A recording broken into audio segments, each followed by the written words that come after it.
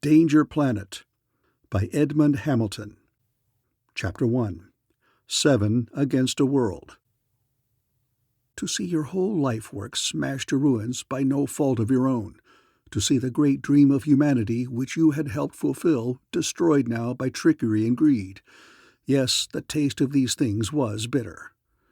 They put a sickness in Philip Carlin's studious, spectacled face as his rocket car purred up the wide north ramp into the center of great New York. They crushed his mind with a black foreknowledge of disaster to come. He drove into the great paved plaza that is the heart of solar system civilization. The titanic bulk of Government Tower loomed like a thundercloud above the lights of the metropolis. Far up there against the stars glowed a lighted window, like a vigilant eye looking watchfully out into the universe that man had begun to conquer. A Planet Patrol officer met Carlin. "Dr. Carlin, I have been ordered to conduct you to the President's office. This way, sir." Carlin glanced at the officer as they walked toward the mighty tower. Impulse made him ask a question. "How old are you, Lieutenant?" The patrol officer looked surprised. 30, sir." Carlin brooded over the answer a moment. "I suppose you've got your next 70 years all planned?" The lieutenant grinned. "Oh, sure. There's a lot of things I want to do after I quit the patrol someday, but I've got lots of time." Carlin's voice was heavy with foreboding. "I'd do them now if I were you. I wouldn't count on those 70 years too much." The lieutenant's grin widened. "You're joking, aren't you? Everybody will live more than a century now, barring accident. Vitron has seen to that." His cheerful words echoed ironically in Philip Carlin's mind as a soundless magnetic elevator bore him upward. Vitron has seen to that. Vitron. The whole solar system depended on the magic drug these days as much as on the air it breathed, the drug of long life. For Vitron was a supervitamin, a chemical agent that combated the poisons which caused the human body to age. It would give people a century of life and decades of useful youth. It had at one stroke enormously expanded man's prospective lifespan. But 9/10 of the precious Vitron came from a world far outside the system. Now that supply was threatened. If the system learned of that danger, there would be a panic. But Daniel Crew, the system president, had imparted it only to the scientists who had discovered Vitron and to the others whom he had summoned to this urgent conference tonight. Carlin was thinking of those others now, without hope. What can they do if the government is powerless? What can any of us do? When he entered the tower-top room that was the president's office, he found that Zamock, the solemn Martian biochemist, and Lin Sao, the plump Venusian cytologist, were already there. So was Commander Hawk Anders of the Planet Patrol, a hard-faced, massive man in gray uniform. But the room was somehow dominated by the fourth man, the worn, colorless little Earthman upon whose shoulders rested the vast weight of administering the government of the system's worlds and moons. Daniel Crew looked as though that weight were crushing him tonight. "They're not here yet?" Philip Carlin asked hesitantly. "They're coming now," Commander Anders said curtly. "Hear that?" A low, muffled drone was audible from the night sky somewhere above this tower-top room. To Carlin, who was no spaceman, it was indistinguishable from the sound of any other rocket ship. But Anders was sure. "That's Captain Future's ship," he said. Crew's tired eyes lighted a little. "I was sure they would come quickly." Carlin was unimpressed. Why did all these people regard Captain Future as though he were something superhuman? Who was Captain Future anyway? The greatest of space adventurers, people said. They told wild tales of his planeteering exploits, of his scientific achievements, of his 3 non-human comrades who were called the Future Men, of his mysterious home up there on Earth's wild, barren moon. But what did it all boil down to? To the fact that a young Earthman with 3 freakish companions had performed certain exploits in space which popular enthusiasm had magnified beyond all reason. Just as legend credited the Future Men with impossible scientific attainments. Of course, Carlin grudgingly admitted, these so-called future men did have one major scientific achievement to their credit. Their invention of the vibration drive, giving spaceship speeds beyond that of light, was what made interstellar travel possible.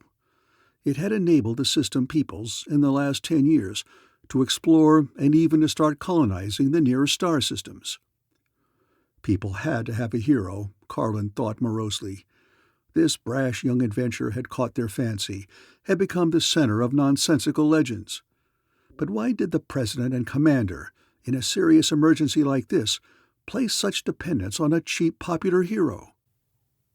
I suppose none of us are wholly immune to mob hero worship, Carlin thought wearily. The muffled drone above the tower reached a crescendo and stopped. Quick footsteps sounded on the stair leading down from the little landing deck atop the tower. A man came quietly into the room. "Got here as quickly as we could, sir," he said to Daniel Crew. "Hello, Hawk. I presume these 3 gentlemen are the Vitron scientists?" With a little shock, Philip Carlin partly revised his cynical estimate. If this man was Captain Future, he had about him little of the flamboyant or swashbuckling air Carlin had expected. This was a tall young Earthman, lean in a close-fitting drab zipper suit. Except for an atom pistol unobtrusively holstered at his belt, he had none of the attributes of a space adventurer. His torch-red hair was uncovered. His tanned and rather handsome face was grave. His cool gray eyes looked as though they could light easily with humor, but their gaze was searching. Carlin's attention next centered upon the trio who were entering after Captain Future. Carlin rose sharply, astonished. He'd expected 3 clever, freakish automatons. He hadn't expected these. "This is Kurt Newton," Daniel Crew was saying quietly to the scientists. "And these are the future men, Simon Wright, Greg, and Otho." Simon Wright, the one known to the system as the Brain, held Carlin's fascinated gaze as he mumbled acknowledgment of the introduction. Wright was totally divorced from human form. His body was a small, square, transparent case, poised in mid-air on jetted magnetic beams. His face was merely the side of the case on which were his protruding glass lens eyes and the curious resonator of his mechanical speech apparatus. Carlin now remembered the story that people told and that he heard skeptically. If it were true, inside that box was a living human brain. Once it had been the brain of Dr. Simon Wright, brilliant, aged scientist of a generation ago, but when Wright was on the point of death, so they said, his living brain had been surgically removed and placed in the ingenious serum case which had ever since served him as a mechanical body.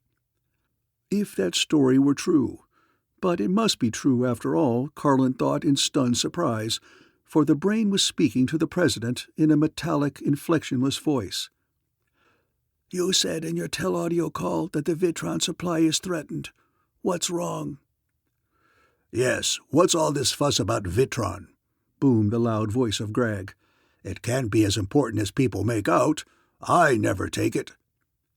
Greg was a gigantic robot, a metal man 7 feet high, having massive arms and legs and a bulbous head with glowing photoelectric eyes. Carlin had always believed he was an automaton, constructed with unusual cleverness. But this robot was no automaton. His blustering comment attested intelligence and perceptions equaling a human's, a powerful mind and personality seated in the robot's complex mechanical brain. Otho, third of the strange trio of future men, was wholly manlike. Yet the stories insisted that he too had been artificially created, that he was an android or synthetic man born in a laboratory long ago. His slender white figure had a litheness that hinted agility and speed to match the Titan strength of Greg. An ironical, reckless personality was mirrored in the android's thin, mobile face and slanted green eyes. "Of course you don't take Vitron. Only we humans take it," he said tauntingly to Greg. Greg appealed loudly to Captain Future. "Chief, I thought you said Otho was to stop insulting me. Did you hear that crack?" Cut your rockets, both of you, Captain Future said sharply. They had sat down around the president's big desk, all except the giant robot whom no ordinary chair would bear, and the brain who hovered silently beside Kurt Newton and watched with expressionless lens eyes. It was a weird council indeed to gather here in a tower of old New York. Carlin still felt a sense of unreality as he looked at the brain, robot, and android. These strange future men, this quiet-eyed young Earthman, was it possible that they had done the things with which legend credited them? For the first time, Carlin's numbed mind felt a vague hope. "You all know how vital the Vitron supply is," Crew was saying. "You ought to know, since it was your joint labors that gave Vitron to the system." Carlin realized the truth of that. Zamock and Lin Sao had discovered Vitron in their laboratories, but when the drug proved too complex to synthesize on a large scale, it was he himself who had developed Vitron plants which had a high content of the substance and could be grown wholesale. Vitron plants would grow only in powerful solar radiation and high humidity. In the system, Venus alone met those conditions, and dry land there was limited. It was then that the future men's past explorations of nearby star systems had revealed that the star Arkar had a planet Ru, which was ideal for growing Vitron plants. On Ru had been established the colony which now grew the precious Vitron for the system. "And you all know," Crew continued, "that the system depends for 9/10 of its Vitron on distant Ru. Now that supply is threatened by a rebellion of the Ru colony against the system government." Kurt Newton's brows drew together. Rebellion on Ru? What would start it? What grievance have the colonists? "It's the runes," said the president. "They've been attacking the colonists, raiding their plantations, and the raids are getting worse." "The runes?" echoed Otho, puzzled. "The humanoid natives of Ru? I remember them, a primitive people of the red jungles. But they weren't hostile when we first explored Ru 10 years ago." "They weren't hostile to the colonists until a few months ago," Commander Hawk Anders said harshly. "Then they suddenly began attacking the colony. We believe someone is deliberately inciting them to hostility." "We believe it, but we can't prove it," Crew said wearily. "The attacks have enraged the colonists. They want to take summary vengeance on the natives. But we can't permit that. It would mean a massacre of the runes. It would be an evil beginning for our interstellar expansion. We want to stop these raids without slaughtering the inhabitants of Ru." He spread his hands helplessly. "So, the agitators for rebellion claim that the system government won't protect the colony, and that it should secede and declare its independence." Carlin looked troubled. "We think someone is using this scheme to set up a puppet independent government on Ru and get a monopoly on Vitron. Then Vitron, which means health and life, would be sold only to those in the system who could pay high prices."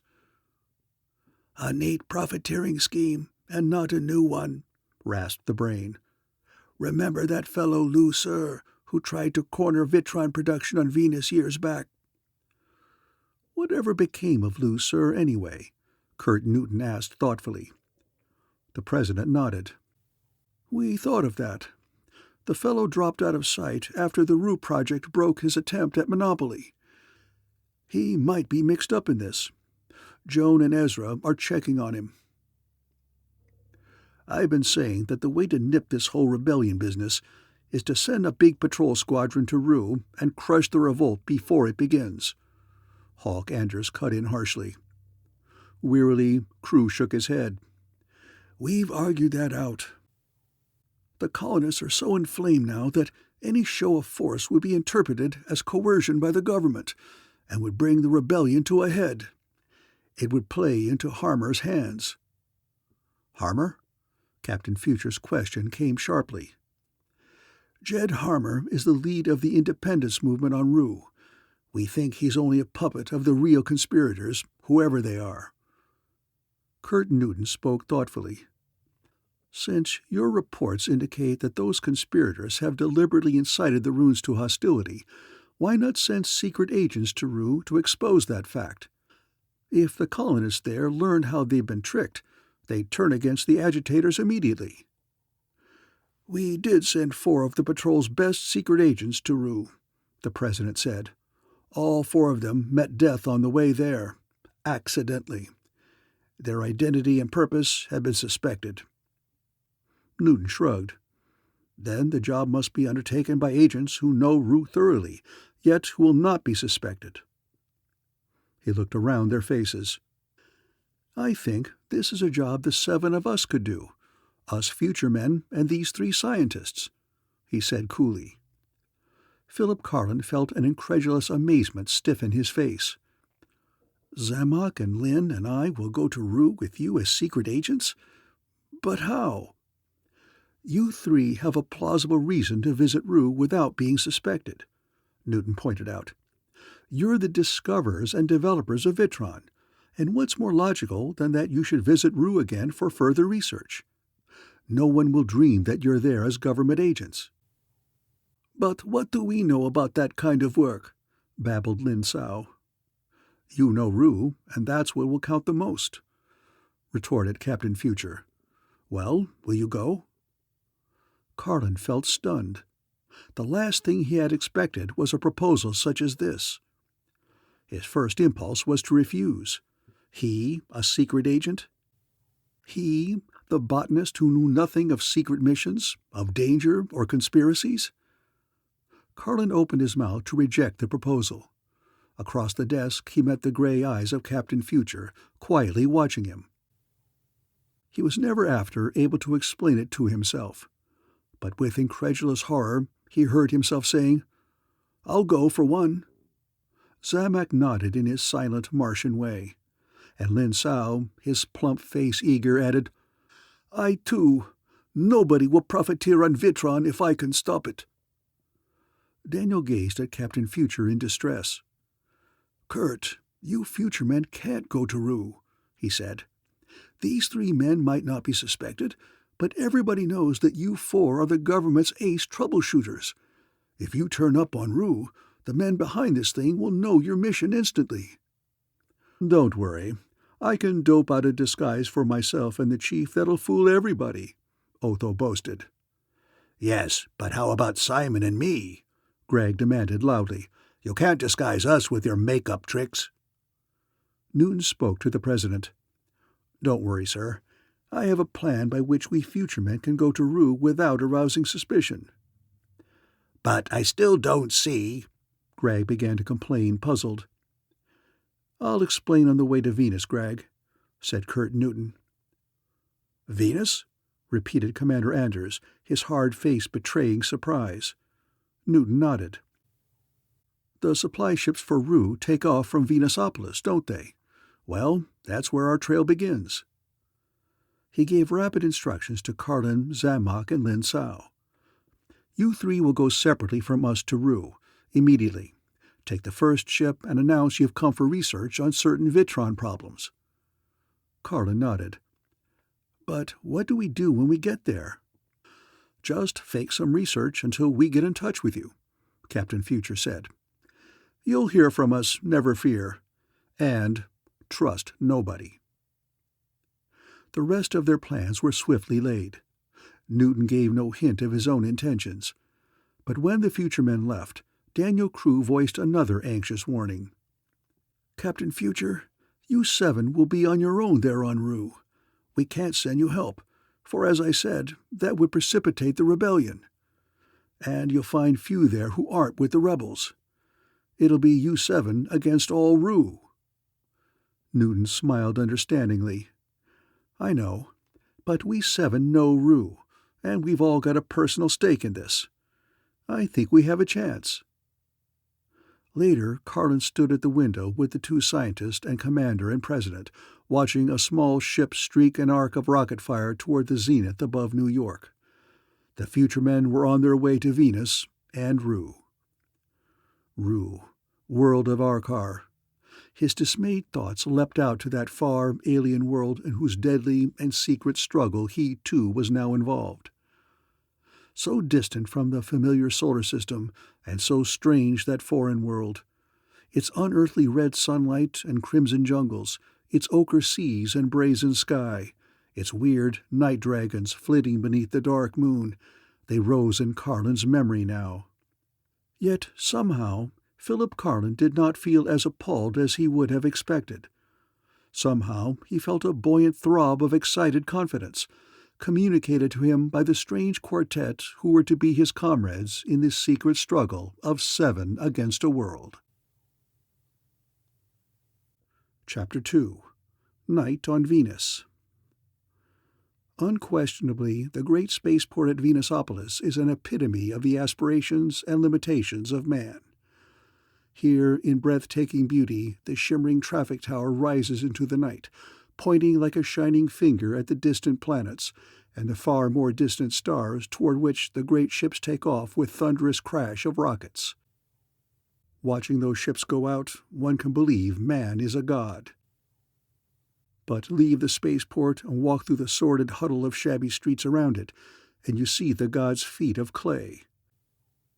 Beyond the ring of mountainous warehouses that hold the ores from Mercury and grain and frozen meat from Saturn, the machinery from nearby Earth, and the precious vitron from faraway Arcar, lies the zone known as the Belt.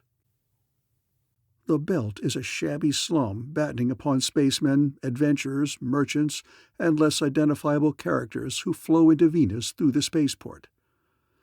It has seemed incongruous to more than one observer that men who have known the beauty and wonder of the starways should find relaxation in the tawdry drinking places and amusements of this place.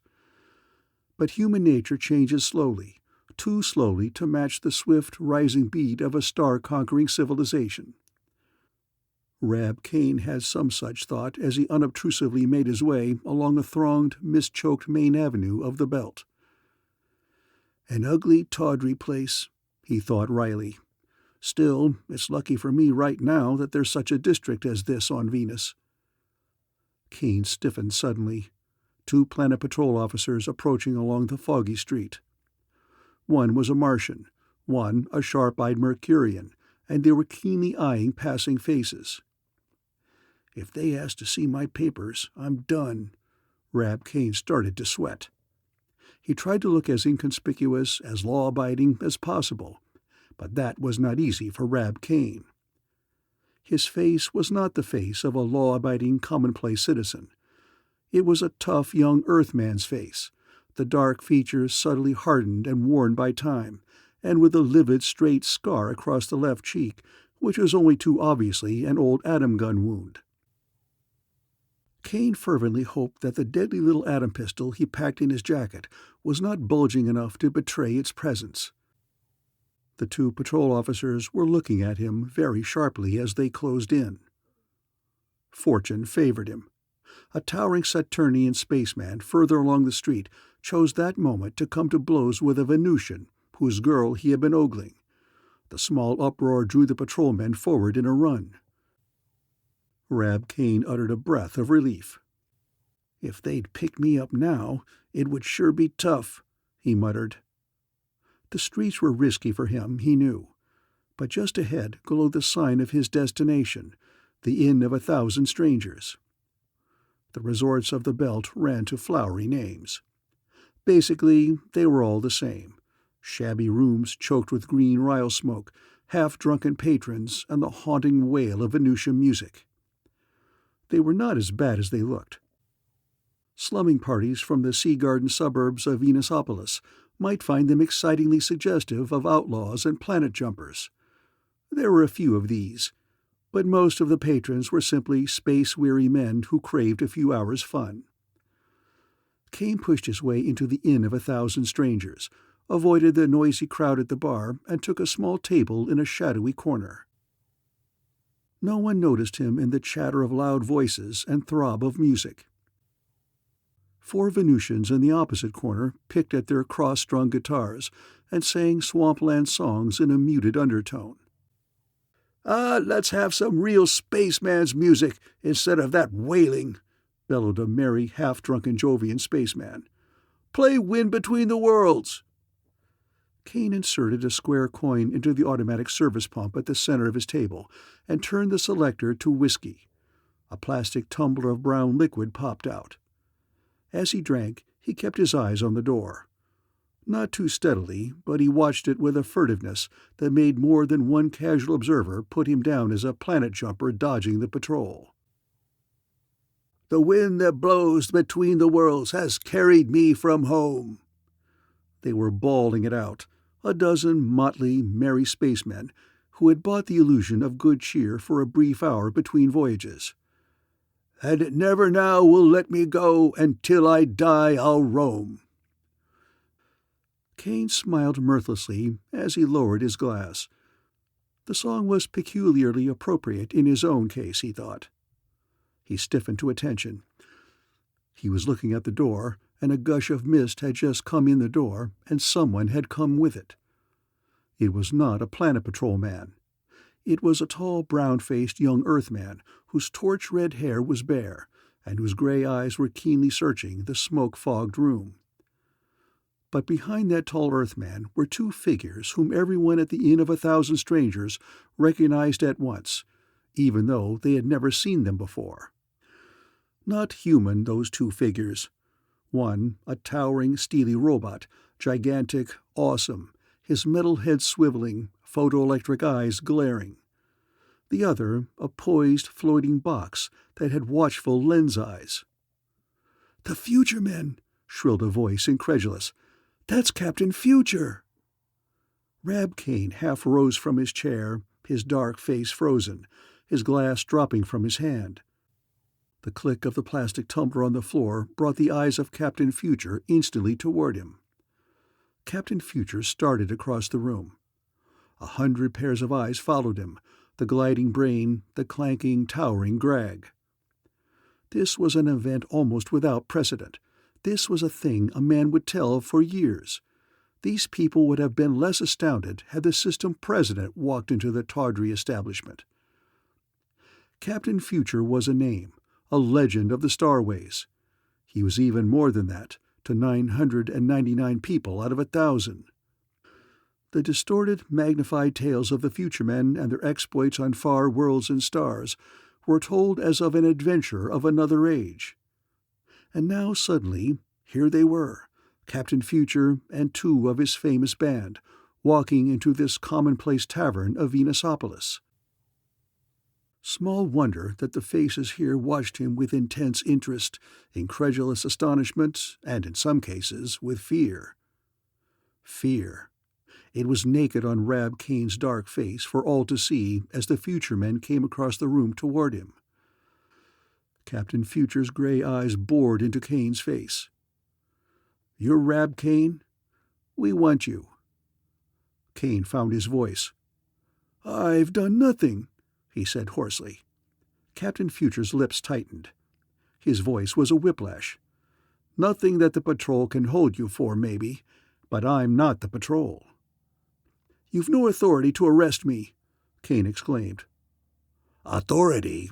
boomed the huge robot in disgust. "If the little rat wants authority, I'll show him some." Grag started forward. Captain Future shook his head. He did not take his eyes off the cornered man in front of him. "Kane, you're coming with us." As he spoke, Captain Future started to draw the atom pistol at his belt to enforce the command. Desperation and raw terror flashed into Rab Kane's sullen eyes.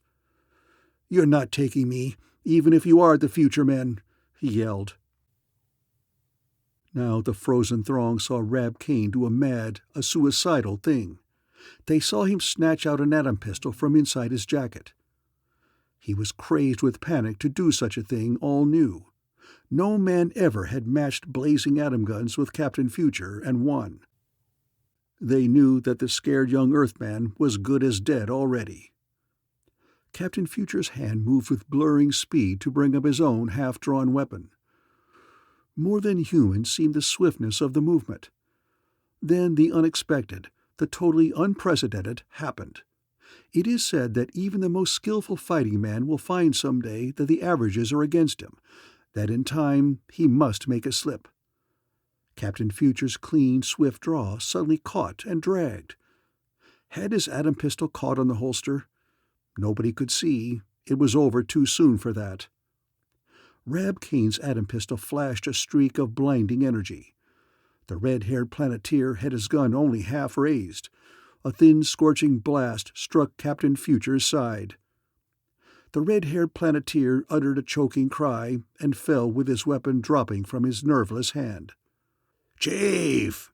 yelled Greg the robot, leaping forward to the side of the fallen leader, a note of awful anxiety in his tones.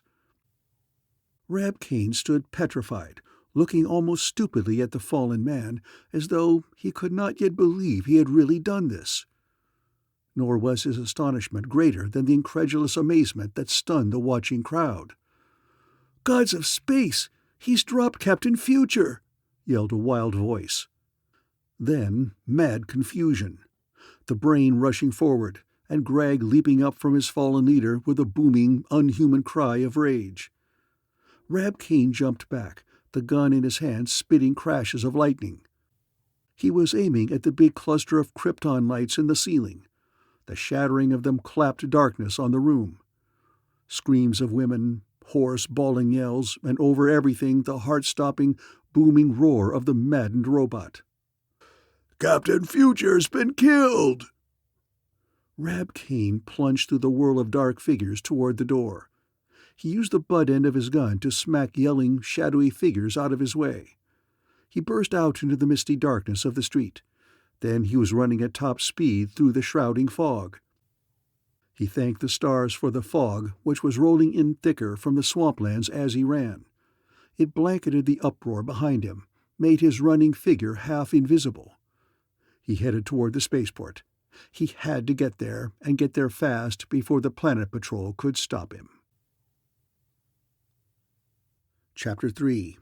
Secret Stratagem. Venusopolis lies upon a long, wide ridge between the swampland and the sea. The Venusians, always the most aesthetic people in the system, have preempted its shore for their beautiful floating villas and sea garden suburbs. Mere commercial structures are relegated to the swampward slide. Among those structures stood one whose nature would have been instantly recognized by any citizen of the 9 worlds. The stations of the far-flung Planet Patrol are always the same in appearance, from Mercury to Pluto. There is always a square, grim, black 2-storied synth-stone building, and behind it a big landing court for the cruisers that maintain the law in space. The patrol station in Venusopolis showed lights from one upper window tonight. In that office, 2 people were working late. Both were high-ranking members of the patrol. One was an old man, the other a girl. Joan Randall did not wear the patrol uniform. Secret agents of the patrol's famous Section 4 never do. She was wearing a plain white silk zipper suit that made her dark young beauty incongruous in this place. Her brown eyes were tired as she looked up from the mass of papers on the desk. "The name of Lou Sir is not on any of these passenger lists, Ezra." "You've covered every ship he could have taken?" asked Ezra Gurney, white-haired veteran marshal of the patrol. It was significant he spoke to the girl as to another man. The girl had served the great organization of law for a handful of years, the man for a lifetime. Yet in Joan's soft features was the same intent look as in Gurney's weathered face. "Lou Sir disappeared from Venus 8 years ago," she pointed out. "He vanished right after his attempt to create a Vitron monopoly here had been balked. I've checked the passenger list of every ship that left here at that time. He was not on any of them, but he probably used an assumed name." She looked disconsolately out the open window from whence came a lilt of gay music from the dance palaces out in the sea gardens. Ezra Gurney was watching her with wise old eyes. "Captain Future's still home, isn't he? Wouldn't wonder he'd be dropping in at Earth one of these days." Her brown eyes met his, without attempt at evasion. "Yes, Ezra," she said quietly, "that's why I'd like to get back to Earth." Ezra dropped his chafing manner. His face showed contrition. "I'm sorry, Joan. Didn't mean to tease you. You know how fond of you I am." She smiled. "I know, Ezra. And because I am," he continued with sudden feeling, "I wish you'd never met Kurt Newton." She looked surprised and hurt. "Why do you say that?" "Because if you'd never met Captain Future, you'd be married by now to some nice young fellow and have a real home, instead of being a number in Section 4 of the patrol and eating your heart out for a man who'll never marry and settle down like other men." "Ezra, you're talking nonsense," she said hotly. "You must be out of your mind to say that." Joan stopped ruefully. "I'm sorry, Ezra. I know you meant it for my own good. But it's just no good talking. There's never been anyone else for me since I met Kurt. And I know he loves me. Someday he'll stop space roving. Someday he'll want a home on Earth like any other man." "He would if he were like any other man," warned the old marshal. "But he isn't, Joan. You know as well as I do what kind of an upbringing he had. An orphan baby, raised there on the wild moon by a brain, a robot, and an android. A boy who never even saw another man until he was nearly a man himself. He's different from the rest of us. He'll always be different." "Is that any way for one of his oldest friends to talk about Captain Future?" demanded the girl. Her voice seemed to echo back and forth in the room, like a queer reverberation from walls and floor. "Captain Future?" it whispered. It wasn't an echo. It came from the tel-audio loudspeaker down in the station office. Joan jumped to her feet. At that moment, a breathless Mercurian lieutenant of the patrol burst into the office. "Marshal Gurney, Agent Randall, a flash just came in from one of our cruiser cars," he cried. "Captain Future has been badly hurt in a gunfight down in the belt." "Kurt? On Venus?" exclaimed Joan incredulously. "It's impossible." "No doubt about it. He and two of the Future men went into the Inn of 1,000 Strangers after an Earthman named Rab Kane," rattled off the officer. "Kane shot it out, and Captain Future was hurt. Kane got away." Ezra Gurney exploded. "Expect us to believe that a cheap crook could match atom guns with Captain Future? It's crazy." "Ezra, come on," cried Joan urgently. As a patrol rocket car whirled them westward through the mist-shrouded streets of Venusopolis, Ezra was still muttering angrily. "Some fool officer must have got excited and lost his head to turn in a report like that. Captain Future losing a gunfight?" So many times had he and Joan Randall witnessed Kurt Newton's phenomenal speed and efficiency in combat that the old veteran could not conceive the possibility that the famous planeteer could be outmatched in a fight. But Joan's first similar incredulity was giving way to a frightening foreboding. Always that foreboding had been at the back of her mind. Always she had recognized the grim fact that even the most courageous and resourceful of men could not forever challenge risks without someday losing. "Go faster," she urged the officer driving. "Use the screamer." The Mercurian at the wheel flung her a startled look. They were already tearing through the misty streets at a dangerous rate, the infrared fog lamps barely illuminating the way ahead. Yet he floorboarded the psych pedal and pressed a button that flung a shrill, almost supersonic note far ahead of the rushing machine.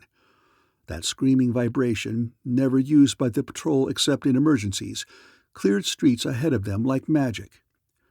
They tore into the shabby slum of the belt. Far beyond it, the vague, glimmering spire of the spaceport traffic tower lifted above the heavier ground banks of fog. A big ship there was rising ponderously out of the mist on flaming keeljets, disappearing in the sky. Then the rocket car's brakes skidded it sidewise as they came upon a crowd jamming the street ahead. "This is the place," exclaimed the Mercurian lieutenant as they jumped out. "Make way there! Patrol business!" "Captain Future dying! Future! Dead!" They rang in Joan's ears like a knell, those hoarse phrases babbled by the excited crowd through which they pushed. Her cold dread deepened. Ironically, the Krypton sign of the Inn of 1,000 Strangers beamed greeting above the door.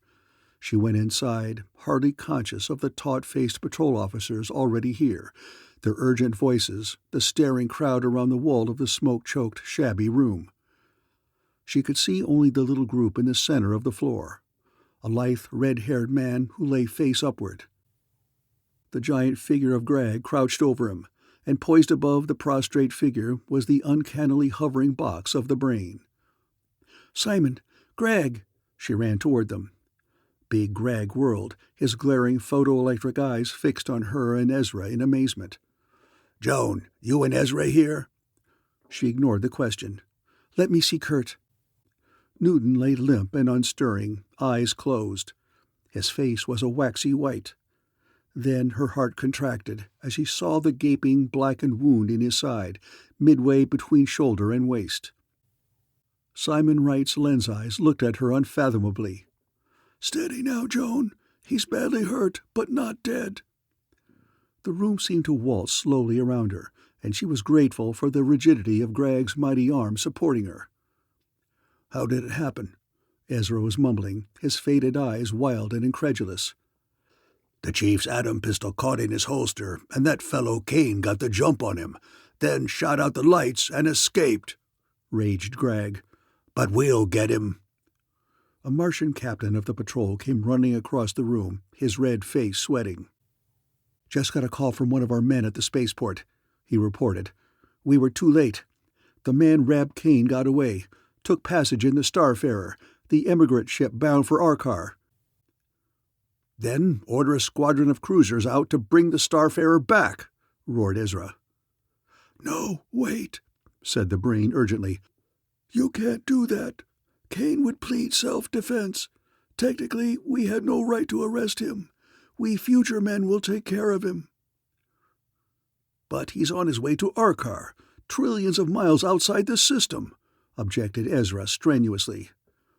"Never fear. He can't go so far we can't find him," retorted the brain, his metallic voice cold with menace. "That can come later. We've got Curtis to take care of now. We'll take him to the Comet. I can treat his wound better there. Our ship's parked out at the edge of the swampland. Get a rocket car." The only thing clear in Joan's mind was the still, waxy face of Captain Future as they carried him out through the mist and laid him on the floor of the car. Ezra took the wheel, and they started westward through the misty streets. She looked up from Captain Future to find Greg and Simon were looking at her strangely. "Joan, there's something to tell you," said the brain. "But first, I want to explain that we didn't know you were here in Venusopolis. Kurt thought you had gone back to Earth with your report by now." "That's why he didn't let me know you were here," she said. "It doesn't matter now." "It does matter," insisted Simon. "You see, we couldn't explain things back there in the cafe. Too many people were watching, and we had to play the part we had prepared, even when you and Ezra unexpectedly appeared." "Simon, what are you getting at?" She looked at the brain with sudden intentness. "The fact is," blurted out Greg, "that it was all a stratagem on the chief's part. He wasn't really hurt at all." "Kurt? Not wounded?" she gasped. "But he—" Her breath stopped. Kurt Newton was sitting up in the floor of the car, looking at her in a shamefaced fashion. "I'm sorry we had to give you such a shock, Joan," he said earnestly. "You see, it doesn't matter. You don't have to explain," she cried. Happiness and relief choked her. "Kurt, just to know you're all right." "That's what I'm trying to explain," he persisted in distress. "You see, Joan, I'm not Kurt at all." To her amazement, he put his hands to his face. Waxite plugs came deftly away, elastic flesh smoothed into new features, a false wig of curly red hair came off. And it was Otho the android who was looking at her with embarrassment. "It was Otho disguised as Curtis all the time," Simon explained. "The wound in his side was faked. He wore a ray-proof vest. We had to do this, Joan. We've got a big job ahead, one of the biggest." He told her then of the threat of rebellion on distant Rue, of what it meant to the Vitron supply, and of the determination of the future men and the three scientists to go to Rue as secret agents. "Kurt had to get to Rue in disguise without being suspected," Simon continued. "To make sure nobody would dream he was there, we staged this little drama tonight so that everyone will know Captain Future has been badly wounded and is lying helpless back here in the system. No one will dream that Kurt is really out on this mission, and when we future men go to Rue, we'll do so secretly. Even if the men we're after there learn of our coming, they won't think we can do much without Kurt to lead us." "But where is Kurt now?" cried the bewildered girl. "He's already on his way to Rue," was the answer. "Otho worked out an effective disguise for him, too. Curtis is Rab Kane." Chapter 4. In the Abyss. Like a giant silvery torpedo, the Starfarer lay in its semi-sunken cradle, the streamlined sweep of its hull broken only by the low hump of the bridge and the massive drive ring at the tail. Porthole lights gleamed through the mist, and light spilled through the open space doors down the busy gangways. It seemed incredible that this inert mass of metal could of its own power leap trillions of miles to another star. That was why the departure of one of the big starships was still an event to a generation that was accustomed to ordinary interplanetary voyages. Only in the last 10 years had men begun to stride out to foreign stars. 20 minutes to take off," shouted loudspeakers across the misty spaceport. "Board at once. Door 2. Kurt Newton, in his disguise as Rab Kane, raced across the foggy tarmac toward the beckoning second door of the great bulk, after paying the emigrants' passage to Rue. There was a little crowd of such emigrants ahead of him, going up the gangway. "Show your passage papers, and hurry," shouted a steward at the top of the gangway. "Emigrant salon just ahead." From the top of the gangway, Captain Future looked back with a nervousness which was not assumed. If Patrol had dashed up now before the takeoff, it would ruin his plans.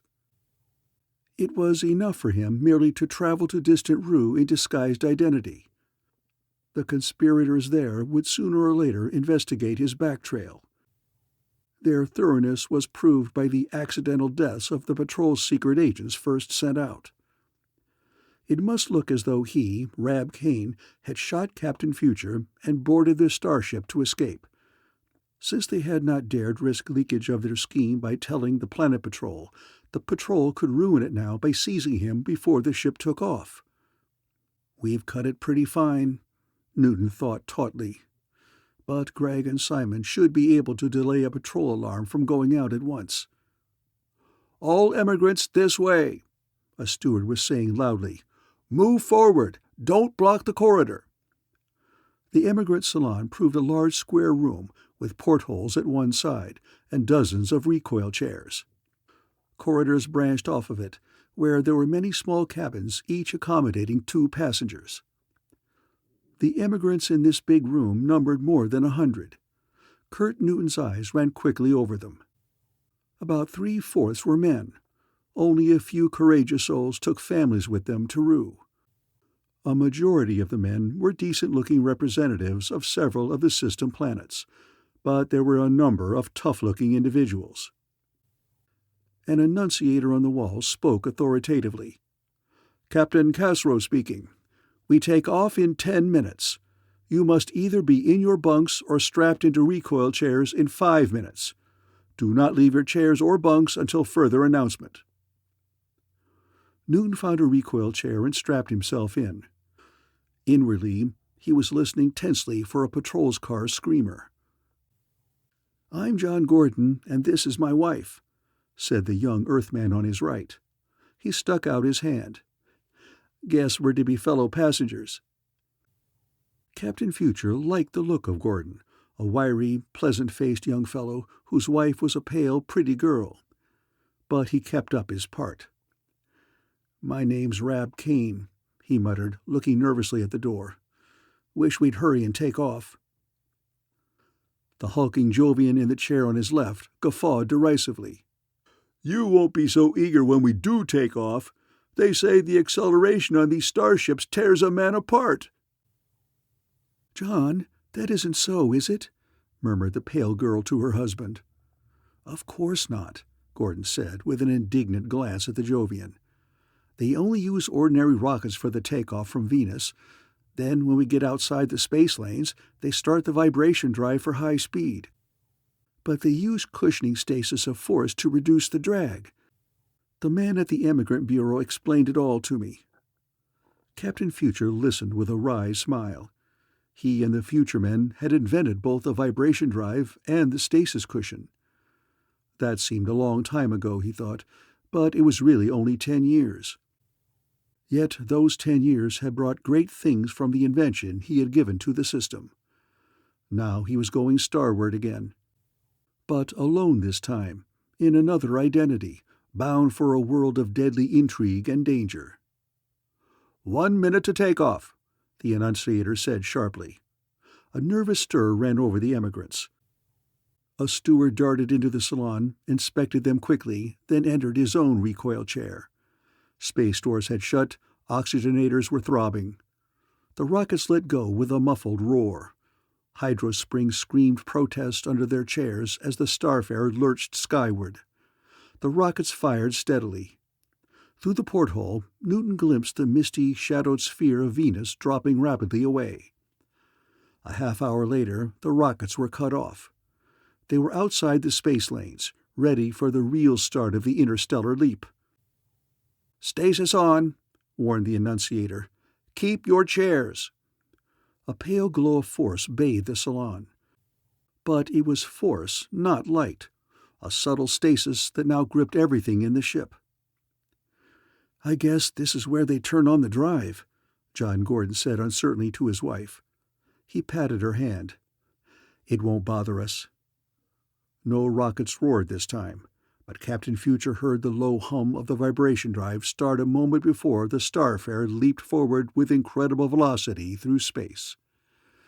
That sudden acceleration could have crushed them like flies, but for the cushion of the stasis. The protecting aura of force was like a tangible, elastic medium surrounding them, pervading even their bodies to prevent internal injuries. Newton was used to the sickening drag and shock, but he pretended apprehension and nausea equal to those of his fellow passengers. He heard a yelp of terror from a Mercurian opposite him and a woman's choking cry.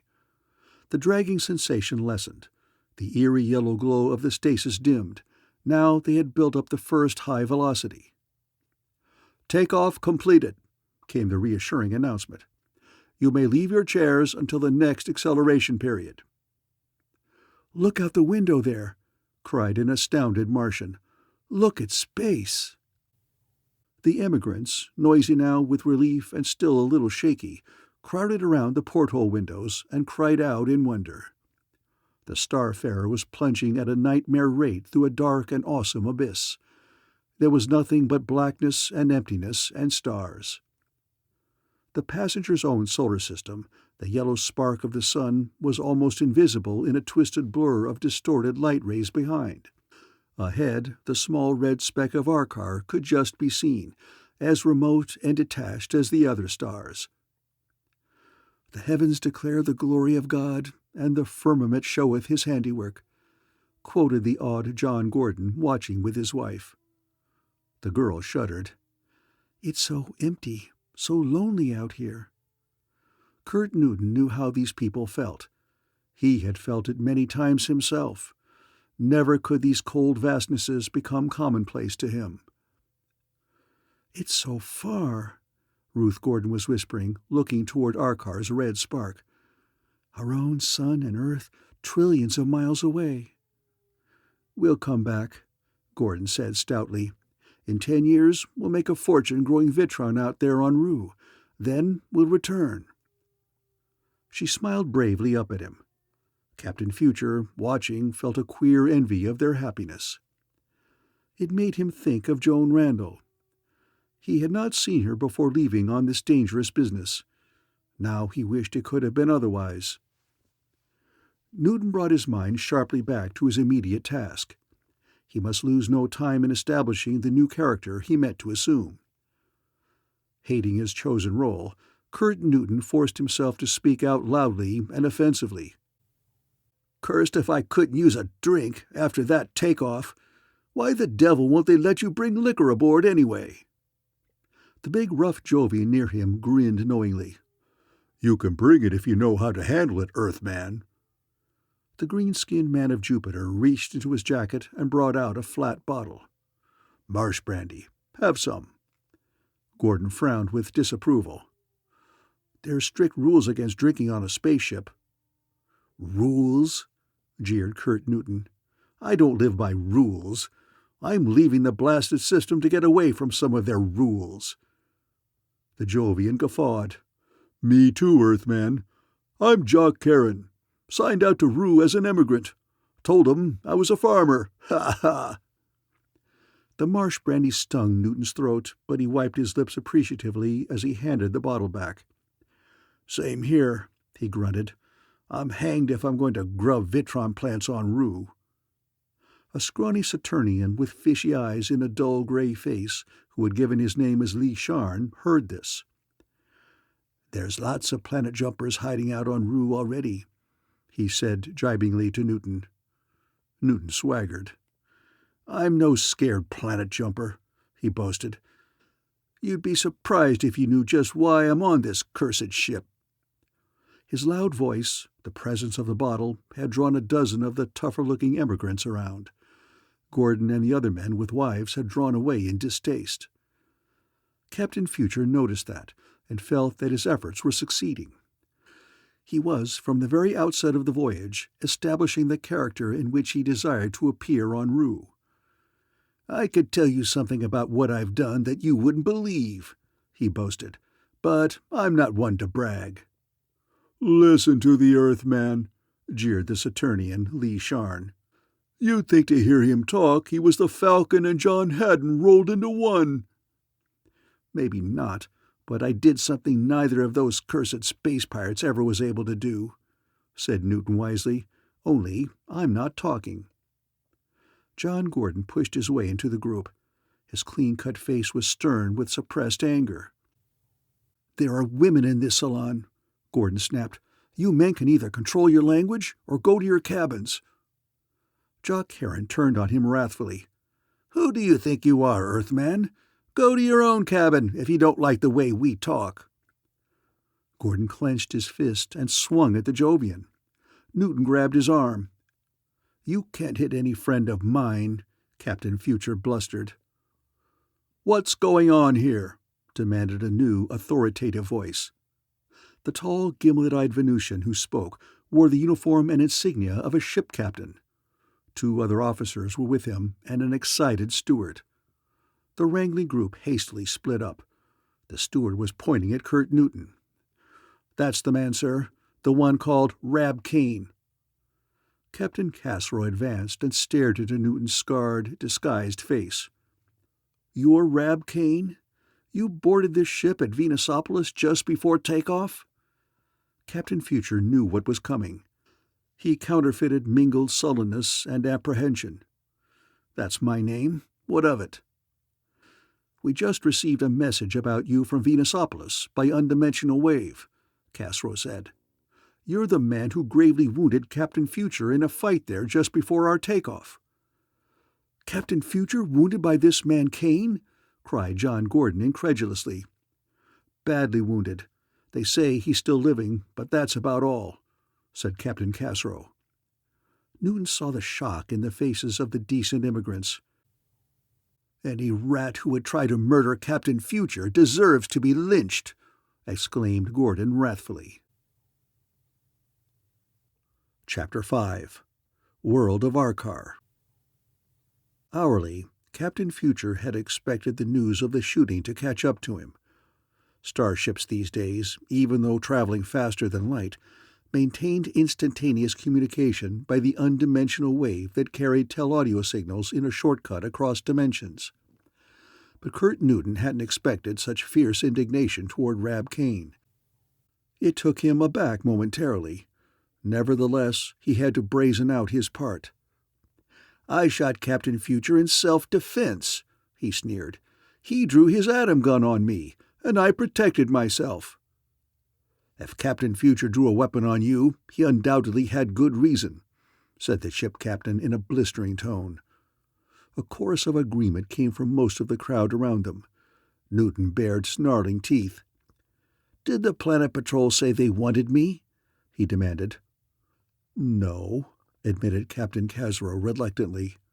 "You see," said Newton in triumph, "they didn't put any charge against me because they knew it was self-defense. So you've got no right to bully me." The captain bit his lip. "Technically, you're correct. Just the same, Kane, I warn you that we're watching you. The first disorder you cause on this ship, you go into the brig." He turned on his heel and left the crowd. Kurt Newton looked around the black faces of the emigrants, swaggering defiantly. "Nobody can bluff Rab Kane," he boasted. "Not Captain Future, even. He tried it, and he got his." "Kane, I wouldn't be in your shoes," said John Gordon, showing his dislike. "The reason the patrol made no charge against you is obvious. The future men intend to take care of you themselves for wounding their leader. And heaven help you when those three catch up to you some day." Kurt Newton grew boastful. "I'm not afraid of them." Gordon and most of the other emigrants turned away from him in disgust, but some of the tougher element remained, eyeing Rab Kane with new respect. "You really beat out Future himself in a gunfight?" muttered Jock Karen incredulously. "I can hardly believe that Future couldn't handle you." "Maybe you think I'm soft," rasped Kurt Newton, scowling. "Maybe you'd like to try me out, Jovian." "Take it easy, Kane," advised the fishy-eyed Saturnian Lee Sharn. "Nobody here is hunting trouble." Newton saw that he had made an impression as a tough, quarrelsome character. That was what he wanted, for his purpose was to penetrate the rebellious conspiracy on Rue as quickly as possible. The best way to do that was to join the rebellious party, to work from the inside. With Rab Kane already a marked troublemaker, his chances of that were better. Time after time, in the hours that followed, the emigrants had to return to the recoil chairs while the vibration drive again went on. The Starfarer was methodically building up speed. Already it was streaking through the abyss 10 times faster than light, a velocity thought impossible a century before, when there had persisted a faulty conception of the relation of velocity to mass. Captain Future heard John Gordon reassure his wife. "Only 4 more days of acceleration periods. Then we get a week's rest before they start decelerating." "I'll be glad when we're safely en route," murmured the girl. Lee Sharn, the Saturnian, heard her and laughed mirthlessly. "Safety? There's no safety on Rue these days." "What do you mean?" demanded Gordon. "The Government Emigration Bureau told us that Rue's natural conditions are good for system people." "The government paints a rosy picture to get emigrants," retorted Lee Sharn. "They got me to emigrate to Rue 4 years ago, but now it's so dangerous I'm trying to sell my holding. I've been back to the system for that purpose." Captain Future saw dismay appear in the faces of the listening emigrants. "What's so dangerous on Rue?" Gordon demanded. "The runes," answered the Saturnian. "The natives of the Red Jungles are an unhuman lot of devils who have turned hostile in the last year. They raid the plantations on the fringes of the colony, burn and kill and destroy, and then vanish into the jungle." "But surely," put in a slow-spoken, stocky young Jovian emigrant, "surely the system government will stop all that." Lee Sharn looked at him cynically. "When you get to Rue, you'll find out the government won't raise a finger to protect the colony. What do those bureaucrats in Great New York care about our troubles when they're trillions of miles away? Why, they won't even give us arms to defend ourselves." John Gordon spoke firmly. "I don't believe it. The system government isn't perfect, but it has always worked for the good of all its peoples." Lee Sharn shrugged. "You'll change your mind when you get to Rue." Captain Future saw the emigrants were troubled after the Saturnian had strolled away. Lee Sharn had sown a seed of doubt. "And he did it deliberately," thought Kurt Newton. "Maybe this Saturnian is a lead to the conspiracy." Newton had suddenly realized the conspirators on Rue might have agents on these emigrant ships to foster anti-government sentiment. Devilish clever, thought Captain Future. They start their propaganda before they reach Rue. He strolled over after Li Sharn. "You've lived on Rue 4 years," he said. "Maybe you can tell me what I can find to do there." "The government office will give you a free land grant for a plantation and sell you tools and vitron seeds at cost," Li Sharn answered. "I don't want to sweat raising vitron," grumbled Newton. "I'm only on my way to Rue because this ship was the first craft out of Venusopolis when I was in a hurry." But the Saturnian remained noncommittal. "You'll find something to do. There are always opportunities on a world like Rue."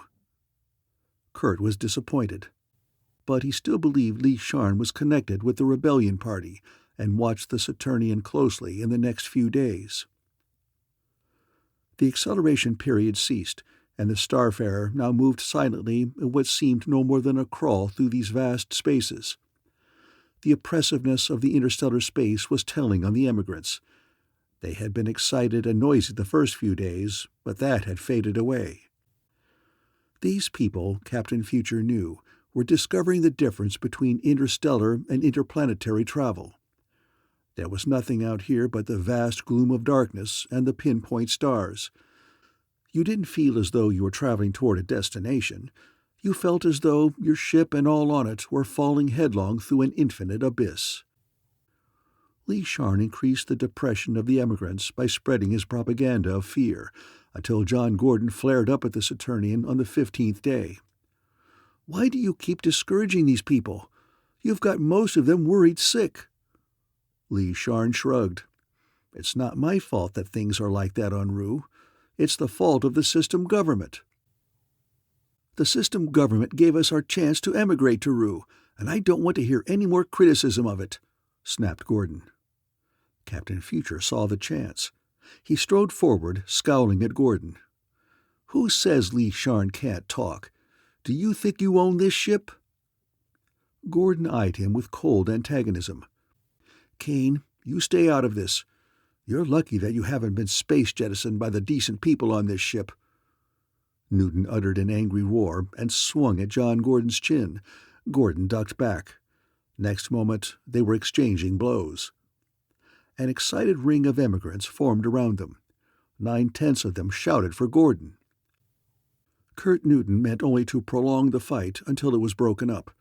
He didn't really want to hurt Gordon, and purposely missed most of his vicious-looking swings. Gordon was a hard, fast boxer. The young emigrant's fist collided with Newton's jaw and sent him sprawling back on the floor, half-dazed. A yell of jubilation went up from the throng of onlookers. "That's giving it to the rat, Gordon!" Captain Future, seething with assumed fury, glared up at Gordon. "That's lucky I ain't got my gun on me," he yelled. "That's the only time space scum like you are ever dangerous, with atom guns," said Gordon, turning away in contempt. Kurt Newton got up and found himself deserted. Sullenly, he slunk out of the salon and he stood rubbing his chin by a corridor porthole. Li Sharn came up to him. "It was foolish of you to mix into that, Kane," said the Saturnian. "I can take care of my own arguments." "You and your arguments weren't what got me going," Captain Future growled. "It was Gordon sticking up for the government." The Saturnian's fishy eyes narrowed. "You don't like the system government?" Newton's reply was a blistering oath. "The cursed government and its prying officials broke up the best business I ever had. It wasn't enough for them to get holy about what I was doing. They had to send Captain Future to pester me." Li Sharn's voice was casual. "Well, I suppose I owe you something for your efforts. I may be able to get you some kind of a job on Rue." The Saturnian made no further promises, but after he had gone on, Captain Future felt a small thrill of hope. He rubbed his chin ruefully and grinned. "I'm beginning to like that chap Gordon," he murmured. "Deceleration period," warned the annunciators. "All into recoil chairs."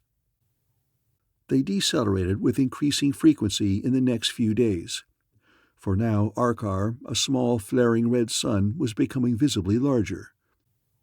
On the 20th day, Arkar filled a quarter of the heavens ahead. The star, much larger than our sun, shone with ominous blood-like splendor.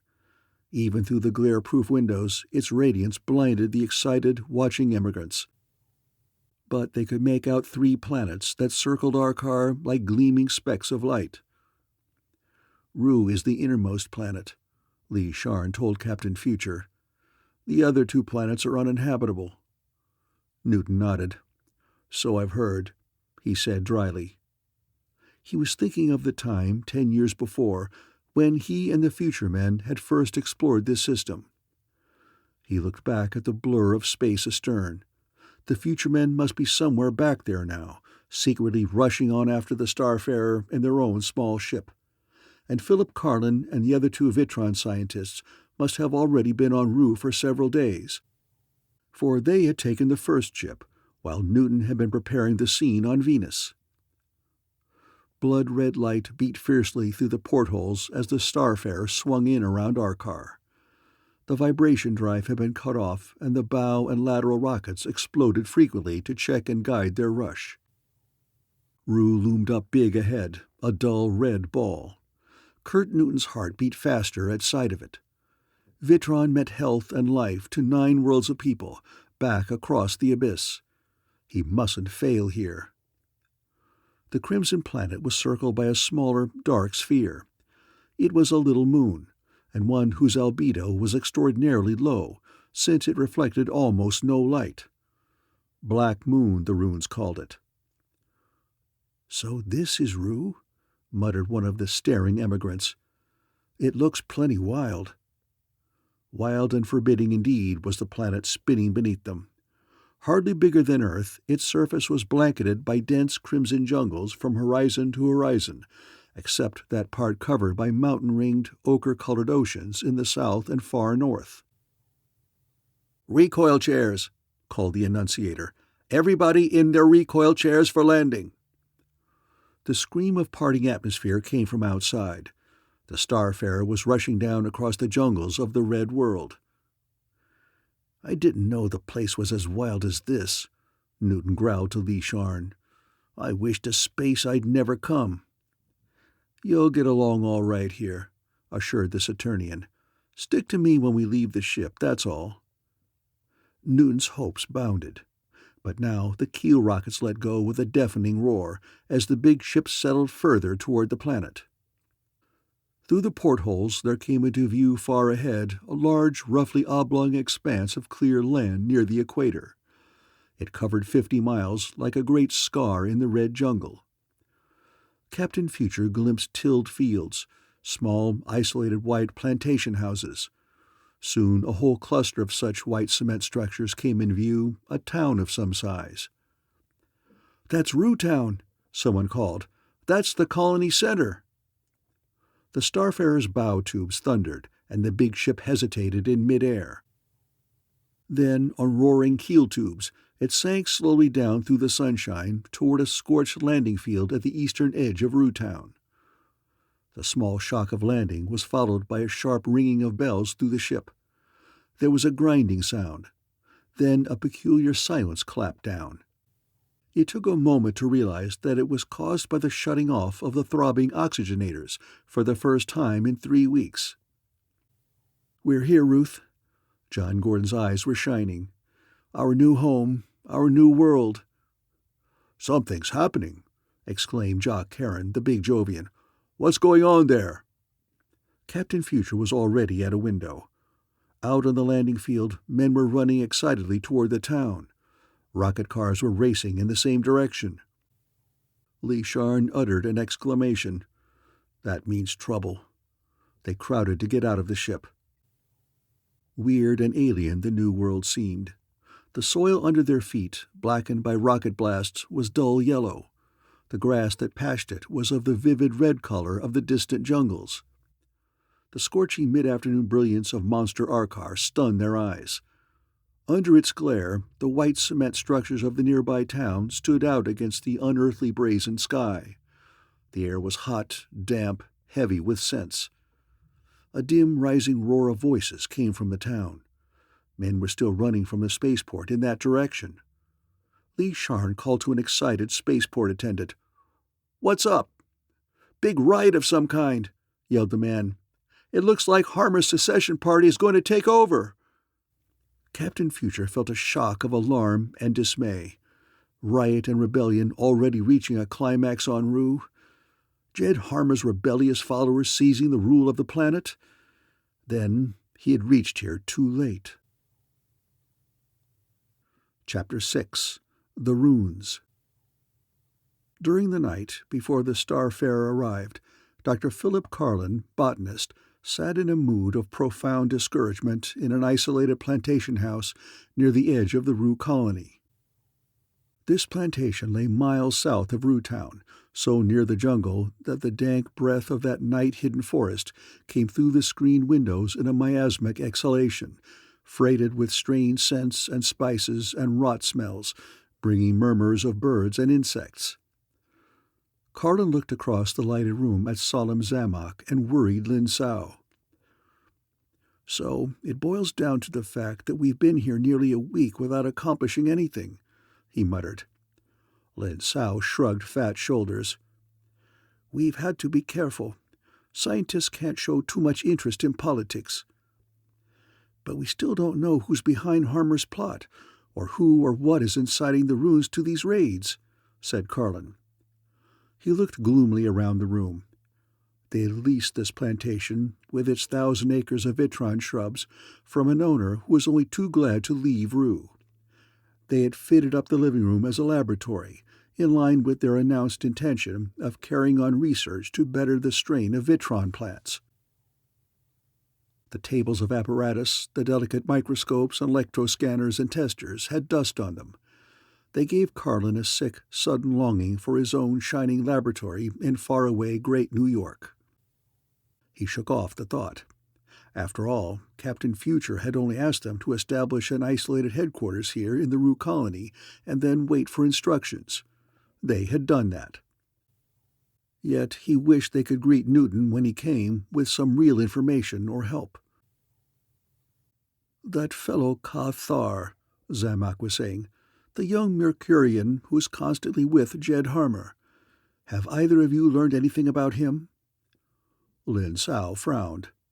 "Ostensibly, he's Harmer's plantation overseer, but that's all sham. He doesn't know a vitron shrub from a feather tree. He looks more like Harmer's bodyguard to me." "Wait a minute, listen," said Philip Carlin, staring at the windows. There had been a sound, a faint something that did not fit the pattern of wind and bird and insect noises. "What's wrong?" "I don't know."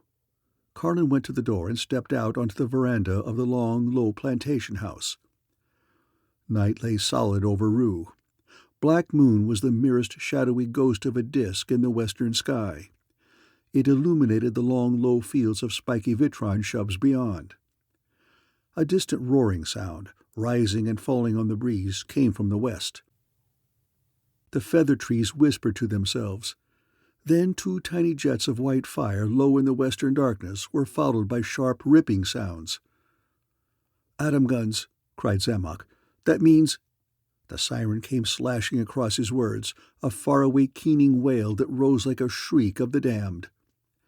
It had but one meaning.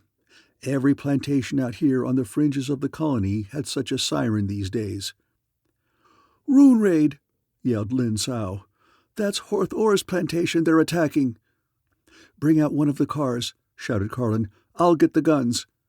He plunged back into the house and hastily belted on one of the heavy atom pistols that always hung close inside the door. Then he grabbed 2 others and leapt back out. Confusion had shattered the night. The sirens were going now to east, north, and west, plantation after plantation taking up and passing on the warning. The low-slung rocket car roared out of its shed with a blast of fire from its tubes, Lin Sao in the driver's seat. Carlin scrambled in with the Martian and tossed them the gun belts. Bucketing along the mud road by the faint splash of the headlamps, Carlin saw other car lights approaching at high speed. Every planter here was obligated by mutual defense to respond in such emergencies. "They fired the sheds!" yelled Zamock. Yellow flames splashed the darkness a mile ahead, licking up golden tongues from a half-dozen points. They heard shrill cries and then again the crash of atom guns. Carlin's heart slugged his ribs.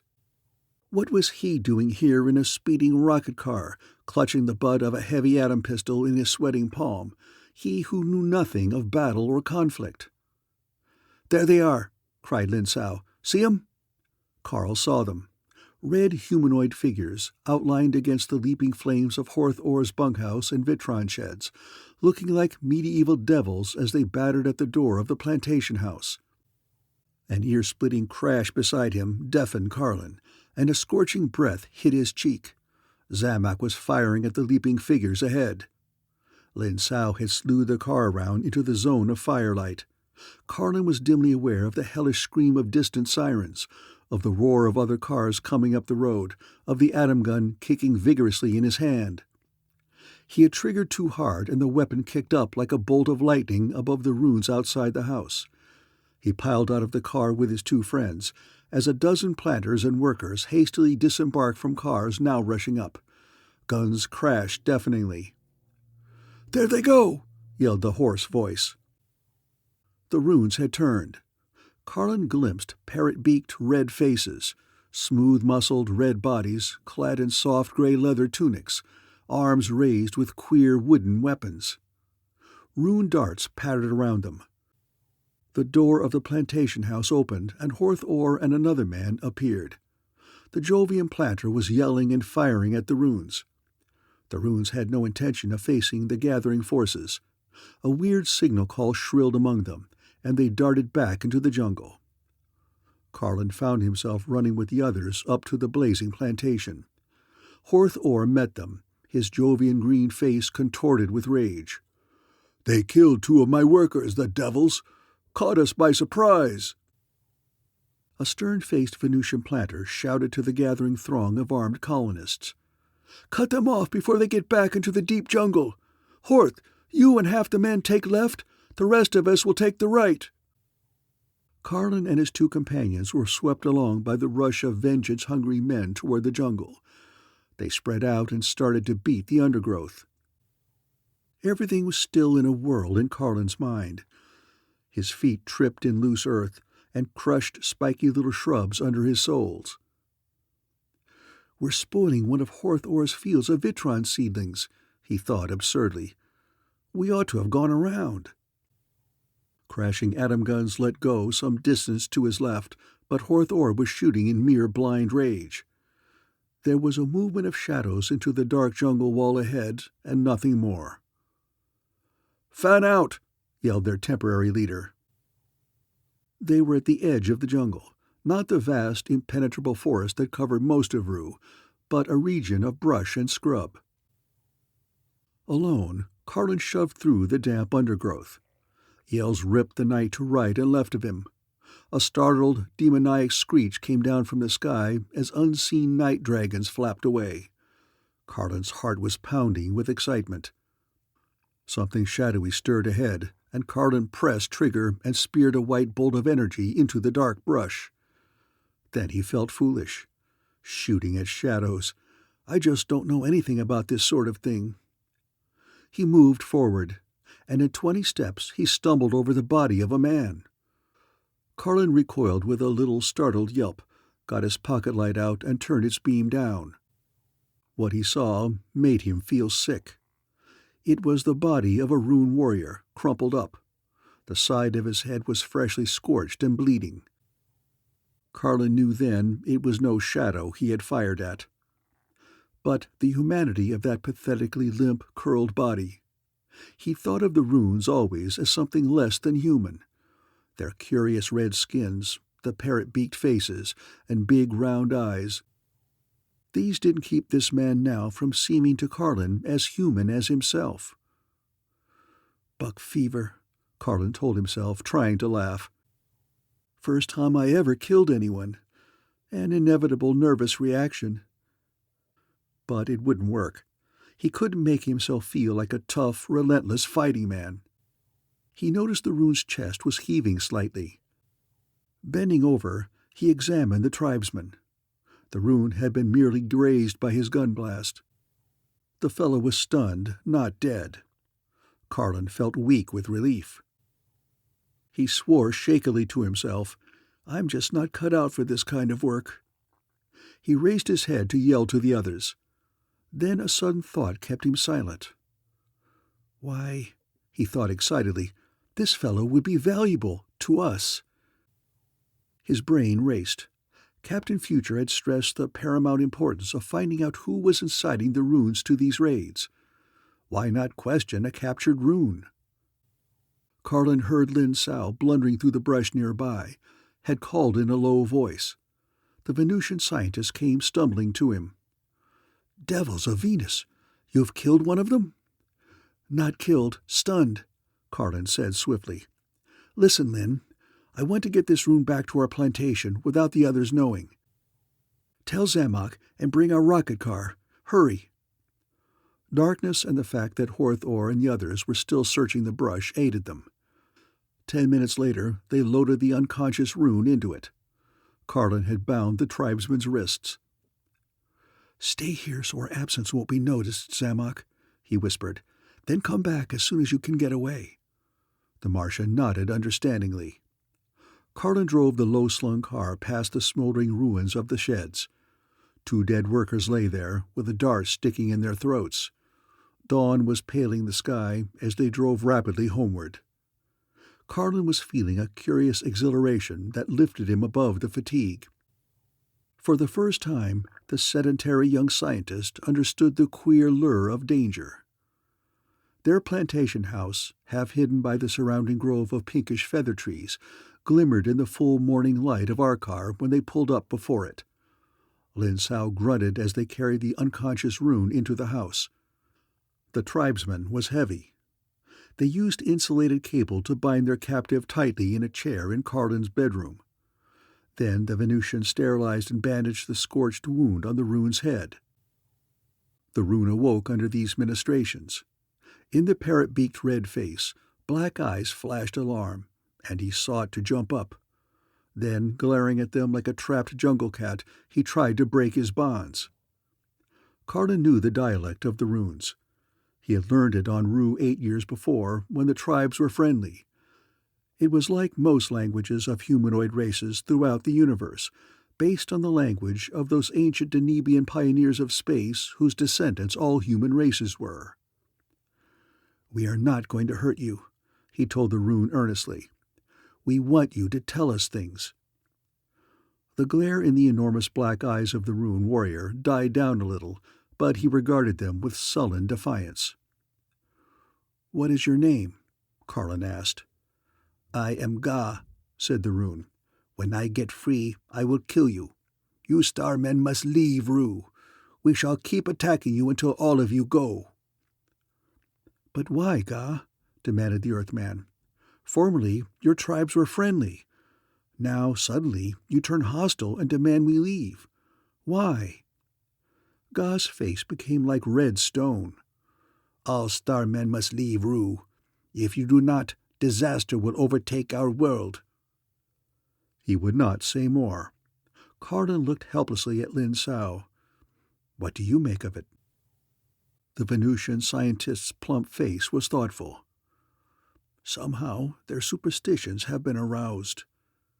They plied the rune with questions for hours, but Ga would not speak another word. He only stared stonily at them. It was hot afternoon by the time they wearily desisted. At that moment came the roar of a rocket car stopping outside. The car went on again quickly. A moment later, Zamock burst into the room. The elderly Martian was exhausted and worried. "The evil is popping," he exclaimed. "Horth-Or and a lot of the other planners have gone into Rutown. They're wild with rage at this new raid and swear they'll rouse the whole colony if Governor King doesn't take action this time." Carlin was dismayed. "This is bad. We'll go into Rutown and see if we can't quiet them down a little some way." "You come along, Zamock. Lin, I want you to stay and watch this rune." The rocket car took him and the Martian northward along side roads that ran between endless fields of spiky gray vitron shrubs and isolated plantation houses. Rutown came into view ahead, a low and unimpressive mass of white blocks. A few rocket flyers were buzzing above the town, and the streets that led to its plaza were streaming with rocket cars and excited people. As they pulled up their machine and hurried toward the plaza on foot, they could hear a roar of voices. No one in Rutown was paying any attention to the spaceport a mile away where the weekly liner from the system was berthing. Ordinarily, a crowd would have been there to watch the Starfarer landing. "There's Horth-Orr," exclaimed Carlin as they entered the plaza. Horth-Orr stood on the hood of his rocket car above the crowd. The Jovian planter's massive face was dark with emotion under the brim of his sun helmet as he pointed to two bodies that lay in his car. "2 of my workers, killed by those murdering red devils!" he was shouting to the crowd. "My shed's burned, my equipment wrecked. How long do we have to put up with these raids?" A roar of angry voices chorused agreement. "It's time we taught these runes a lesson!" "There comes Walker King, the governor," muttered Zamock to Carlin. "He's a fool to show himself here now. It will only provoke them more." Walker King was a thin, aging Earthman, whose short-sighted, worried eyes blinked through his spectacles as he pushed through the crowd. His graying hair was uncovered in the red glare, and he had apparently come hurriedly to the scene.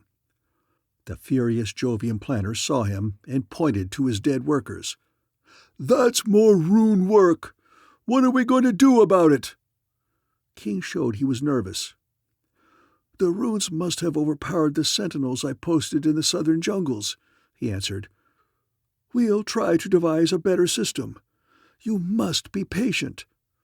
An angry roar from the crowd drowned his words. The roar changed to one of applause as a pudgy man made his way through the throng. "Harmer! Jed Harmer! Speak for the colonists, Harmer!" Jed Harmer was a plump, benevolent-looking Earthman of 50. He wore the sun helmet and zipper suit of a planter, though he was innocent of any stains of toil. His bland, round face and mild eyes mirrored concern as he climbed up beside Horth-Orr. Close behind him came a young Mercurian. Boyish in years, there was nothing youthful in his lean face and contemptuous eyes. "Harmer and Ka-Thar," groaned Zamock. "There's going to be a blow-off. This crowd is ripe for action." Philip Carlin looked around in desperation. He sensed the imminence of immediate rebellion, the thing he had feared. "And last night's outrage was no isolated thing," Jed Harmer was saying to the crowd. "It will happen again and again until we organize and go into the jungle and wipe out the rune villages." He looked down at Walker King. "We demand that you give us heavy atom guns and other weapons for such a punitive expedition." The governor shook his head. "I can't do that. It's utterly against the system government's policy to massacre the native inhabitants of this world. But the government will set up better defenses." "To blazes with the government!" flared Horth-Orr furiously. "If it won't protect us, we should secede and form our own independent government." "Yes, independence for Rue!" yelled scores of voices instantly. "Fellow colonists, it is a grave thing to secede from the system government," Jed Harmer oratorically told the crowd. "But we must protect our homes and families." "The rebellion's going to break, and Captain Future and his friends aren't here yet," groaned Carlin. "I've got to try to stop it." "Ka-Thar will stop you before you can say a word," groaned Zamock. But Philip Carlin was already striding desperately forward. Useless as the attempt might be, he could stand by and do nothing. Chapter 7. Planet of Intrigue. As soon as he emerged with the other emigrants from the Starfarer, Captain Future realized he had arrived on Rue in the middle of a crisis. There was almost no one at the spaceport to greet the group. Everyone was streaming excitedly toward the white buildings of Rutown a mile westward. One of the running colonists, to whom Lee Sharn called a question, shouted a reply that inflamed the Saturnian. "Jed Harmer's speaking to the colonists now. There was another rune raid last night, and the whole colony is seething." Lee Sharn's pale eyes glittered. He grabbed Kurt Newton's sleeve. "Kane, come with me. The rest of you people, you'd better come along too. This concerns all of you." He was addressing the emigrants who were bewildered by the turmoil into which they had come. Kurt Newton followed the excited Saturnian across the spaceport toward the town. John Gordon and his wife and the other emigrants uncertainly followed. A few officials on hand to check the passenger list tried to restrain them, but were swept aside. They were running now, unfamiliar sun helmets bobbing. Captain Future was dismayed. If the rebellion breaks now, nothing can stop this planet from becoming a devil's playground, Newton thought, moaning inwardly. No secret agent's work would be of any avail then to stem the torrent.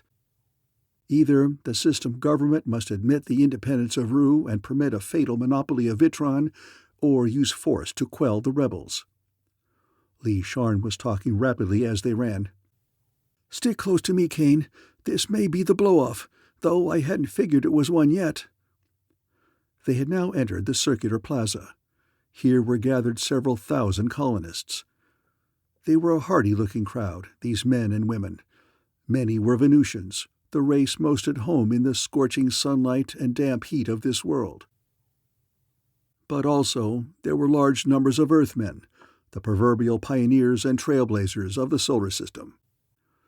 Newton's eyes lifted to the pudgy, pompous Earthman whose oratory was arousing the crowd, Jed Harmer. His eyes flicked to the young man standing just behind and below Harmer. Dangerous, rang the thought in Captain Future's mind. That cool, bored young Mercurian had something in his tight, dark face that Kurt Newton had seen in killers' faces before.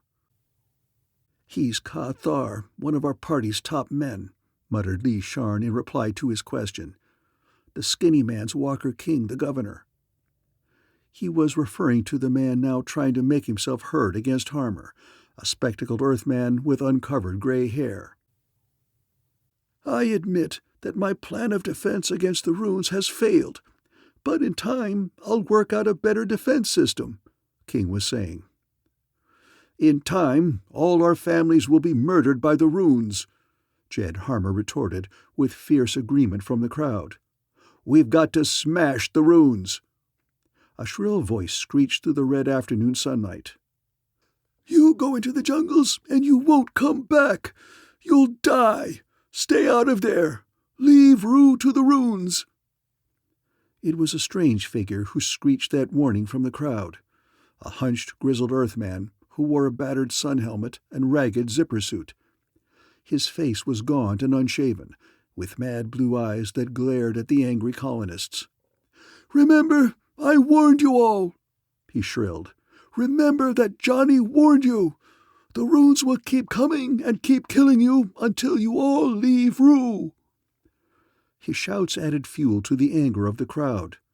Rough hands pushed the hunched, grizzled figure out of the plaza. "They won't hurt him," said Lee Sharn. "Even the runes won't hurt Crazy Johnny." "Crazy Johnny's right in one thing," Jed Harmer shouted to the crowd, adroitly utilizing the interruption. "The runes will keep coming and killing us unless we stop them. Secession is the only way we can protect ourselves." Captain Future saw a crisis at hand. Somehow it must be averted. Desperately glancing around, Captain Future's eyes fell on John Gordon and the other newly arrived emigrants from the Starfarer. Kurt Newton instantly saw a possibility. He jumped up onto a rocket car. "Me, I just got here, but I'm for secession," he shouted. "And so are the rest of us new emigrants." Lee Sharn angrily plucked his ankle. "Get down, Kane. Let Harmer run this." A cheer from Jed Harmer's supporters had greeted Rab Kane's declaration. But that declaration was instantly challenged by John Gordon, as Captain Future had well known it would be. "This man has no right to speak," Gordon cried, his clean-cut face flush with anger. "He's a criminal." Kurt Newton uttered a roar of pretended rage. "You can't call me a criminal just because I gunned down Captain Future in a fair fight." Excitement increased. "Is that true?" a man asked. "Did this Earthman shoot Captain Future?" "Yes," rasped Gordon. "On Venus, the night we left. Future was badly hurt in the fight." The news created a sensation in the crowd. Kurt Newton had known it would. He was counting on that sensation to divert the crowd's attention. His scheme worked. These people on Rue were news-hungry, and here was a stunning piece of news. "Will you get down?" Lee Sharn said furiously to Rab Kane. "You're spoiling everything." Newton dropped back to the ground, but was surrounded by a big section of curious persons. "A 2x4 Earthman like that beat our Future?" growled a big Neptunian. "I don't believe it." "If he did, he ought to be shot," flashed a Venusian girl. Newton glanced swiftly toward the center of the plaza. Standing up there, Jed Harmer was vainly trying to recapture the crowd's attention. But Ka Thar, the young Mercurian, was glaring at Newton with a murderous hatred. Kurt Newton was puzzled. What in space makes him hate me like that? Is it possible he's seen through my disguise? Lee Sharn had Newton by the arm. "We're getting out of here," snarled the Saturnian. "Come on, Kane." They forced a way out of the crowd. Lee Sharn led along a street to a hangar in which rocket cars were stored and brought out his own machine. As he got into the car, Captain Future looked back toward the plaza. The crowd had broken into groups, and Jed Harmer and the Mercurian had disappeared. At least, Kurt Newton thought, he had succeeded in postponing a dangerous crisis. Lee Sharn drove westward along a muddy road that ran between gray Vitron fields. The enormous red disk of our car, declining toward the horizon, poured down merciless heat. Not until they were well out of the town did the Saturnian turn and speak. "You blundering idiot! Why the devil did you sound off? Harmer had them all worked up." Captain Future scowled. "How was I to know? I thought I was helping you." "You're a fool," snapped the Saturnian. He looked at Newton sharply. "You're too hot-headed. Why should we trust you?" "Oh, don't talk dumb," scoffed Captain Future. "You didn't pick me up because you like my looks. I'd rather throw an atom gun for your bunch than earn a living grubbing Vitron plants. Give me a good cut, and I'll play your game." For a while, Lee Sharn drove in silence. "You're not as dumb as I thought, Kane," the Saturnian said at last. "Maybe we can use you. But that's up to the chief, not me." "Do you mean Jed Harmer?" queried Captain Future. "Don't tell me that fat politician is the real head of your party." Lee Sharn gave him a level glance. "Kane, remember one thing. Don't try to learn too much. Got it?" Rab Kane shrugged. "Sure. I don't care who the real boss is." They drove on, and Lee Sharn continued his grumbling. "The way you messed things up in the plaza, I don't know whether or not Harmer will take you in." More than ever now, Kurt Newton realized how desperate was the chance he was taking. If the rebellious party didn't accept him, he would be ruthlessly silenced forever. His gaze rested on the long rows of spiky gray shrubs, baking in the glare of sunset. That Vitron was the real stake for which a deadly game of intrigue and violence was being played in this remote star colony. Those gray shrubs meant health and long life to the system peoples, but also they meant fabulous riches to the man who could monopolize them. "My holdings begin here," grunted Lee Sharn as they passed a boundary marker in the fields. Lee Sharn's plantation was not a large one. Half-mile fields of Vitron, badly weed-grown and neglected, surrounded a squat, bare cement house to which were attached warehouse and bunk sheds. A couple of yellow-faced Uranian workers lolling lazily on the unswept veranda rose to greet their employer. Kurt Newton followed the Saturnian into a slovenly living room. "We'll have dinner and then go over and see Harmer," said Lee Sharn. "His plantation is the next one north of here." As the brief twilight of Rue darkened, Captain Future lounged around the plantation. The warehouse was empty of dried vitron. The plantation was a mere mask for Lee Sharn's real activities. He, the Saturnian, and the two Uranians shared a carelessly cooked dinner which had been cooked by a stringy, sullen Neptunian. Then Newton followed Lee Sharn out into the darkness to the rocket car. "Keep your mouth shut and let me do the talking with Harmer," warned Lee Sharn as they started. "And keep clear of Ka Thar. He's dangerous." Night stretched over Wild Rue in a velvety darkness gemmed with a million stars.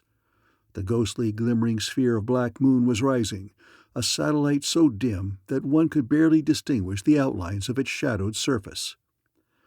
Jed Harmer's plantation was only 2 miles north of the Saturnians. Their rocket car pulled up in front of a square cement house set amid a grove of grotesque labyrinth trees, whose myriad limbs intertwined inextricably a few yards above the ground.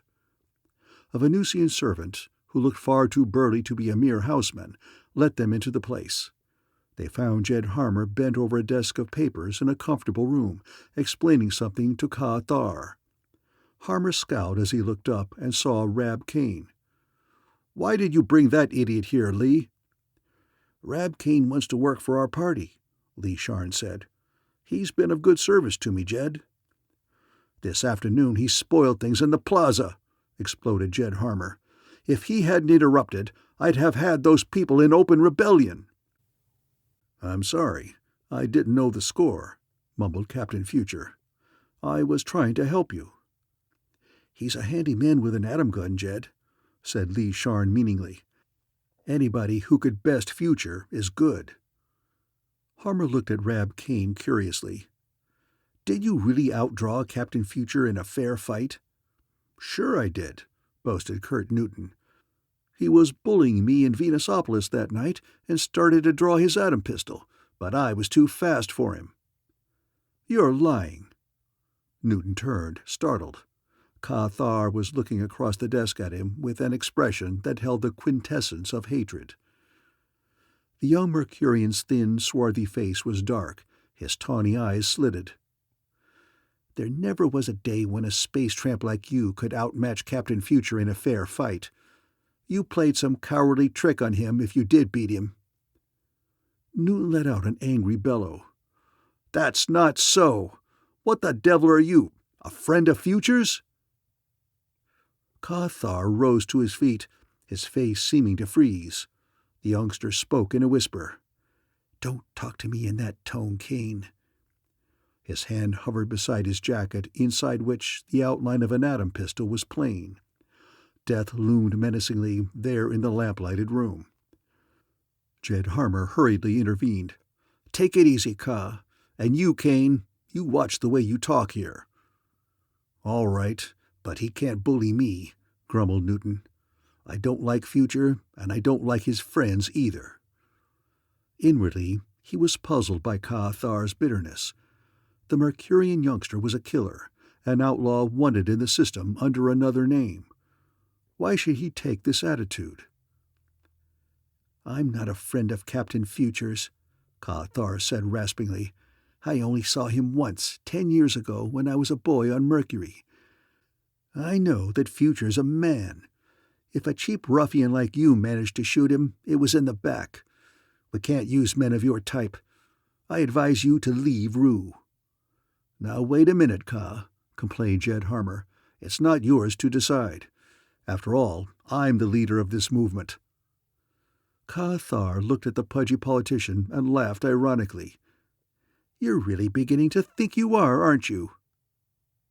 Kurt Newton did not miss the implication. Then Jed Harmer was only a figurehead of the conspiracy, as they had calculated? But who, then, was the real leader of the plot? Ka Thar himself? Captain Future did not think so.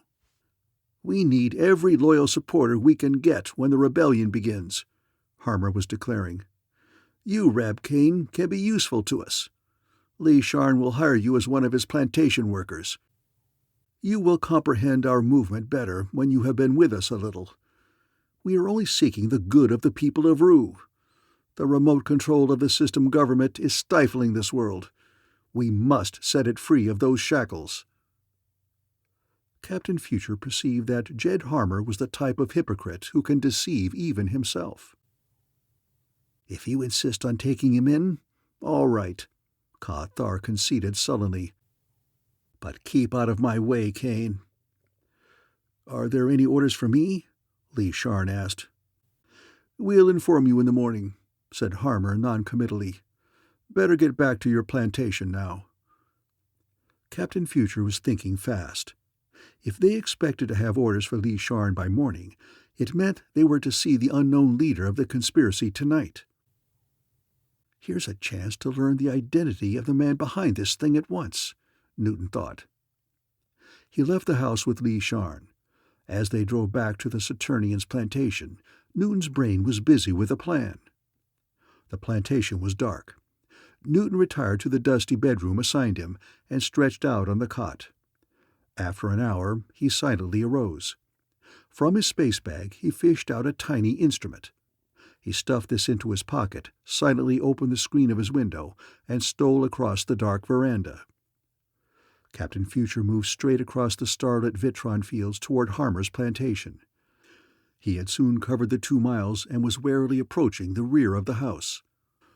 He slipped from shadow to shadow through the grotesque, twined labyrinth trees, alert for automatic alarms. Light was gleaming from the shuttered window of the room in which he had met Harmer and Ka-Thar. They were still there, then. Who was in there with them? Kurt Newton did not approach the window. He knelt near it and affixed to the cement wall the instrument he had brought. It was a super stethoscope, invaluable for eavesdropping.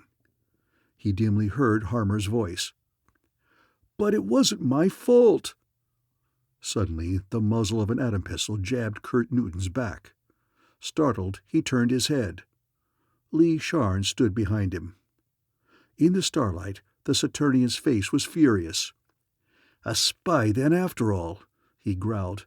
"You might have known I'd watch you at first, Kane. You fool."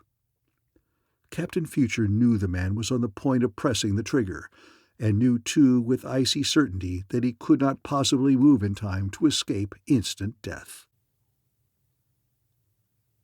Chapter 8.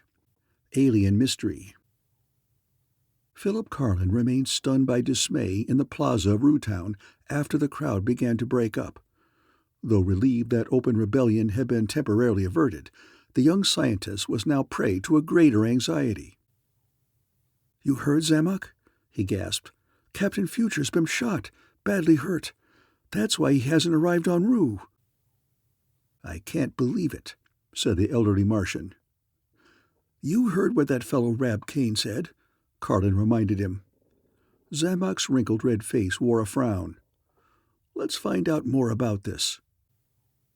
They started across the plaza to where the group of immigrants from the Starfarer stood bunched together. Walker King, the governor, had approached them and was speaking earnestly to the bewildered group of newcomers. "You people have had an unfortunate introduction to Rue," King was saying, "but don't let it worry you. Things will quiet down. You'll be assigned temporary quarters here in town until your land grants can be surveyed and your new homes constructed." "Will our land be out on the edge of the colony?" asked a serious-faced young Jovian immigrant. Walker King reluctantly admitted it.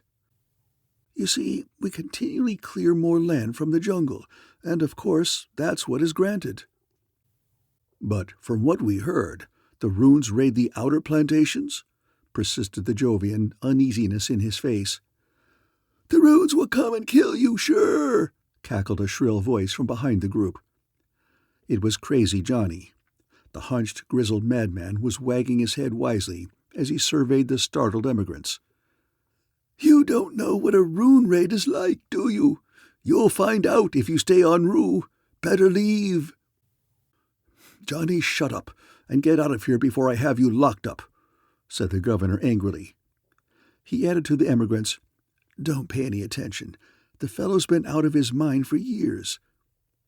He went to summon the officials who would assign them to temporary quarters. The discouraged immigrants looked at each other. Carlin approached John Gordon. "We're research scientists working here on Vitron. Carlin introduced himself and Zamock. "Is it true Rab Kane shot Captain Future?"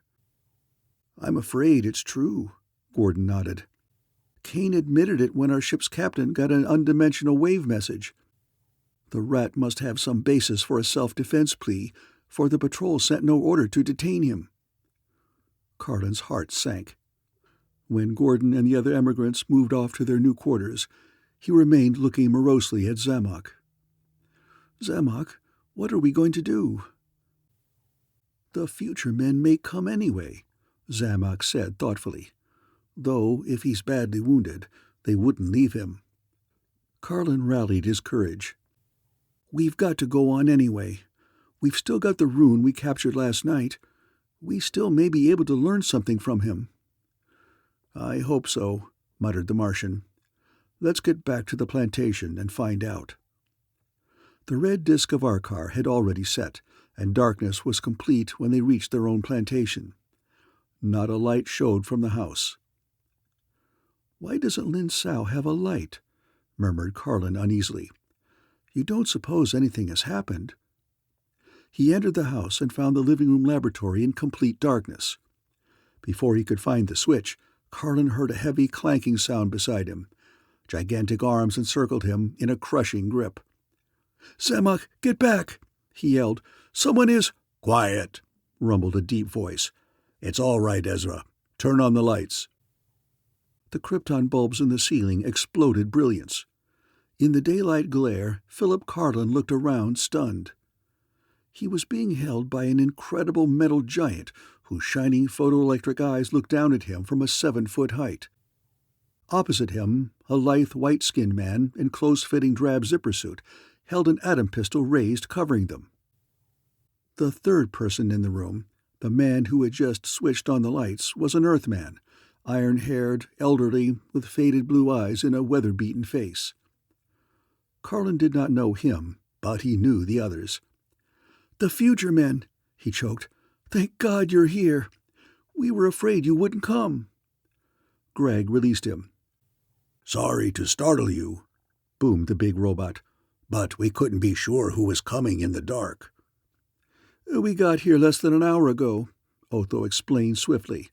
"On the way here, we'd picked up the undimensional code message you sent back to the system as planned, giving the location of this place. We landed the comet under cover of darkness in the trees behind the house." Carlin felt a rush of relief. His discouragement vanished. They weren't going to have to fight this battle unaided after all. They were going to have the mightiest of allies. He gaped as a slim young Earth girl, dark-haired and dark-eyed, wearing a simple jacket and space slacks, came from the back of the room. "This is Joan Randall, patrol agent," Otho said.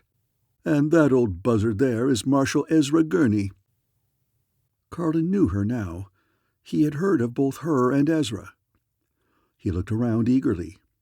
"And Captain Future? He's here?" "With us?" retorted Otho. "Don't be foolish. The chief came on to Rue in disguise. He'll meet us as soon as he can." Joan explained to the bewildered scientists.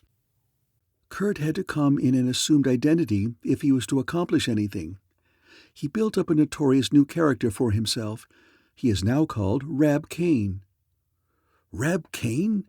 The name burst from the lips of Carlin and Zamock. "He got in on the Starfarer this afternoon." He told them rapidly of the scene in Rutown when Harmer's harangue to the rebellious colonists had been interrupted by Rab Kane's swaggering boasts. "And he bragged he shot Captain Future," finished Carlin. "Then he went off with Lee Sharn." A flash sparked from Joan Randall's dark eyes and was mirrored in the slanted green eyes of Otho, a vivid electric excitement. "Then Kurt's on the trail," she exclaimed. "That's why he isn't here now. But it's dangerous, working under cover by himself." "Where is Lee Sharn's place?" Otho demanded of Carlin. The botanist told him. "And Jed Harmer's plantation is only a mile or two north of it. Lee Sharn is known as one of Harmer's party." "I'll go in there and find the chief, and see what he wants us to do," Otho declared, starting toward the door. Greg interposed his metal bulk. "No!" the robot boomed. "You stay here. The chief said we were to wait until he got word to us." Otho flared at the metal giant. "Can't you see that the whole setup's changed? That mechanical brain of yours must have stripped a gear." Greg uttered a howl of anger and strode forward. "I'm a peaceful individual," he announced loudly, "but there's a limit to the insults I'll take from this synthetic rubberoid imitation of a man." Philip Carden was startled by the bellowing voice and unhuman wrath of the towering robot, but Joan's quick smile reassured him. "Will you cut out this bickering?" old Ezra was demanding. "All the way out here in the Comet, I had to listen to you two arguing, and I'm tired of it." "I still think I ought to find the chief," Otho persisted. "You're just hunting trouble," grunted Ezra. "We'll see what Simon says about it." "Simon Wright? The brain?" echoed Carlin. "He's here too?" Joan nodded. "He's back with Lin Sao questioning that rune you captured." They went to the back room. When they entered, an astonishing spectacle met Carlin's eyes, a spectacle that had brought beads of perspiration to Lin Sao's plump face as he stood in a corner watching. Ga, the captive rune, still sat bound in the chair. His parrot-beaked red face was stiff with fear, and his black, enormous eyes stared fascinated by the brain, hovering above him in the metal box. He was a terrifying spectacle to the barbaric tribesmen, a box that spoke and watched him with unwinking lens eyes. Fear and awe were plain in Ga's red face, a fear which flared higher when Greg's enormous metal figure came clanking into the room. "Why have you runes been attacking the colony?" asked the brain's rasping voice. "I have already told you," faltered Ga. "You starmen must leave Ru before disaster comes." "What disaster?" Ga hesitated, then answered. "The Old Ones will come back in wrath." "The Old Ones?" There was a sharp, startled quality in the way the brain echoed it. "What is it, Simon?" whispered Joan, impressed by his reaction. Simon Wright did not answer her. He spoke again to Ga. "The Old Ones cannot come back. They died 1,000,000 years ago." "No!" Ga's voice rang with superstitious fervor. "They did not die. They are too mighty for death. We have seen the omens with our own eyes. You must go away before you wake them and bring horror upon us. That is why we must drive you from Ru." The brain swung toward the others. "There's much behind this," he said. "These tribesmen have not turned hostile for ordinary reasons. Their superstitions are involved, superstitions based on one of the most ancient cosmic mysteries in the universe." They looked at him, puzzled yet vaguely alarmed. In the silence they could hear the feather trees outside stirring in the breeze. The brain had turned back to their captive. "Tell me, what are the omens you saw that made your people think the Old Ones are stirring?" Ga's parrot-beaked red face stiffened, and a defiant look came into his black eyes. "That I cannot tell. It is a secret of our worship which you strangers may not know." "More superstition," muttered old Ezra. "Now I wonder—" There was a lolloping sound, and Carlin turned sharply. A small animal galloped into the room and flew toward Greg in terror. Carlin had never seen such a creature. A gray, bear-like little beast with sharp, beady eyes and a wide mouth set with enormous grinding fangs. He vaguely recognized it as a moonpup, one of the half-mythical species of telepathic, non-breathing creatures native to Earth's satellite. Greg picked up the trembling creature. "Eek's scared to death. When Eek's scared, it means danger. Something's happened out there." Simon Wright looked sharply around. "Where's Otho?" It suddenly dawned on Philip Carlin that he had not seen the android for the last 10 minutes. Neither, it now transpired, had any of the others. They searched the house and then the little spaceship hidden in the dark trees outside, but the search revealed nothing. Otho had disappeared. Chapter 9. Star World Peril. Ever since he had heard that Captain Future was already playing his lone hand in disguise here on Rue, Otho had been chafing for action. The fact that he had been forbidden to try to join the leader had only increased Otho's impatience. The android was always the most restless of individuals. The long trip to Rue in the Comet had worn his patience thin. As always, he wanted to get into action. Otho saw his chance when the others went into the back room. Here, thought the android, was a golden opportunity to take French leave.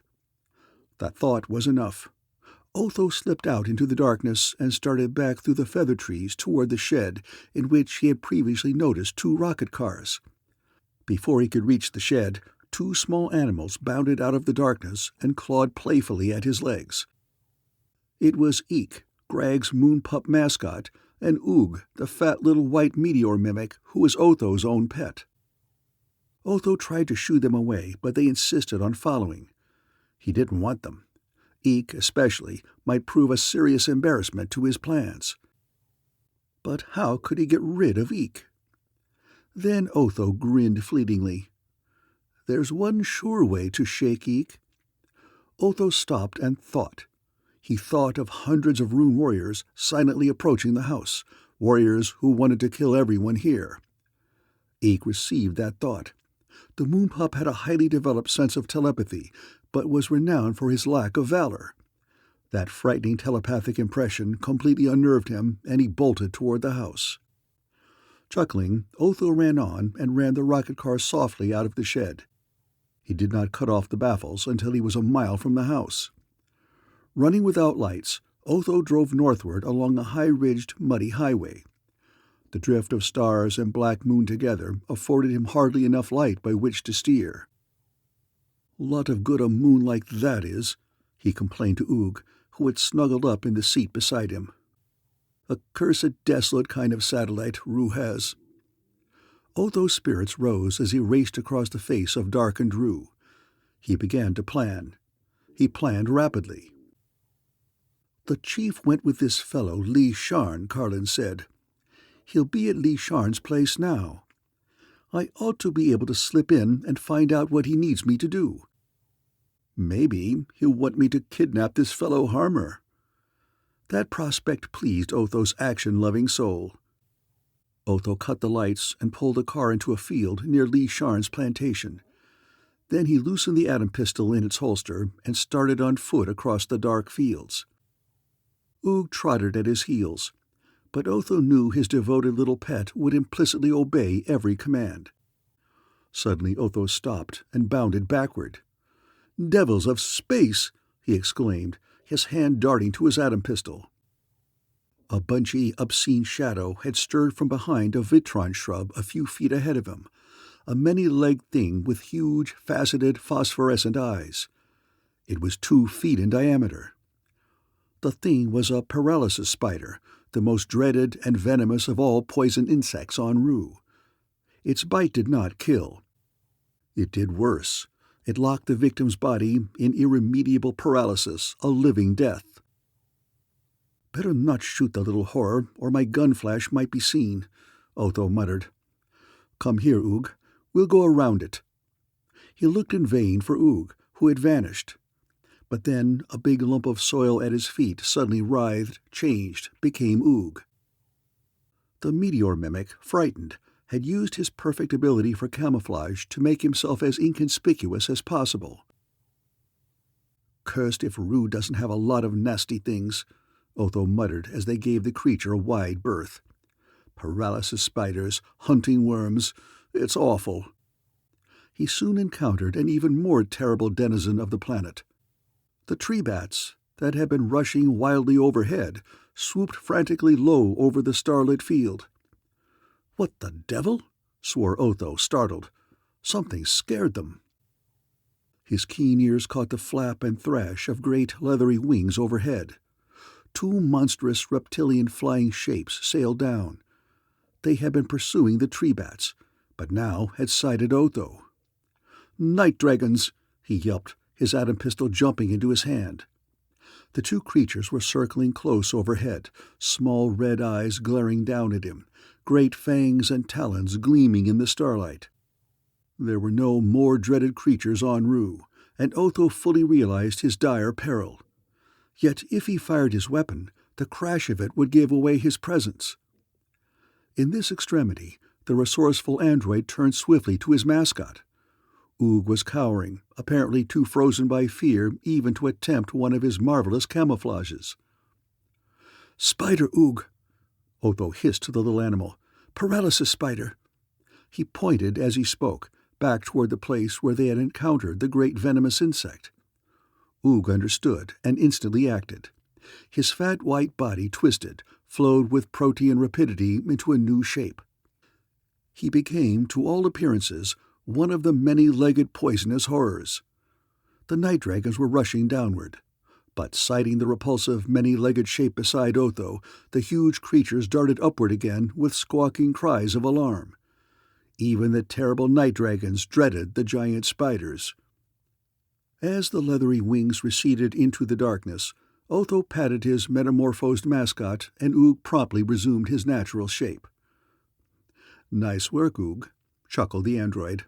"I'll bet those things won't stop in a hurry." He went on across the star-lighted Vitron fields toward Li Sharn's plantation house. It showed no lights nor any sign of life. "All asleep," muttered Otho. "But I'll bet the chief isn't asleep if he's in there. I'll soon find out. You stay here, Oog." He started forward, then stopped. A dark figure had stealthily emerged from the house. He moved swiftly off across the fields. Who in blazes is that, and why is he slipping out? Otho wondered, puzzled. He was starting to follow when a second stealthy figure emerged from the house and began to trail the first. Otho swore. What's going on here anyway? He went silently forward, trailing the trailer. The man ahead was too intent upon his quarry to look back. They approached a plantation which Otho knew must be Jed Harmer's. The first shadowy figure approached the house and crouched down near a lighted, shuttered window. As he stooped over, a ray of starlight momentarily illuminated his face. "I might have known it," muttered Otho. "But who's the other?" The man crouching by the wall of the house was Rab Kane, Captain Future. He appeared to be unaware of the fact that he had been followed. His trailer was advancing now, an atom pistol gleaming from his hand. Otho saw this second man come up behind Kurt Newton and saw Newton turn his head in surprise. There was no need of words to tell the quick-thinking android that Captain Future had been surprised spying on Harmer, and that the man who had surprised him was about to shoot. Otho could move faster than any other individual in the system when the necessity arose. The necessity was urgent now. He covered the distance to the two men in 3 great leaps, his atom pistol raised. "A spy, then?" he heard the second man. "You might have known I'd watch you, Kane." Otho came up behind the man and brought the barrel of his atom pistol down on the other's skull. The man sank limp and silent. Rab Kane whirled, startled. "Otho," he whispered, "what in space are you doing here?" "Is that all the thanks I get?" said the android with a grin. "Who is this fellow, anyway?" "Li Sharn," answered Captain Future, frowning. "He must have watched me all the way. This messes up everything for me." He bit his lip. "You've got a rocket car? Take him to it and wait for me. I've got to hear what's going on in this place." Otho dragged away Li Sharn's limp form, after hastily telling the location of his car. Captain Future again applied his super stethoscope to the wall of the house. He distinguished Jed Harmer's voice again. "Tell you, I could get the colonists to declare for secession right now." "No." It was Ka Thar's level voice. "The boss is right. They need more provocation before they'll reach the pitch of outright rebellion. Today showed that. But one more big rune attack will fix it. You heard his orders." "All right. I'll hold off, as he says, until one more big rune raid heats them up to the boiling point," Harmer grumbled. "Though I still think I could sway them into secession now." "You're too confident of your powers of oratory. jibed the young Mercurian. Captain Future heard a chair scrape. "I'm going to get some sleep." Captain Future felt sharp disappointment. He had learned almost nothing. From the conversation, it was evident the mysterious leader of the conspiracy had already been here and had gone.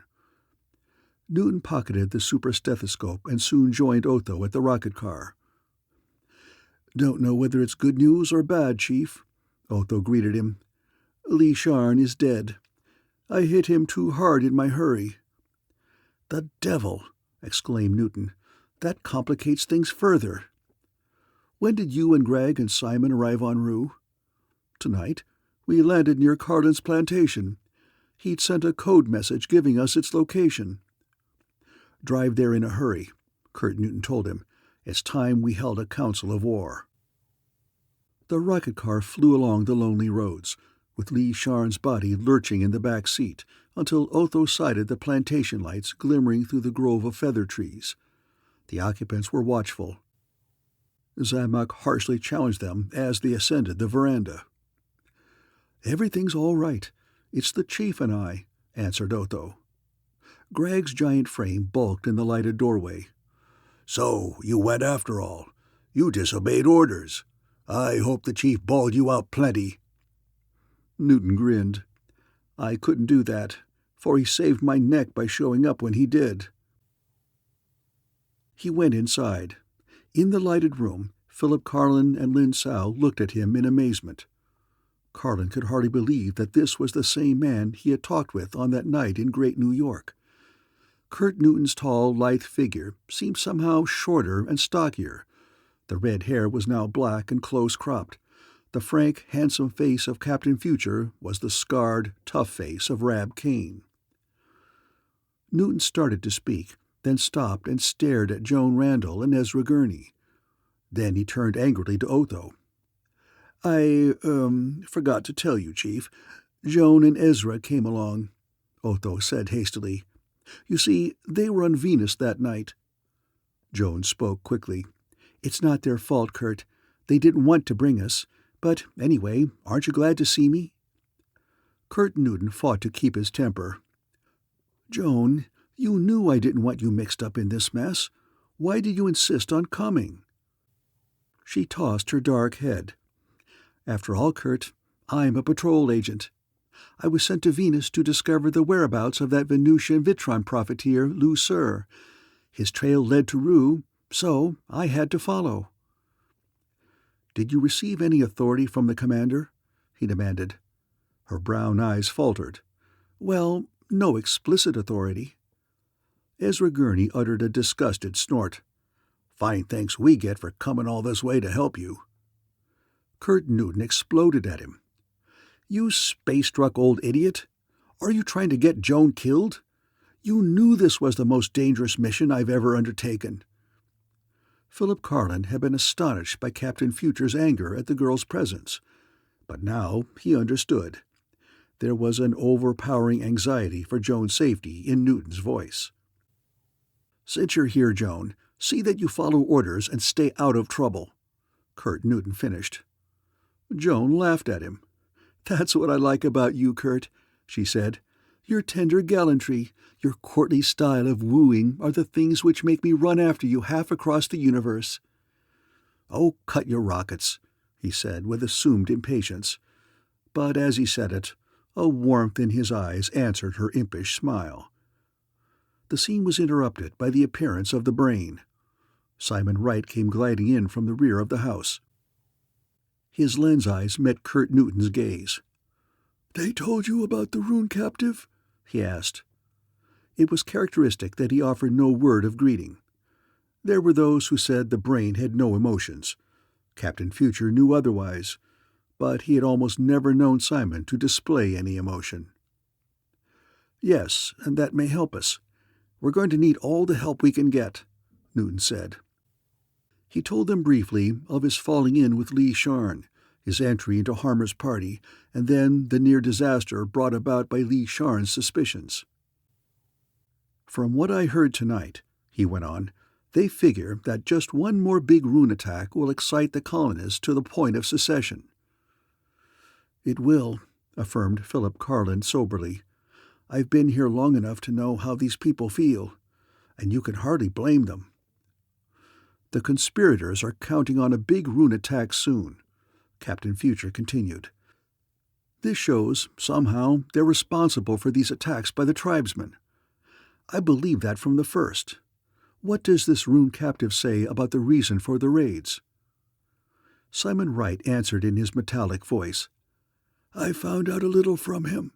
It's superstition that's driving the runes to attack the colony. A superstitious dread connected with the Old Ones."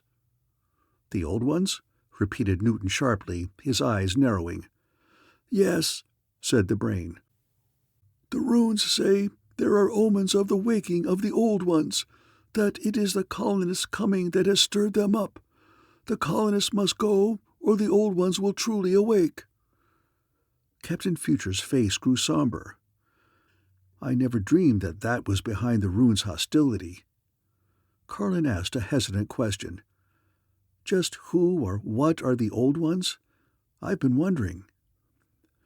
"They're the name given by most of the galaxy's races to the Kangas." Carlin looked blank, but Joan Randall was startled by that name, and so were Ezra and the Future Men. "The Kangas." Chapter 10. Comic Shadow. Captain Future gave a rapid explanation to the bewildered young botanist. "I don't suppose interstellar archaeology is your field. You know, however, that 1,000,000 years ago our human race had its fountainhead on the worlds of the star Deneb, and that those ancient Denebians conquered all the galaxy? That we of the solar system and all other human and humanoid races in the universe are their remote descendants?" Philip Carlin nodded uncertainly. "Everyone has heard of the Denebians, who were our remote ancestors." "According to archaeological researches," Newton continued swiftly, "before their time the galaxy was ruled by a great pre-human race. We know almost nothing about them except that they were a powerful, wholly alien, star-traveling race. They are generally referred to as the Kangas, though the legends of many star peoples speak of them as the Dark Ones or the Old Ones. The Kangas ruled this galaxy more than 1,000,000 years ago. It is thought that they were not many in number. They exerted their sway through a subject race of protozoan creatures whom they had created. But the star-conquering men of ancient Deneb found scientific means to defeat the Kangas and their creatures. We learned about that when we visited Deneb. The Kangas vanished, became extinct. But the superstitious dread of them still haunts many worlds. It's present even in the distorted legends of the solar system, and the runes believe it utterly. They have an ancient dread of the Old Ones. Now something has made them believe that the coming of the colonists is threatening to awake the Old Ones. That's why they've turned hostile." He frowned. "I believe that Harmer and the other conspirators here are inciting the runes by arousing their superstitious dread of the Old Ones." "But how?" rasped the brain. "God would tell nothing except that there had been omens of the Old Ones awaking." "Let me see the fellow," Captain Future asked. "We may be able to get a little more out of him." They went into the back room. Goss still sat bound in the chair, and his red face expressed stony defiance still as he eyed them. Kurt Newton spoke fluently in the rune dialect to the captive tribesman. "You fear the waking of the Old Ones?"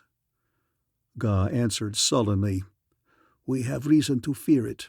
Long ago we were a mighty people who conquered the Old Ones by means of magic wands of power. The Old Ones so feared us then that they hid from us in sleep.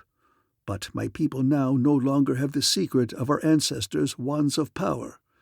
If the Old Ones wake now, they will destroy us." "This superstitious legend of theirs is directly based on tradition," muttered Simon in English. "You recognize the Wands of Power?" Captain Future nodded. "It's a legendary description of the psycho-amplifiers the ancient Denebians used to conquer the Kangas." "Where do the Old Ones lie sleeping?" he asked Ga. Gau's lips tightened. We tell that to no one. If starmen like you knew, they would tamper with the crypt of the Old Ones and unloose disaster. Captain Future tried a different tack. What are the omens which you said convinced your people the Old Ones are stirring? Gau would not answer that either. The runes simply sat glaring at them. They gave it up and went back into the bigger room. Simon Wright summed up the mystery. There is a crypt of the Old Ones. That much is certain. But where is it? Why do the tribes think that driving out the colonists will placate the Old Ones? Joan Randall asked keenly. Kurt Newton nodded. You've put your finger on the crux of the thing. The runes wouldn't evolve that idea out of nothing. They've been told that by someone who wants them to raid the colony. And that someone is the conspirators here, exclaimed Otho. Undoubtedly, the same plotters deliberately caused the mysterious omens. Philip Carlin felt admiration at the way the keen minds of this strange group were cutting to the mystery at the heart of the problem. Captain Future paced the lamp-illuminated room, then spoke rapidly. One more rune attack means rebellion in the colony. So the runes must be quieted, their fanatic fear allayed at any cost. That means that some of us have got to go into the rune country and find this crypt of the Old Ones around which their superstitions center and stop the omens there. Say, that's a job for me, exclaimed Otho. I'll make up as a rune, and— I've another job for you, Newton interrupted. He turned toward Philip Carlin. Dr. Carlin, you know the runes and their jungles fairly well from your former visit here. You and Greg should have a good chance of success in this search. Will you try? Carlin did not hesitate. He nodded quickly. I'll try. That jungle runs from here to the Austral Ocean, Greg exclaimed. How are we going to find this secret crypt of the Old Ones in all that? It must be near Gau's village, Newton said. Otherwise, his people wouldn't have been able to observe the omens at the crypt as he told us. But where's Gau's village? Greg demanded. None of us know. Gau will guide you there if you tell him you want to talk peace with his people, Newton retorted. Of course, Gau will be figuring to lead you there and then have his people seize you. It will be up to you to turn the tables and beat him at his own game. Carlin caught his breath at the calm audacity of the plan, but the others seemed to take it as a matter of course. Shall I go with them? Asked the brain. Kurt Newton shook his head. I want you to stay here and construct a thing for me that will help to allay the rune's superstitious fears, in case we fail to find the crypt and stop the omens. Just what do you have in mind? Asked the brain keenly. Simon, you heard what God said about the magic wands of power his ancestors used to conquer the Old Ones? We know that's a legendary description of the psycho-amplifiers the Denebians used against the Kangas. Remember, the Denebians gave us a detailed description of them which is still in our file. If we could show them we had one of those wands of power, the runes would believe we could protect them from the Old Ones, and thus we could quiet them down even if we failed to stop the omens. I understand, said the brain thoughtfully. You want me to construct one of the instruments to impress the runes. Yes, I can do that. We must also discover and seize the leader of the conspirators behind this whole business, Captain Future continued. He turned to Joan Randall. Joan, you said that you learned on Venus that the trail of Lu Sur led to Ru? Joan nodded. Lu Sur came here to Ru. Newton pondered. Lu Sur was a brainy, dangerous man from what I've heard. Only the establishment of Vitron growing on Ru broke his Venusian monopoly. He might have decided to come to Ru and repeat his scheme on a bigger scale. You mean Lu Sur may be the real leader of Harmer's secession conspiracy? Queried the girl. There's a strong possibility, Newton said. Of course, he'd be using an assumed name. "Have you a picture of him, Joan?" She nodded. "An old one we got on Venus. Here it is." Lucre, in the photograph, was a middle-aged Venusian of average stature, with sleek dark hair and a smooth, handsome face.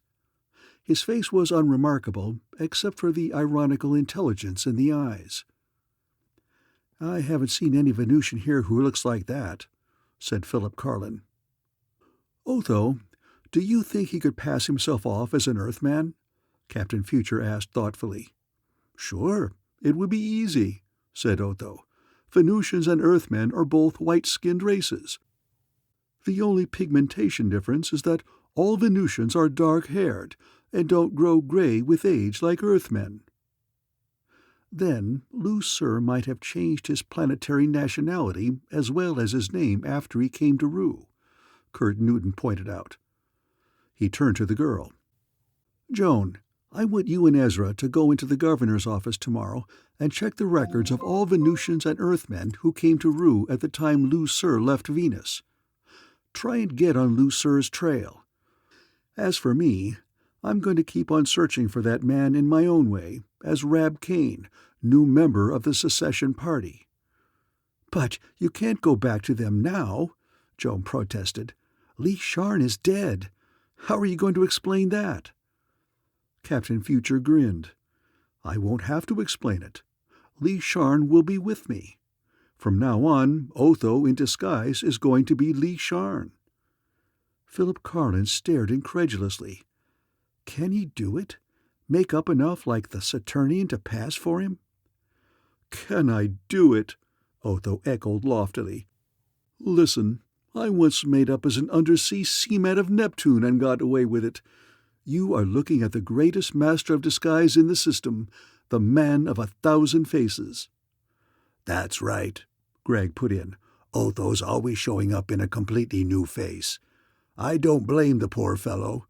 I would too if I had a face like his." Otho jumped. "Why, you miserable automaton, I suppose you're good-looking?"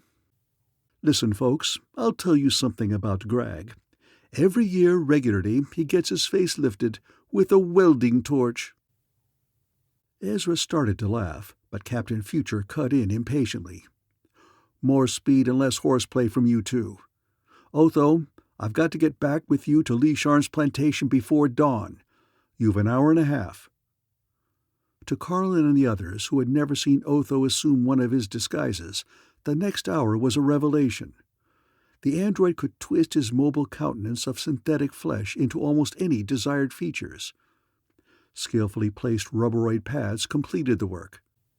With smooth gray pigment, Otho then stained his body and face. A thin fringe of false hair went onto his hairless skull.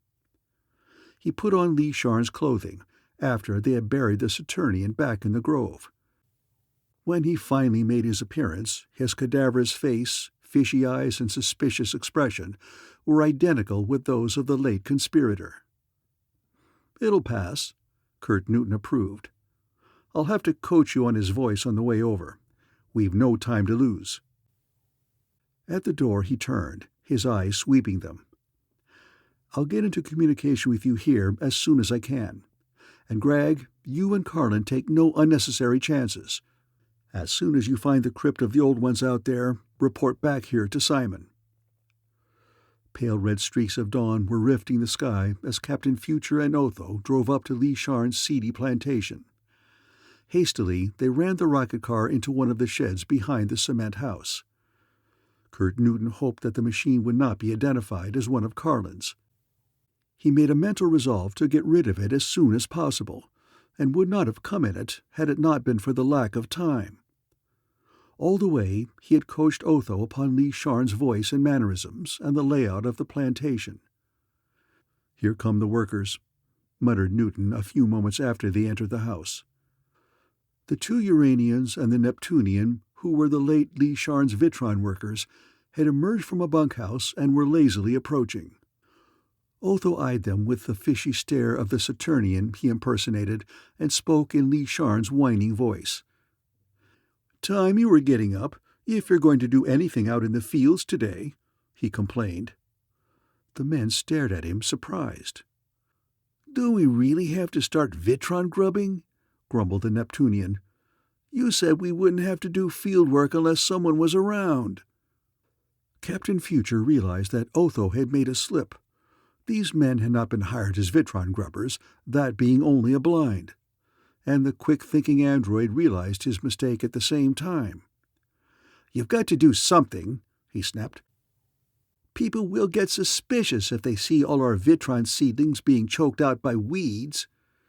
"Oh, all right," grunted the man. "Does this fellow Kane help us?" "I've got other things for him to do," Otho retorted. After the men put on their sun helmets and went sulkily out into the baking Vitron fields, Otho mopped his brow. "Nearly blew our tubes that time," he muttered. "You'll have to do better than that with Harmer and Ka Thar," Captain Future said. "One of them should hunt you down today. They were to give Lee Sharn new orders from the leader." Kurt Newton was bone-weary from lack of sleep, but seized this opportunity to start a thorough search of Lee Sharn's plantation buildings. "The rebellion party must have a store of weapons hidden away somewhere in preparation for the outbreak," he explained. "They wouldn't keep them at Harmer's place. Maybe they're here." "If Oog were around, he'd smell them out no matter where they were hidden," Otho said. It had been necessary for Otho to leave his pet at Carlin's plantation, a decision which Oog had thoroughly protested.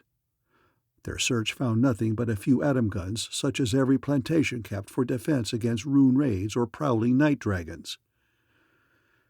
"If they have a secret arsenal, it's somewhere else," Newton muttered. He stretched warily. "I've got to catch some sleep. Wake me before those workers come back in." Captain Future slept in the dusty bedroom. Strangely, his dreams were of the old ones.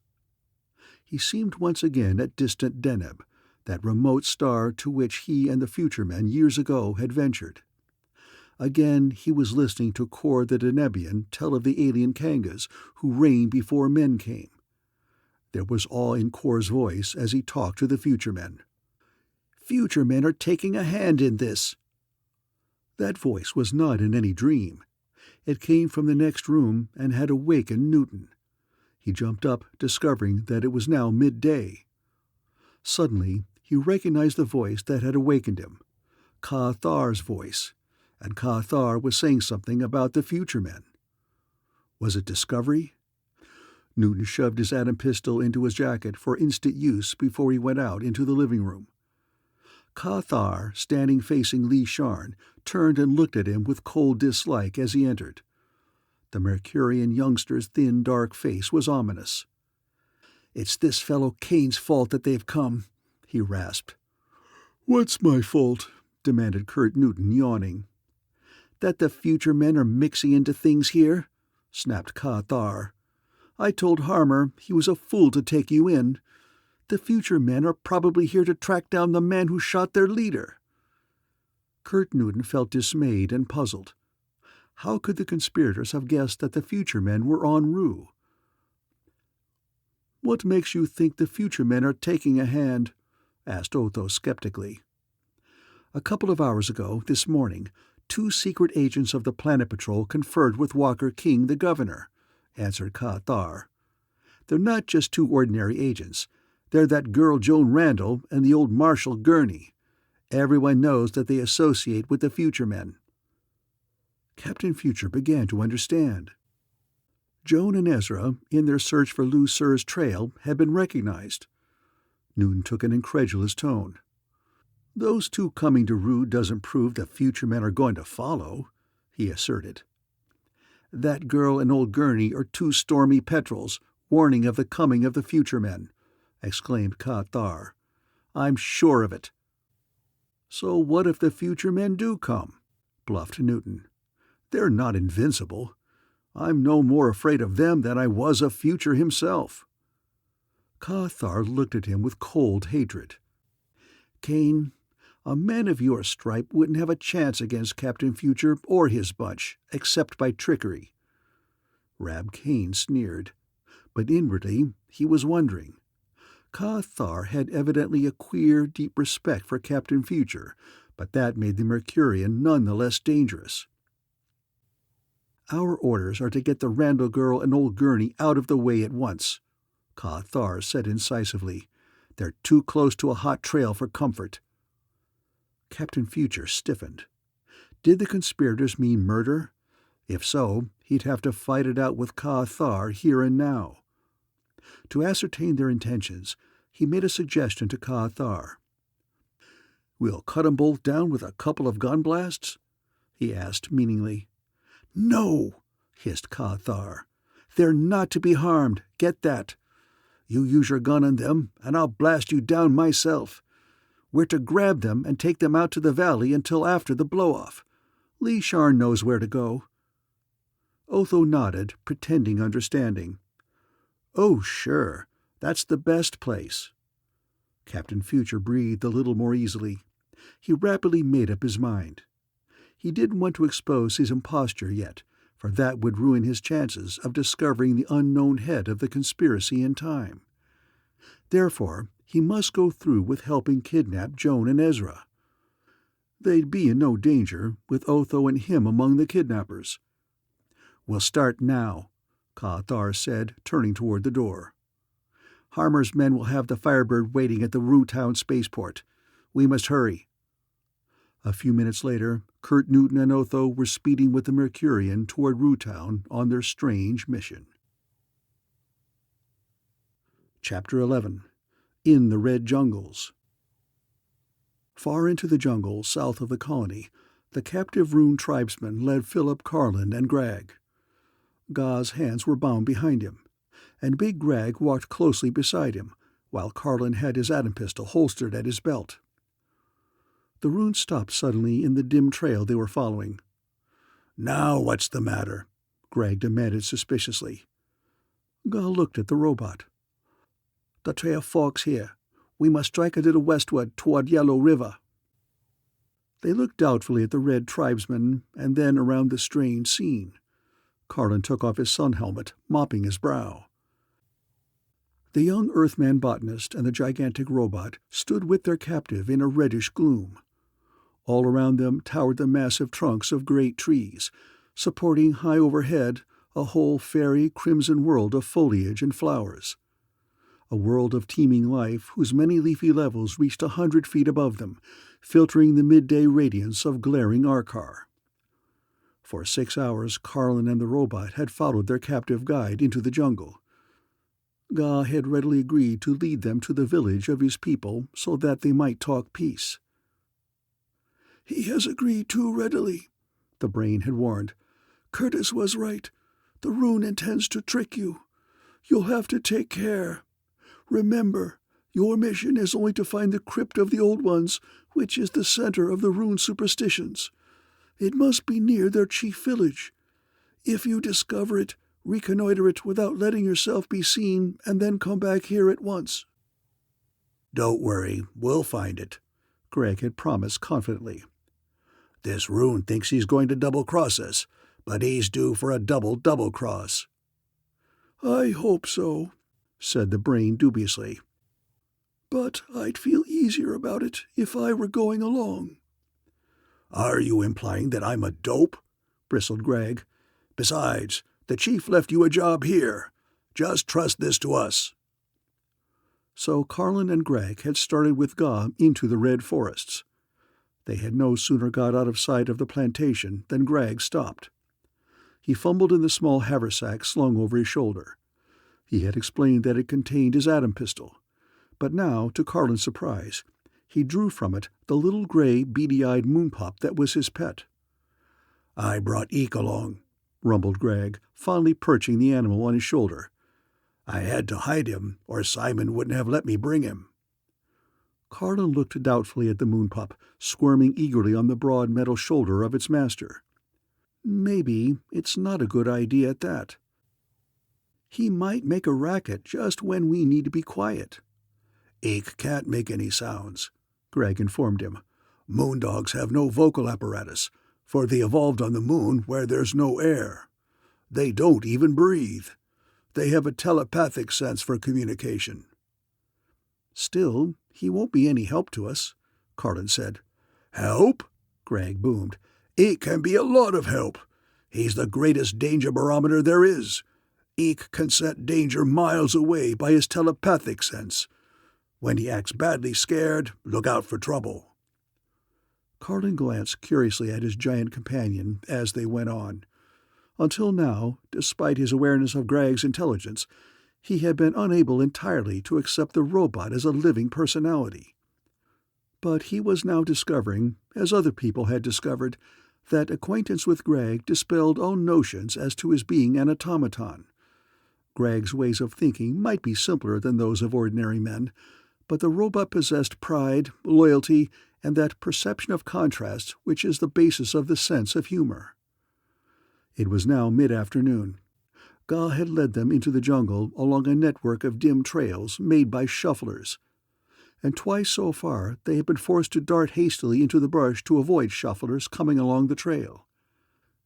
The enormous sextuple hairy creatures, elephant-high and dragging their short legs in the peculiar gait that gave them their name, were granivorous and harmless, but Carlin was not glad to meet them.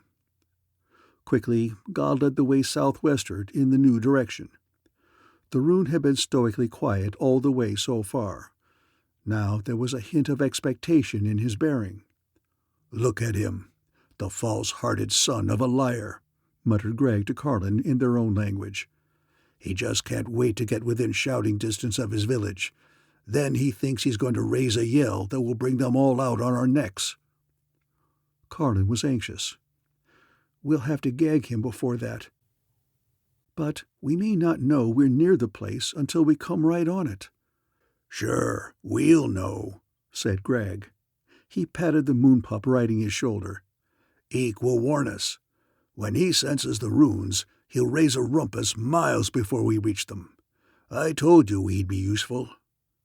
Philip Carlin almost forgot their mission in the scientific fascination of what lay about them. This jungle was a planetary botanist's wonderland. The vast majority of its plant species had never been classified. He had spent months here on Rue, years before, when its suitability for vitron plantations was being tested. But he had been too busy on the urgent vitron problem to spend time in purely academic explorations.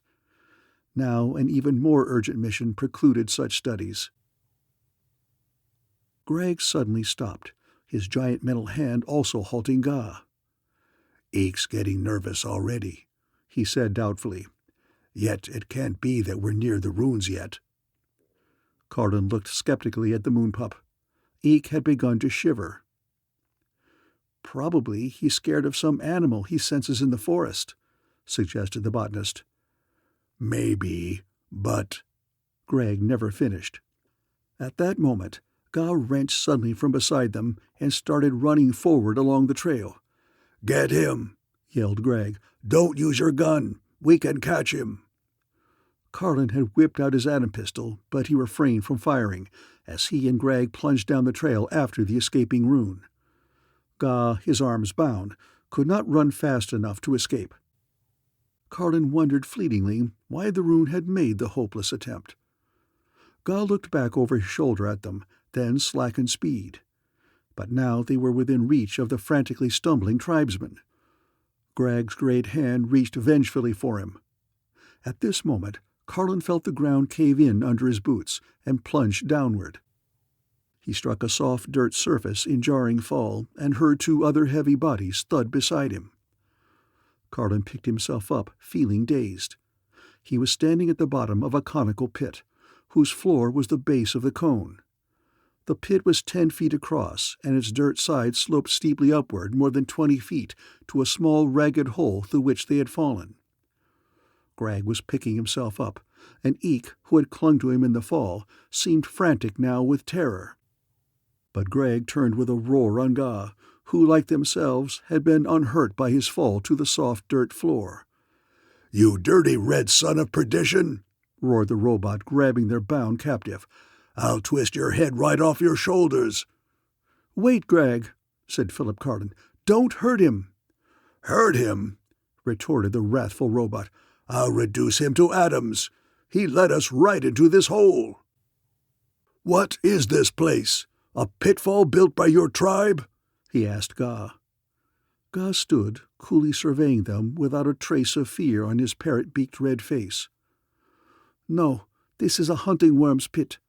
I saw the traces of a chain of them as we came along the trail, and knew there'd be another ahead."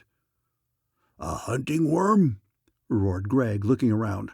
"Where is he?" Ga nodded toward 2 6-foot round tunnels that opened into opposite sides of the conical pit just above the floor. "He will come," said the rune. "Hunting worms hollow out many such pits in a connected chain. They leave only a thin mass of dirt above, not sufficient to support an animal's weight. They go through their pits regularly, looking for prey. When he comes, he will kill and devour us all. Then you starmen will never reach my village to spy on my people." "You block-headed lummox! He'll devour you too, in that case," bellowed Greg. Ga nodded. "Yes, I will die too, but I am not afraid of death." At another moment, Philip Carlin would have admired the rune's loyalty to his people. But now he had too imminent a sense of danger for such reflections. "We've got to get out of here," he exclaimed. "I've heard stories of the size and ferocity of these hunting worms." Greg looked upward. "Blast me if I see how we're going to climb out of this hole." The dirt of the pit's sides was soft, but the inward slant of the high, steep walls made it impossible to dig out steps. "This is what I get for not paying attention to Eek," Greg went on ruefully. "He wasn't scared for nothing. I should have known." "He's certainly plenty scared now," Carlin observed. Eek was in a very frenzy of fear, clawing at Greg's legs, dashing to the wall, then running back to the robot. Eek, it was easy to deduce, wanting nothing more than to leave the pit. "The hunting worm is coming," Ga explained calmly. "It will be here soon." Carlin reached instinctively for his atom pistol. Then he remembered, appalled, that he had had it in his hand when he crashed into the pit.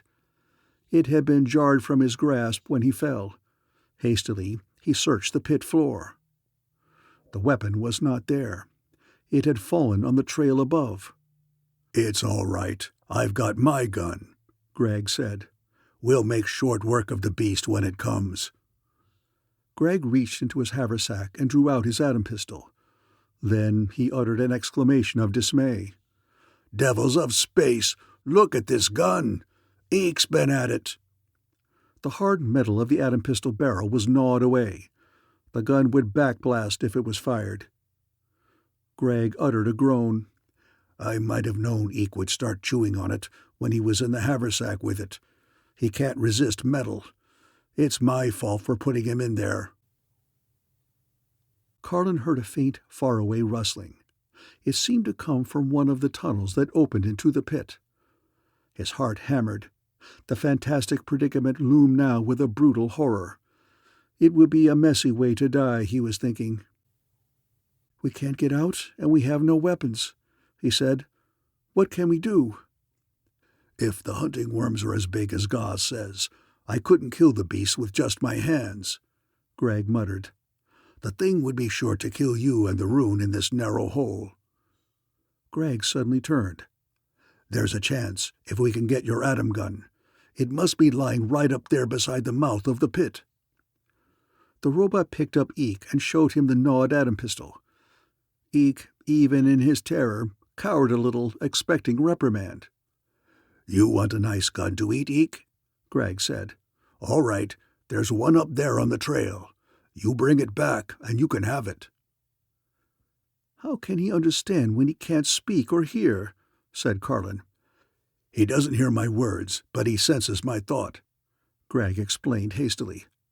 "Here you go, Eek. Get the gun and bring it." With the words, Greg tossed the moon pup accurately up through the hole 20-odd feet above. They heard Eek fall with a thump on the trail. They heard also, more loudly, the ominous rustling from the tunnels. Carlin felt an icy chill along his spine. Eek reappeared above, peering down at them. Carlin could have kissed the moon pup, for in his jaws Eek held Carlin's atom pistol.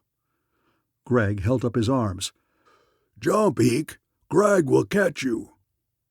Eek very definitely did not want to jump. Eek's hesitation showed he'd had quite enough of the pit.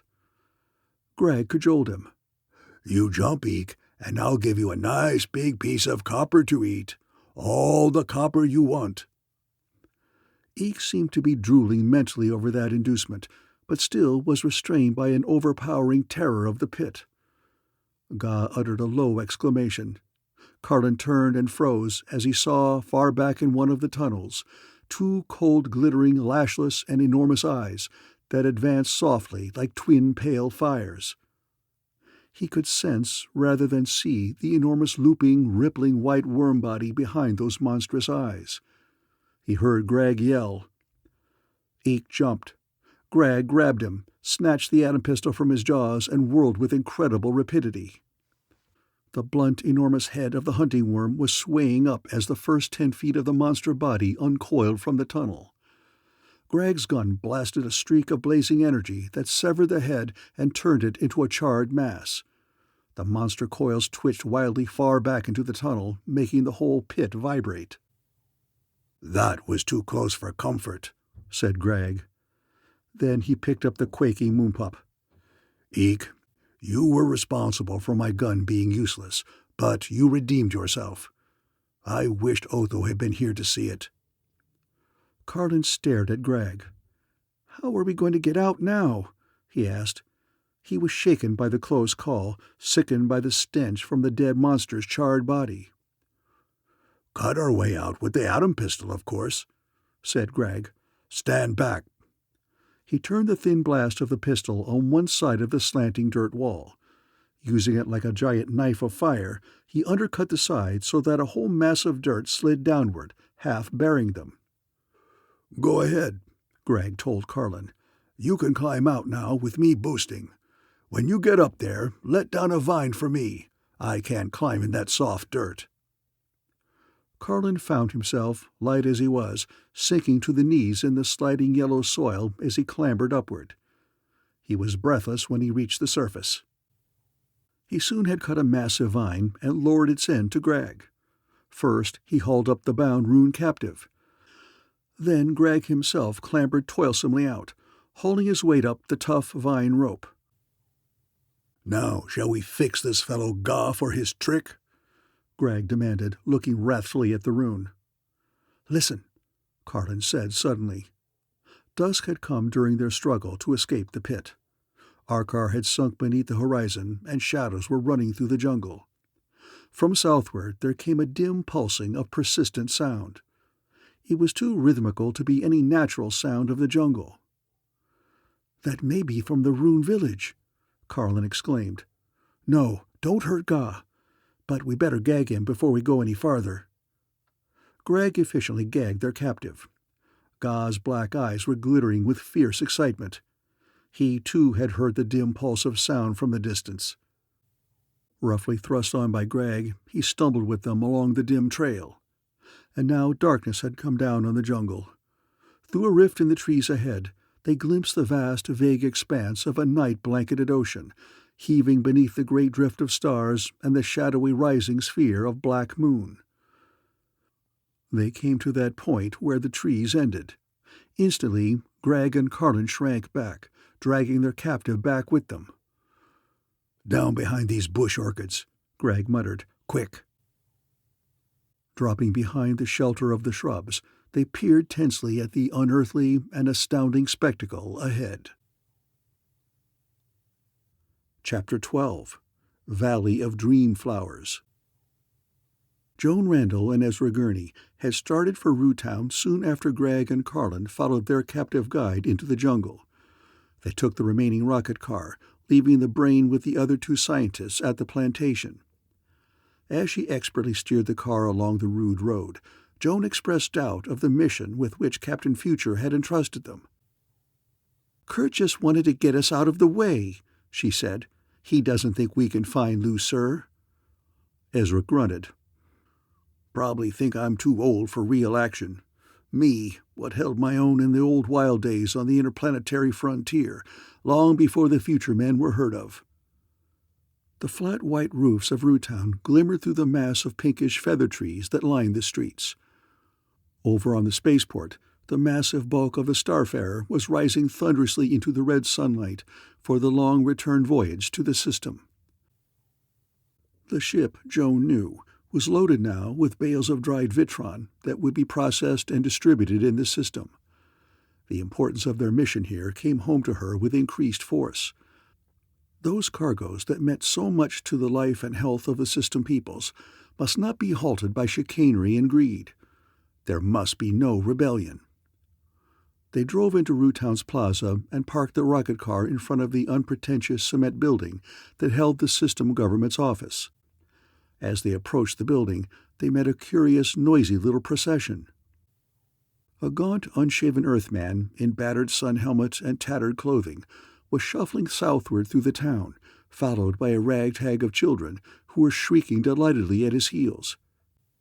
"Crazy Johnny!" they were yelling joyously. "Where you going, Crazy Johnny?" The odd-looking man paid no attention to his tormentors. "It's the lunatic that Dr. Carlin told us about," Joan said pityingly. She interposed to stop the children. "Aren't you ashamed of yourselves?" she told them. They scattered, still derisively hooting the tattered figure. Joan turned to find the madman peering at her with a queer, filmy stare. "Thanks for driving away the imps," he muttered. "They won't bother me much longer. The runes will kill everybody here pretty soon." "Nice, sweet character," grunted Ezra Gurney as Crazy Johnny shuffled on. "Any place else but out here on the frontier, he'd be rounded up and taken care of." They went into the offices of the governor. A bored young Martian clerk informed them that Walker King could see no visitors. "I think he'll see us," said Joan, tossing a metal disc onto the desk. It was the emblem of Section 4, Secret Service of the Planet Patrol, and bore her name and number. Martian eyes bulged. "I'll tell the governor at once." When they entered the inner office, Joan studied Walker King. He was an elderly, friendly man who obviously had found the anxiety of his official position too critical for him. The jerkiness of his movements told a story of overpowering worry. "I never expected to see you two here on Rue," he exclaimed. "Does this mean that the Future Men are on the way?" "Haven't you heard that Captain Future was shot on Venus?" Joan answered.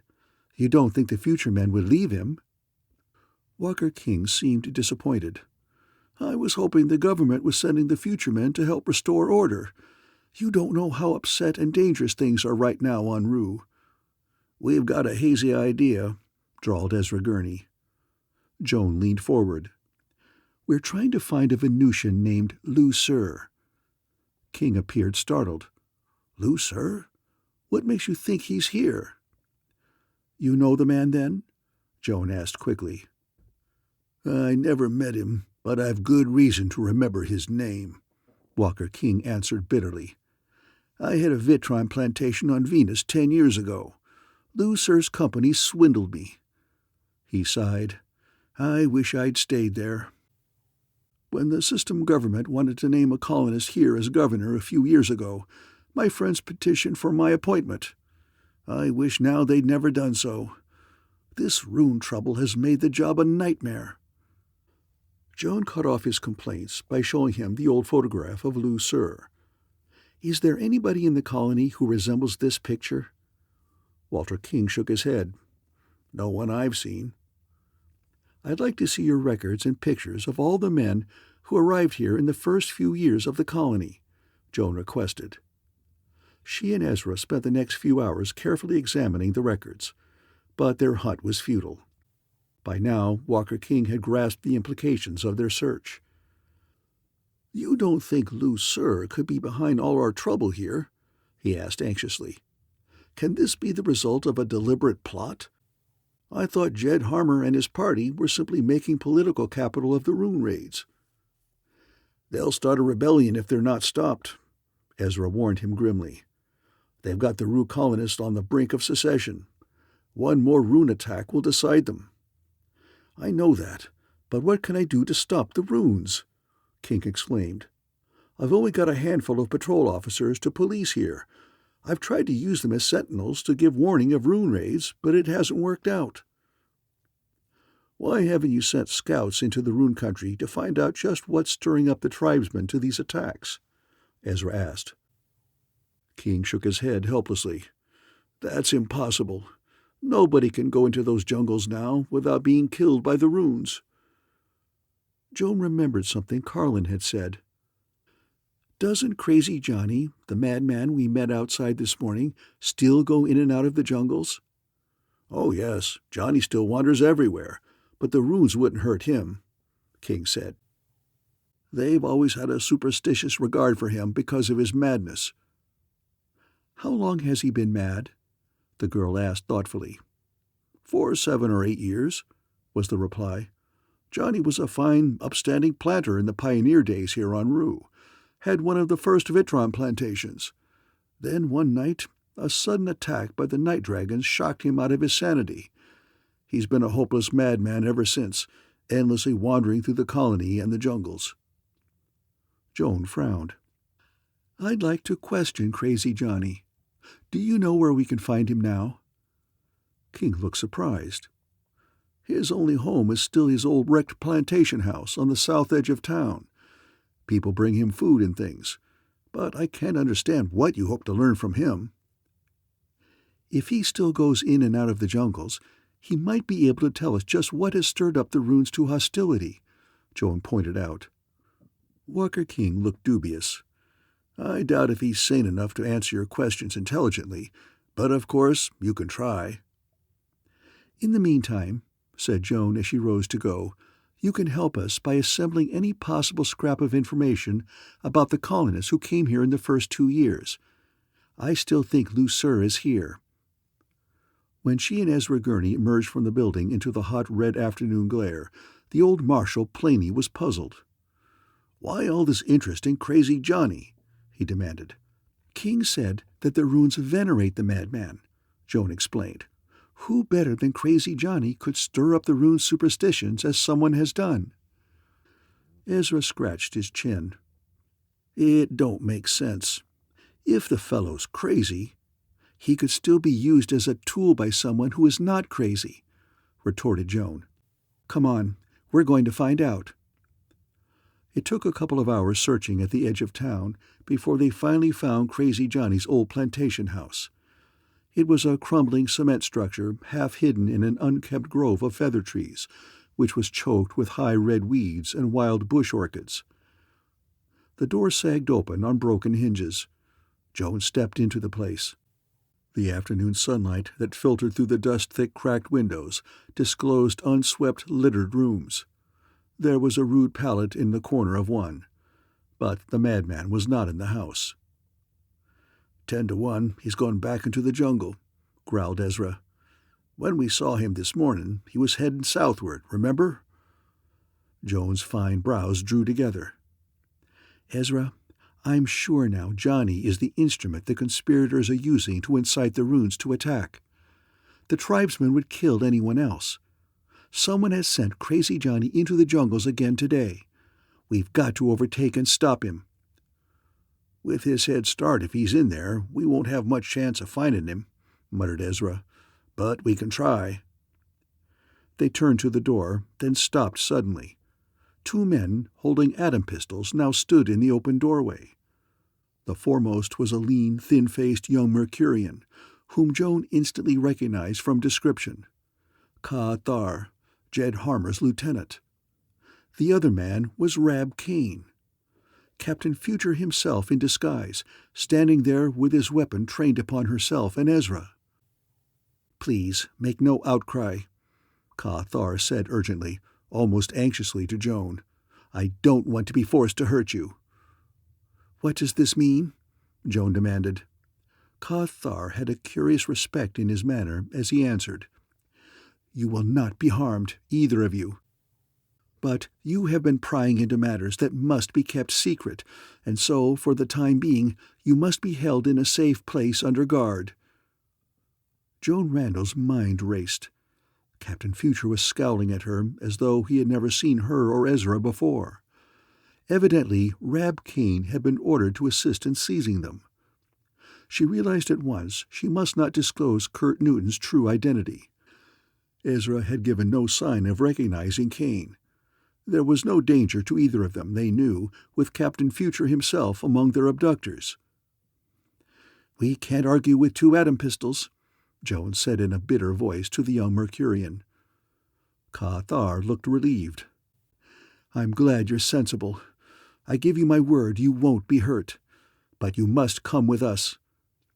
Captain Future approached the girl and the old marshal, with a sneer on his disguised, scarred face. "So, you're the friends of Captain Future they talk about," he jibed.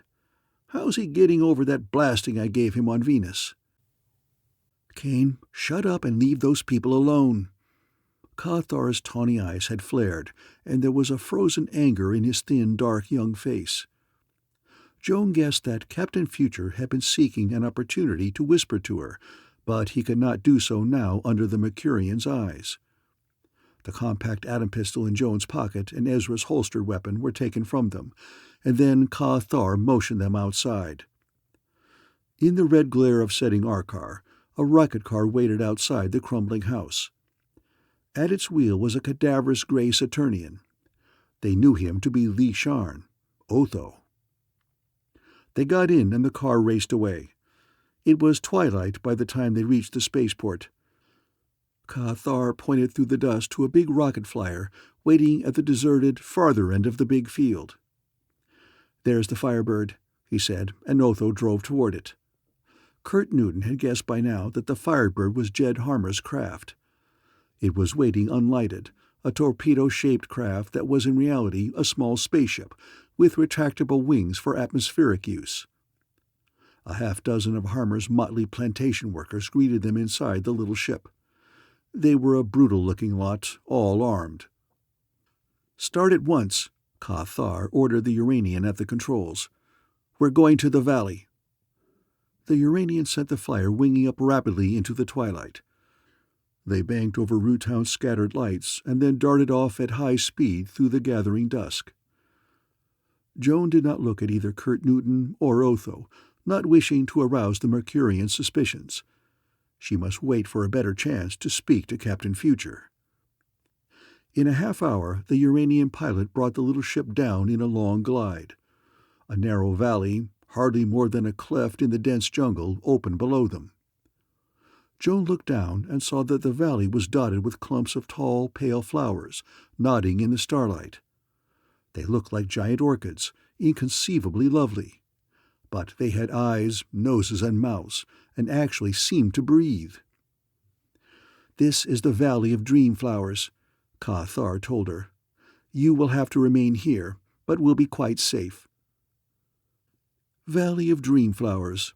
It fitted the name, thought the girl, this lonely place of unreal, beautiful blossoms buried deep in the wild jungles of Rue. "Careful, you idiot!" Ka-Thar snapped to the pilot. "You're bringing us right down on one of those clumps." The Uranian hastily changed their course of descent by a burst of the lateral rockets.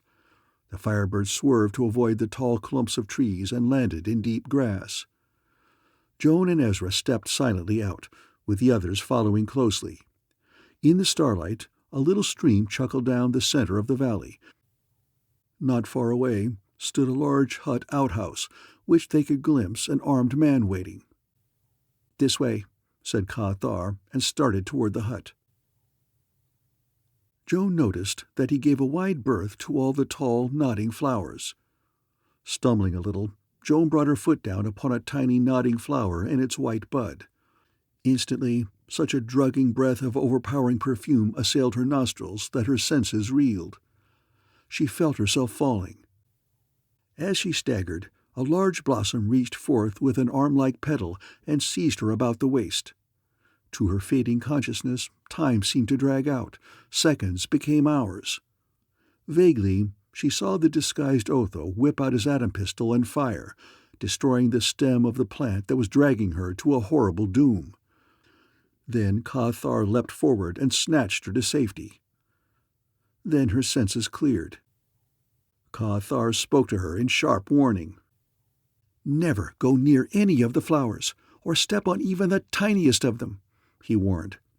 "These flowers give out an exhalation of narcotic vapors which overcomes any living thing as a natural defense against browsing animals. A man stupefied by one of the flowers can lie senseless till he dies. Even the runes are afraid to come here, and that's why we use this place." Chapter 13. Quest for the Crypt. When they came nearer, the armed man who stood waiting in front of the hut greeted them. He was a stocky, stolid-looking Venusian who was obviously on guard here. "Anything happen, Cord?" asked Ka Thar. The Venusian shook his head. "Not a thing. Even the night dragons stay away." They entered the hut, the Venusian turning on a self-powered krypton lamp. The building was a ramshackle one, hastily constructed of logs, and was half filled with stacks of long plastic cases. "Atom guns and shells," commented Captain Future, instantly identifying the cases. "So this is your arsenal for the rebellion, eh?" Ka Thar nodded, then spoke earnestly to Joan and Ezra. "You two will have to remain here for some days, but as soon as the rebellion is over, you'll be released unharmed." Joan was convinced that the young Mercurian was sincere. "Of course you realize that then you'll be liable for the forcible seizure of 2 Planet Patrol officers," she said. Ka Thar was unfrightened. "By that time, Rue will no longer be under the law of the system government, Miss Randall." He turned to Captain Future. "Kane, you and Cord have the men bring in some food and bedding from the Firebird." As Kurt Newton supervised the carrying out of the order by the brutal-looking crew of the little ship, he was hoping desperately for a chance to speak surreptitiously to Joan. She and Ezra had discovered something important, or their abduction would not have been ordered. But what was it? To Newton's dismay, he had no chance yet to speak to the girl, for Ka Thar was now questioning Joan and Ezra. "Where are the future men?" he demanded. "You ought to know," she retorted. "It was your friend Rab Kane who shot down Captain Future on Venus." "Kane is no friend of mine. He's simply a hired gunman our party is using," Ka Thar said, glancing at Kurt Newton with bitter dislike. "I'd hate to be him when Captain Future gets better and he and the future men come after him," drawled Ezra Gurney. "So the future men are staying with their leader on Venus?" said Ka Thar. "Yes, I suppose they would. Everyone knows their loyalty." He lighted a Rial cigarette and looked at Joan through its curling green smoke.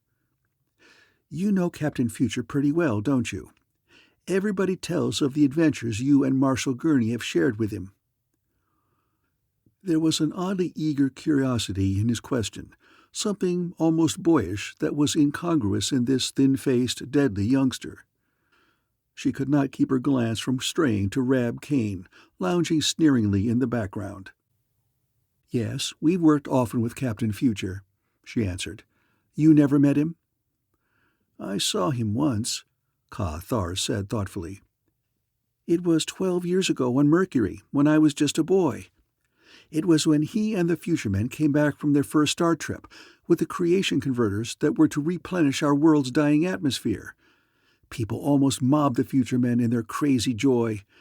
I never forgot it." He laughed mirthlessly.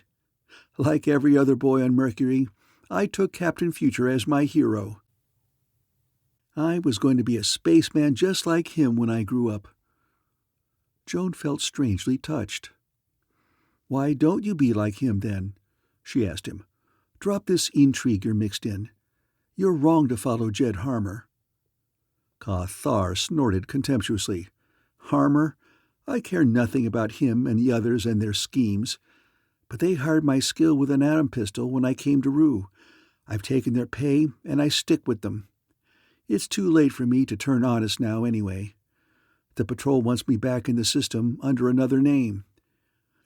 I started out to be a spaceman, like Captain Future, but a brawl one night on Saturn and a 2-ready atom pistol in my hand made me an outlaw.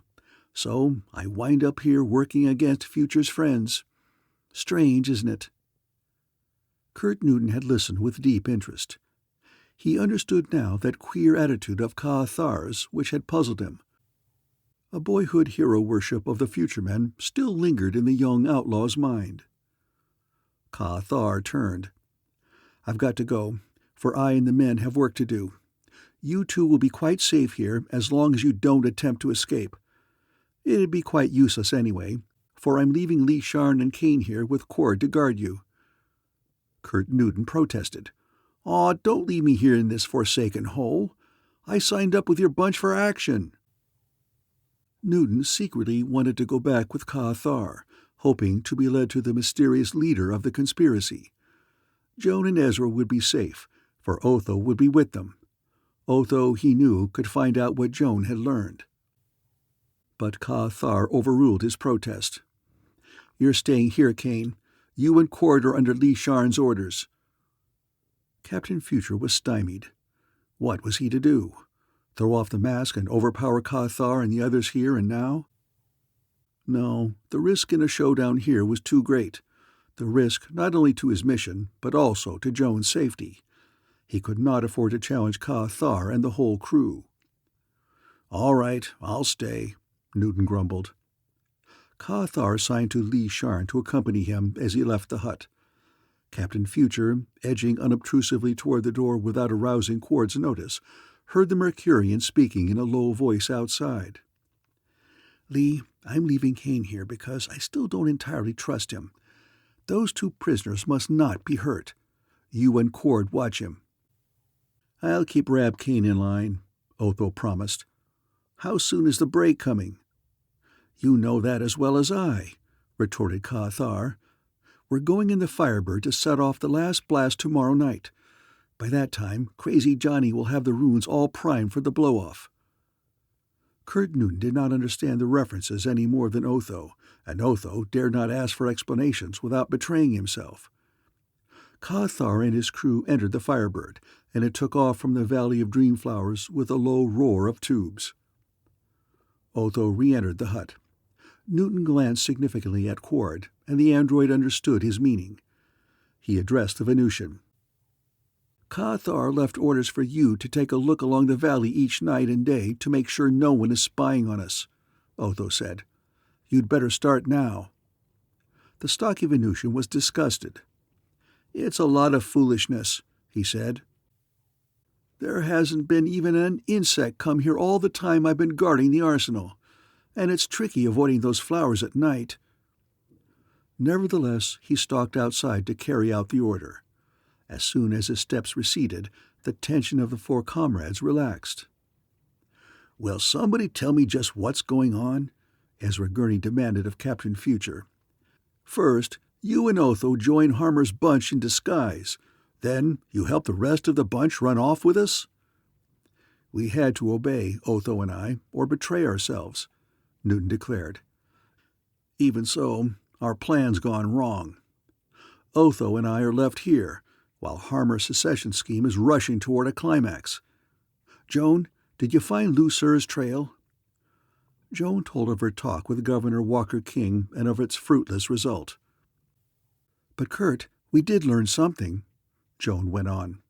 She described her encounter with Crazy Johnny and her suspicion that the madman was being used as an instrument to incite the runes. "We tried to find Crazy Johnny, but he's gone into the jungle again." Captain Future nodded thoughtfully. "I believe you've got something, Joan. The conspirators may be using this madman who can go in among the runes unharmed to arouse them. And because Joan and Ezra got too interested in Crazy Johnny, the order went out to get rid of them," exclaimed Otho. "It all adds up," said Captain Future. "And it means that things are near a crisis. Crazy Johnny has been sent into the runes again, and you heard what Ka-Thar said, that by tomorrow night Johnny would have the runes ready for final action. Then the madman is on his way now to stir up the runes to a final attack on the colony. An attack that'll mean succession," cried Ezra. Joan Randall paled. "Kurt, we've got to stop that somehow, or our whole mission is a failure." "Greg and Dr. Carlin ought to be near the big rune village by now," suggested Otho hopefully. "Maybe they can halt Crazy Johnny." Kurt Newton shook his head. No, they don't even know about Johnny. And their errand was simply to find the crypt of the Old Ones. That madman is our job. But we don't even know the location of the Rune village he's going to. Otho's eyes flashed. We don't know, but there's somebody here who should know. That Venusian Quard. Newton had almost forgotten the Venusian guard whom they had temporarily got rid of so they might talk. Quard must be one of Harmer's trusted men, left here to guard the arsenal, he muttered. He must have information that would help us. We'll have to squeeze it out of him. The main thing, the all-important thing right now, is to keep Crazy Johnny from unloosing another rune attack. If we can learn enough to do that, then we can turn and hunt down Lucre. Listen, I hear Quard coming back now, whispered Otho. Captain Future gave directions in a few swift words. A moment later, the stocky Venusian entered the hut. It proved absurdly easy. Quard had not the least suspicion when Li Sharn approached him. In a flash, Otho had snatched the Venusian's atom pistol from his holster and was jamming it against the man's ribs. Back against the wall, Quard, hissed Otho. Ezra, tie him up. Before Quard realized what was happening, he had been disarmed and bound hand and foot. Then he recovered from his bewilderment. Then you and Kane have turned traitor? He bellowed at Otho. What are you, spies of the patrol? Captain Future let him think so. Quard, you're going to tell us what you know, he said grimly. Who is behind Jed Harmer's plot? Quard's lips tightened. I'll tell you nothing. For hours, Kurt, Newton, and Otho tried by threats and reasoning to open the Venusian's lips. Their efforts were unavailing. Morning came, and they had still learned nothing. The rest of you go out and leave him to me, Otho said darkly. I know a few old Martian tortures that will make him talk. You know better than that, snapped Newton. He had a sudden thought. But maybe you're right in a way. You wouldn't really torture the man, Joan said incredulously. Not physically, Kurt Newton answered. But I have an idea. Cut his bonds, Otho. Captain Future drew his atom pistol and covered Quard with it as the Venusian was cut loose. The captive stood up, rubbing his arms. Newton motioned toward the door. Outside, he ordered. We're going a little way down the valley. A little fearfully and puzzledly, Quard stepped out into the morning glare of the great red sun. Newton followed him closely, his atom pistol raised, the others coming after them. Quard moved down the valley of dream flowers through the hot, brilliant glare until a clump of the tall, poisonous flowers was just ahead. The Venusian started to detour around the flowers. No, walk right up to those flowers, Kurt Newton barked. Quard turned, protesting in horror. But that drugged perfume of the flowers will get me if I do. Exactly, said Captain Future grimly. And you wouldn't like to lie for an endless-seeming period tortured by ghastly dreams, would you? He had seen enough of the Valley of Dream Flowers to realize that Quard deeply dreaded the torment of timeless nightmares experienced by anyone who fell prey to the poisonous breath of the great blooms. His surmise proved correct. Quard, confronted by the thing he feared most, lost all his defiance. Even in the hot blaze of the glaring red sun, he seemed to shiver. "Don't make me do that," he said hoarsely.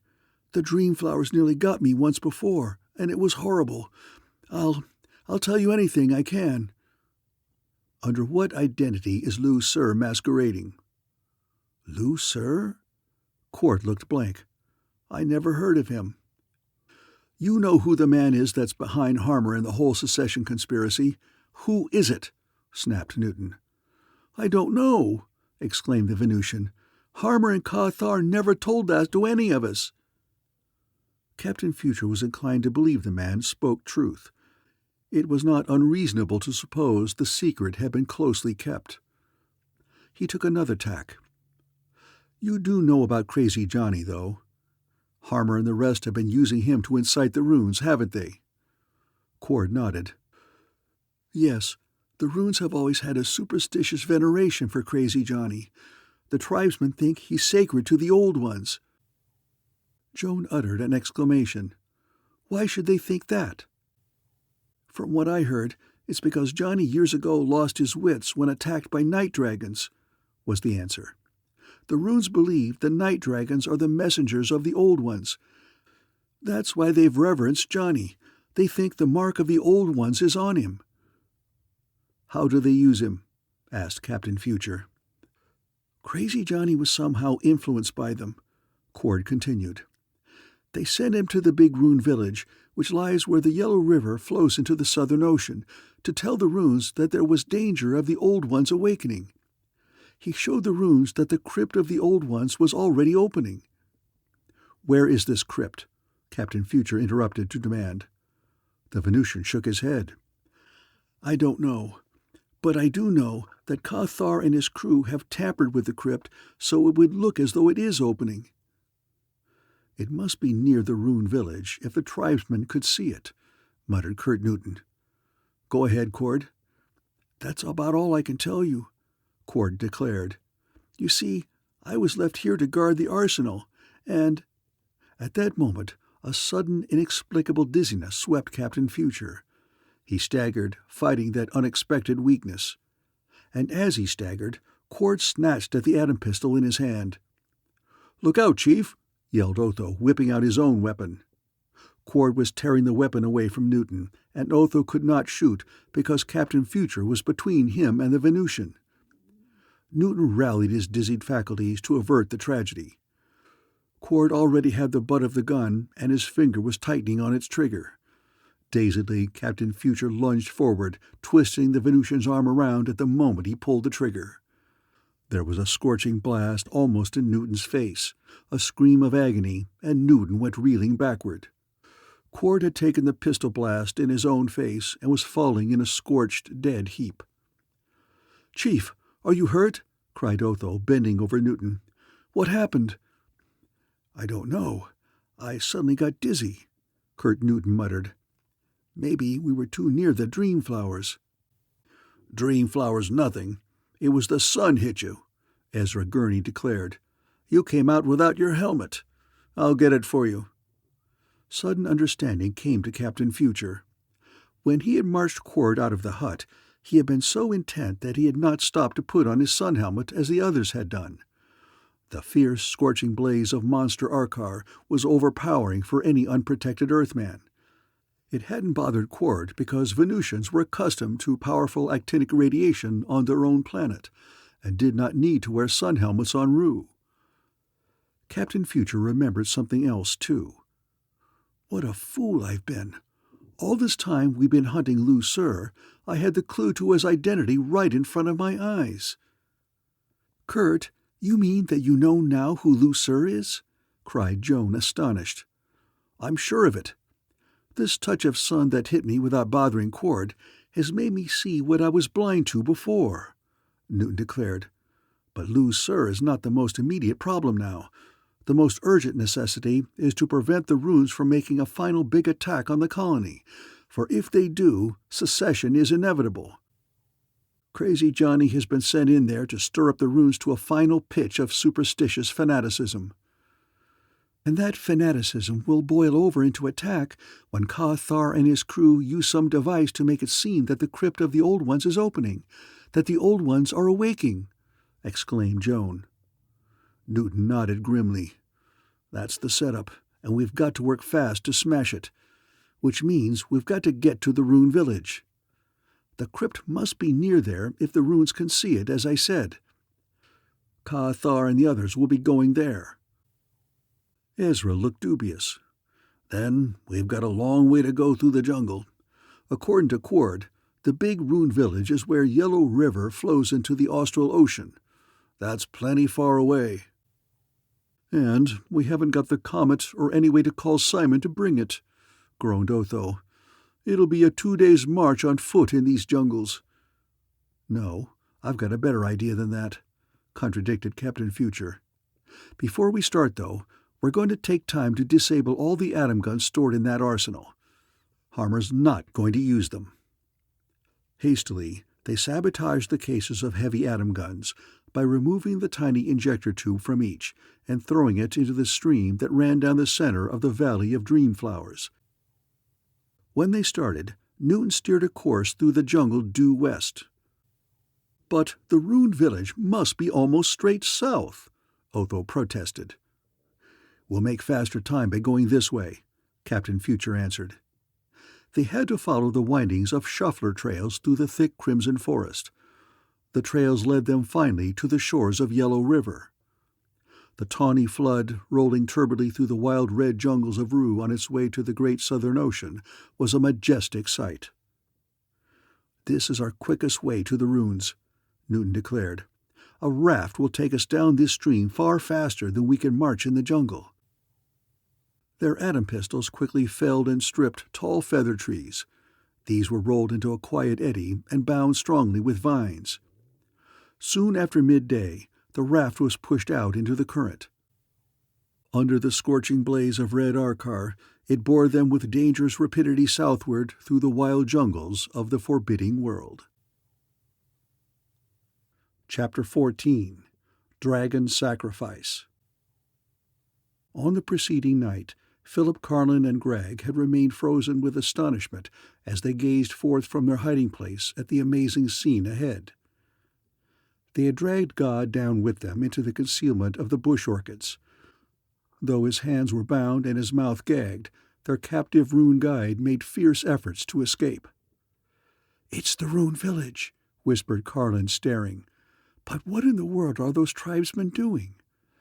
"It's a ritual of some kind," muttered Gregg. "Hear that drum?" Carlin's eyes swept the unearthly scene. They were crouching at the very edge of the jungle. Before them, in the thin starlight, lay a crescent-shaped area of open ground. The curved side of this bow-shaped plain was bounded by the dark jungle in which they crouched. Its straight side was the brink of a long cliff, beyond which glimmered the vast heaving expanse of the mysterious Austral Ocean. Just to their right there yawned a deep canyon in which the wide Yellow River flowed out into the sea. To their left, along the curve of the crescent, lay the big Rune village. The low thatched huts of the red tribesmen had been built back under the trees for concealment and shelter. Out in the open front of the village were now gathered thousands of the Runes. "But what are they doing?" whispered Philip Carlin. "They look as though they were waiting." The Runes were all facing southward, toward the cliff edge and the glimmering ocean over which the black moon was rising. A massive drum that hung in a framework in front of the jungle village was being sounded at regular intervals by two Runes who beat upon it with heavy clubs. Boom! Boom! The drum beats rolled out like low thunder, echoing out over the cliff and the restless star-lighted ocean. Philip Carlin's bewildered gaze fastened upon an even more puzzling feature. Near the mouth of the river, the cliff jutted out in a bold, narrow promontory, whose surface was 100 feet above the sea. Upon this promontory he made out the shapes of several animals. A small shuffler and 2 jungle deer and other beasts he could not identify. These animals were living, but were tightly tied to stakes set in the rock. Boom! Boom! Black moon was rising higher above the sea, its shadowed, mottled face seeming to stare down at the weird scene. "I don't know just what this is all about, but I do know it's creepy," muttered Gregg. "Eek is scared to death." "Gregg, listen." Between the thundering notes of the drum, Carlin's ears had caught a faraway rustling in the sky. It was the thresh of great flapping wings. He looked upward. "Night dragons!" The Runes were hastily drawing back beneath the shelter of the trees at their village, from which they continued to watch intently. 2 great flapping black shapes came gliding swiftly down from the southern sky, silhouetted against black moon. And there were others of the dreaded creatures up there, wheeling and descending. The sky seemed alive with threshing wings. The drum boomed frantically. And then Carlin saw a horde of the winged terrors swoop down upon the animals tethered on the top of the little promontory. Fangs and claws of the night dragons flashed as they ripped and tore their helpless prey. Grunts, squeals, and screams came hideously through the starlight. "Greg, I believe we're seeing a propitiatory sacrifice to the Old Ones," exclaimed Carlin shakenly. "What makes you think that?" "I've heard that the runes consider the night dragons to be the messengers of the Old Ones," said the botanist. "It's clear that they make regular offerings to them, using that big drum to call the flying reptiles." The drum had stopped. The night dragons were rising lazily into the starlight and flapping away. Only fragments of flesh and bones remained on the promontory. Carlin's mind was racing. Captain Future had sent him and Greg to learn the location of the crypt of the Old Ones. Here was a clue. "Is it possible that the crypt we're looking for is in that promontory above the ocean?" he whispered. "If it is—" A harsh, shrill voice suddenly spoke loudly behind them in the darkness. "What are you doing here?" They swung around, thunderstruck. A man had come up the trail through the jungle behind them and was standing over them. It was a gaunt, unshaven Earthman in battered sun helmet, his eyes glaring strangely at them in the shadows. "Crazy Johnny!" exclaimed Carlin, stupefied by the madman's appearance. "Carlin, the rune's getting away!" cried Greg. Ga, their captive, instantly had seized his opportunity. As his two captors momentarily forgot him in their surprise at the madman's appearance, Ga scrambled up and ran out through the starlight.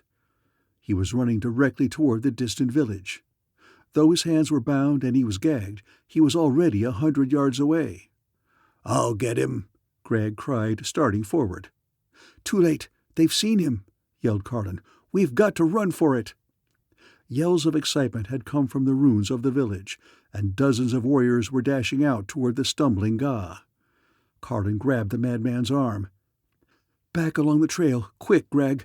Come on, Johnny!" Crazy Johnny tore away from his grasp. "Let me go! I bring a warning to the runes!" Perceiving that the mad Earthman would struggle rather than accompany them, Carlin abandoned the attempt and plunged back along the trail with Greg. The jungle was weird in the darkness. They heard one loud explosion of yells behind them, and then an uncanny silence. "They're coming after us, never fear," rumbled Greg furiously as he ran with Eek clinging scaredly to his shoulder. "I wish to space I had my hands on that cursed Ga for 1 minute." "Greg, we can't outdistance these tribesmen in the jungle," panted Philip Carlin. "We've got to hide or— Listen." Swift, stealthy rustlings were all about them in the jungle. The runes could move like shadows in the dense forest. They were closing around the two. Carlin clutched his atom pistol tightly as he ran, ready to fire at the first dart that whistled toward them. But no darts were shot. Catastrophe came in a different form. Pounding along the dim trail, Greg suddenly tripped and fell with a resounding crash that sent Eek flying catapulted into the brush. At almost the same moment, Carlin's ankles hit the tough vine that had been stretched across the trail, and he fell across the robot. Before either of them could rise, yelling tribesmen piled upon them. Nets of tough vine ropes, strong as steel cables, wrapped around them clingingly. As they floundered in the threshes, thicker and even stronger vine ropes were quickly passed around them in many thicknesses. Greg's furious bellow reverberated as the robot strove to free himself. Even his giant strength could not snap the many tough bonds. Carlin heard Ga's excited voice addressing his fellow tribesmen. "You would have to drag the metal one back to the village. The other one can be carried." Doubt and fear were in the voice of one rune, who answered, "But this metal one is no starman like the others. Maybe he is a demon?" For a moment, Carlin had a wild hope that Greg's superhuman appearance would swing superstition to their aid. But Ga shattered that hope. "The metal one is of the Starmen," Ga asserted firmly. "He is not a man, but he and the other forced me to guide them here for an evil purpose. They are searching for the crypt of the Old Ones."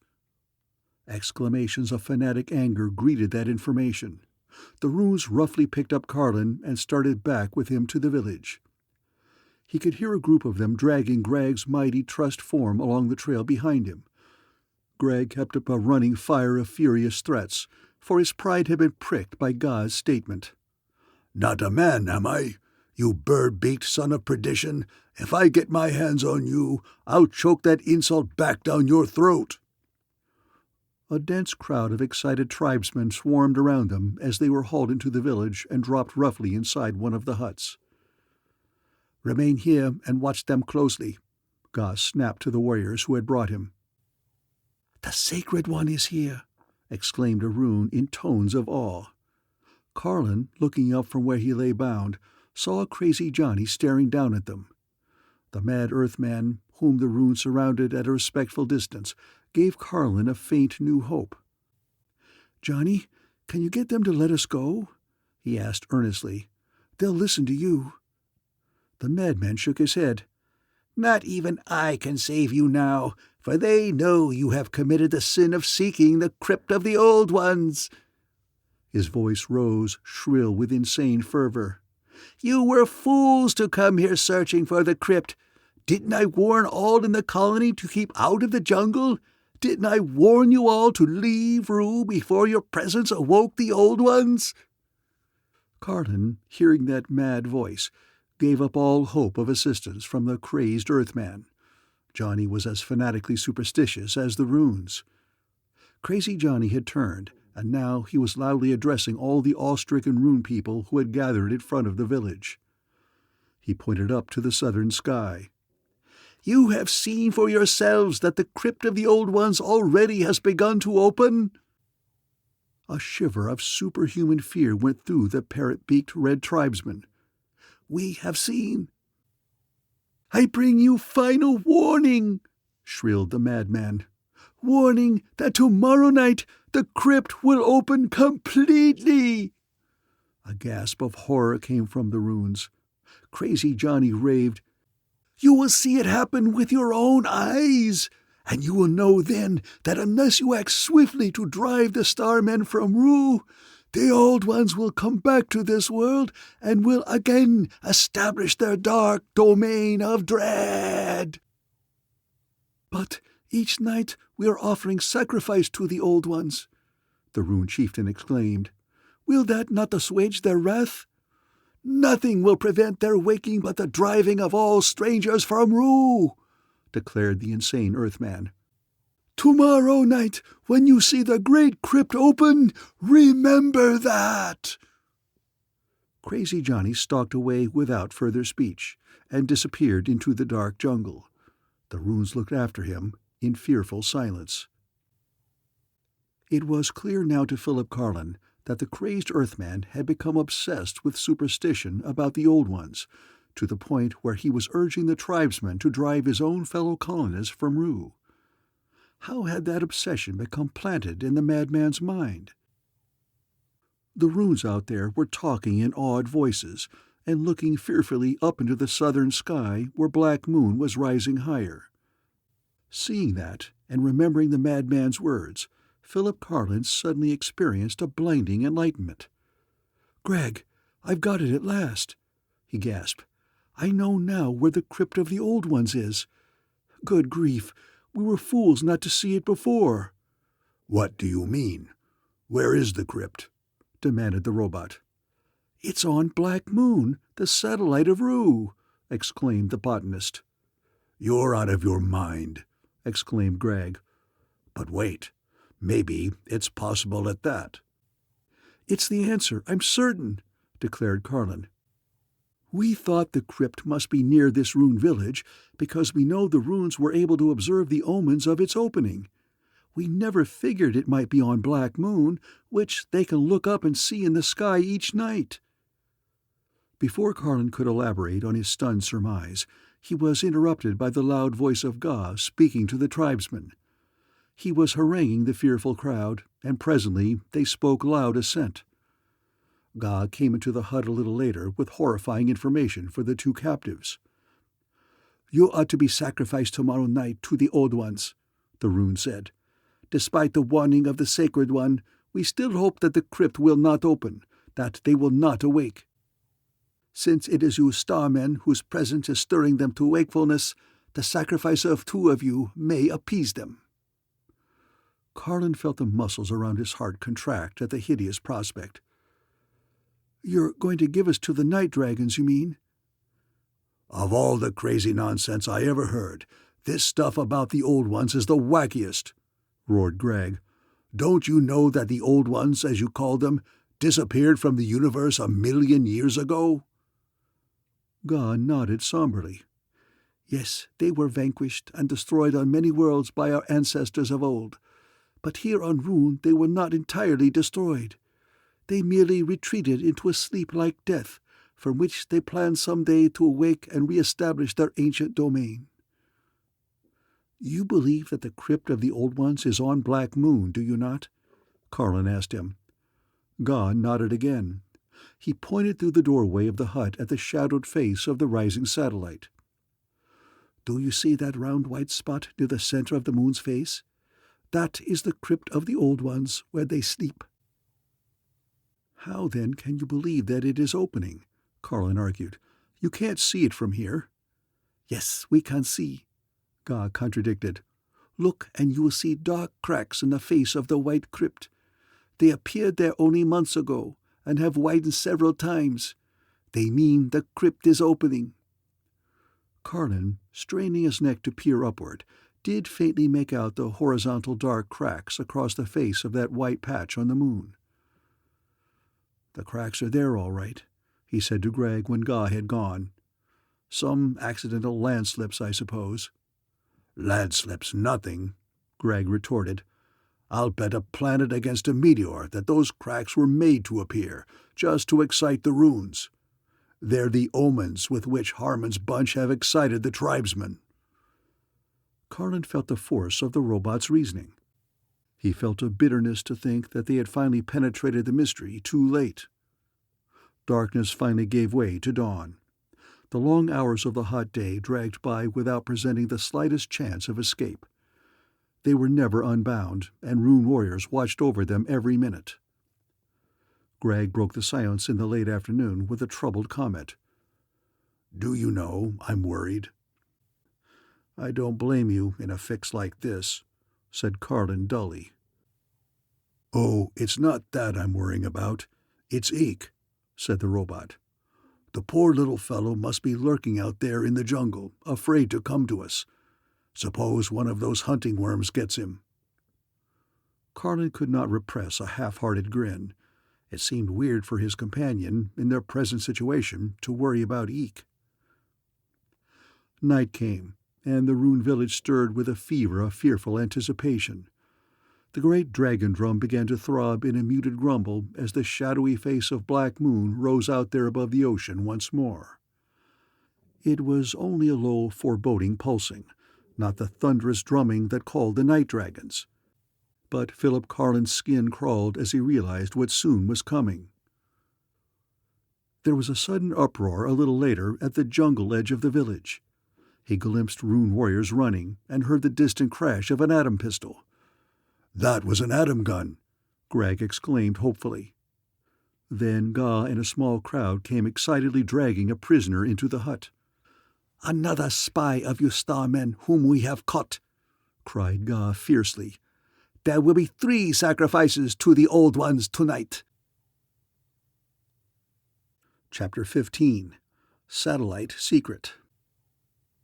Bouncing and dipping on the rushing flood, the rude craft that bore Captain Future and his 3 comrades was racing down the broad current of the jungle-bordered river of mystery. "Is that critter still following us?"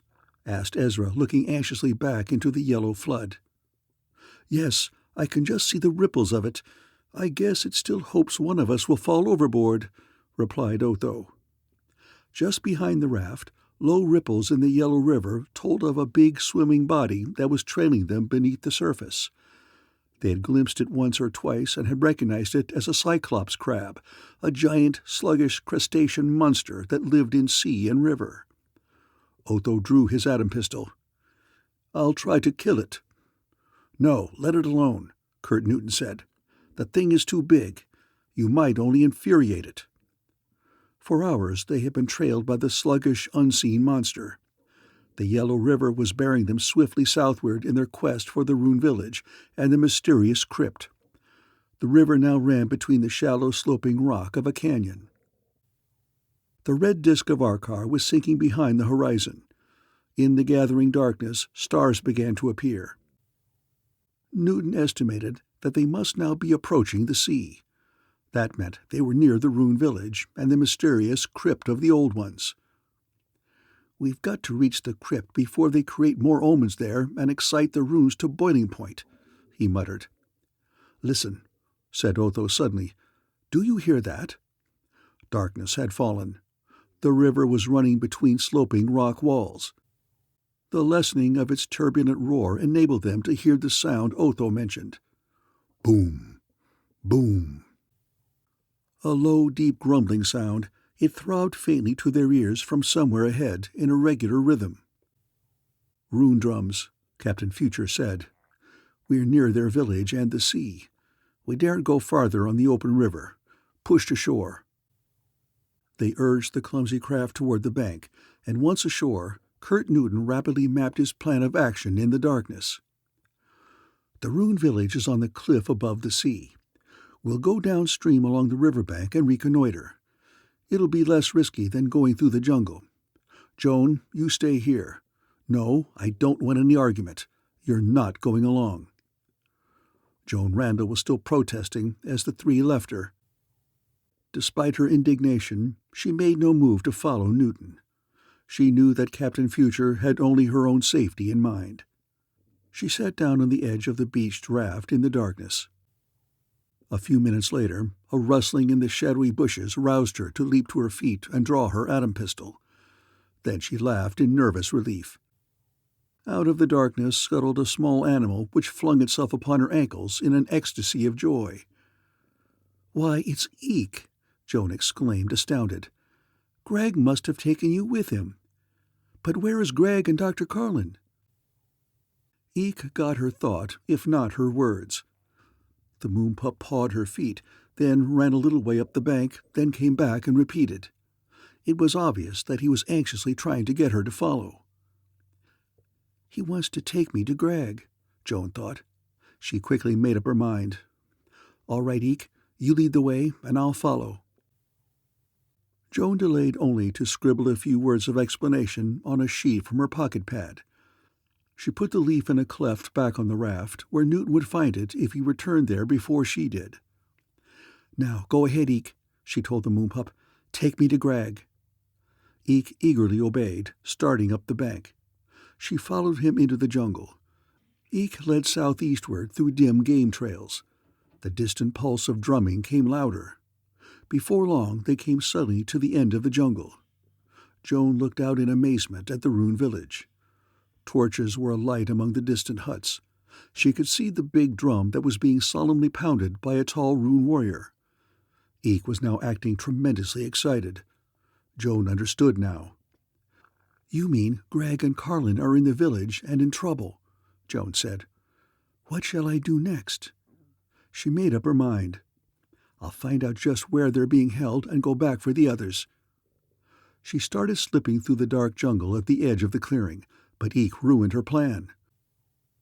The moonpup figured that now that he had brought Joan here, everything was clear sailing. He ran out of the jungle toward the huts.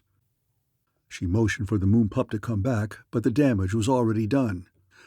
A Rune warrior had sighted the little animal, and as he ran back toward Joan, the warrior saw her also. The Rune uttered a yell of alarm. Instantly, a score of warriors were pouring through the jungle. Realizing her rashness too late, Joan turned to flee. Before she had gone 10 yards, dark forms rose around her. She drew her atom pistol, but brawny arms seized her from behind. Then, as she was dragged out into the clearing, she recognized Gaa's fierce face. "I know this girl. She is another of the Starmen who captured me. Another of them who has come to spy on us," cried Gaa. "Bind her!" They lashed Joan's arms and legs with tough vine ropes, dragged her to one of the huts, and flung her down upon its dirt floor. Nearby she glimpsed Greg's mighty form and the prostrate figure of Philip Carlin, both tightly bound. "There will be 3 sacrifices for the Old Ones tonight," exclaimed Gaa. "Joan, how did you get here?" cried Greg. That precious moon pup of yours showed me the way here, got me discovered, and then escaped," she answered indignantly. In a few further words, she told them of the quest for the crypt which had brought her with Newton and Ezra and Otho. "But the crypt isn't near here at all. It's on Black Moon," groaned Carlin. She stared incredulous. "Then the Chief and Otho and Ezra will be here soon to spy out this place?" Greg was saying hopefully. "They'll get us out of this jam, if we're not sacrificed before they get here." Joan heard an ominous gathering uproar of fierce voices outside their huts, and her heart sank. "Greg, it looks as if the sacrifice is now." A crowd of the tribesmen had now entered the hut to drag the 3 captives forth. Some of the runes looked doubtfully at Greg's metal figure.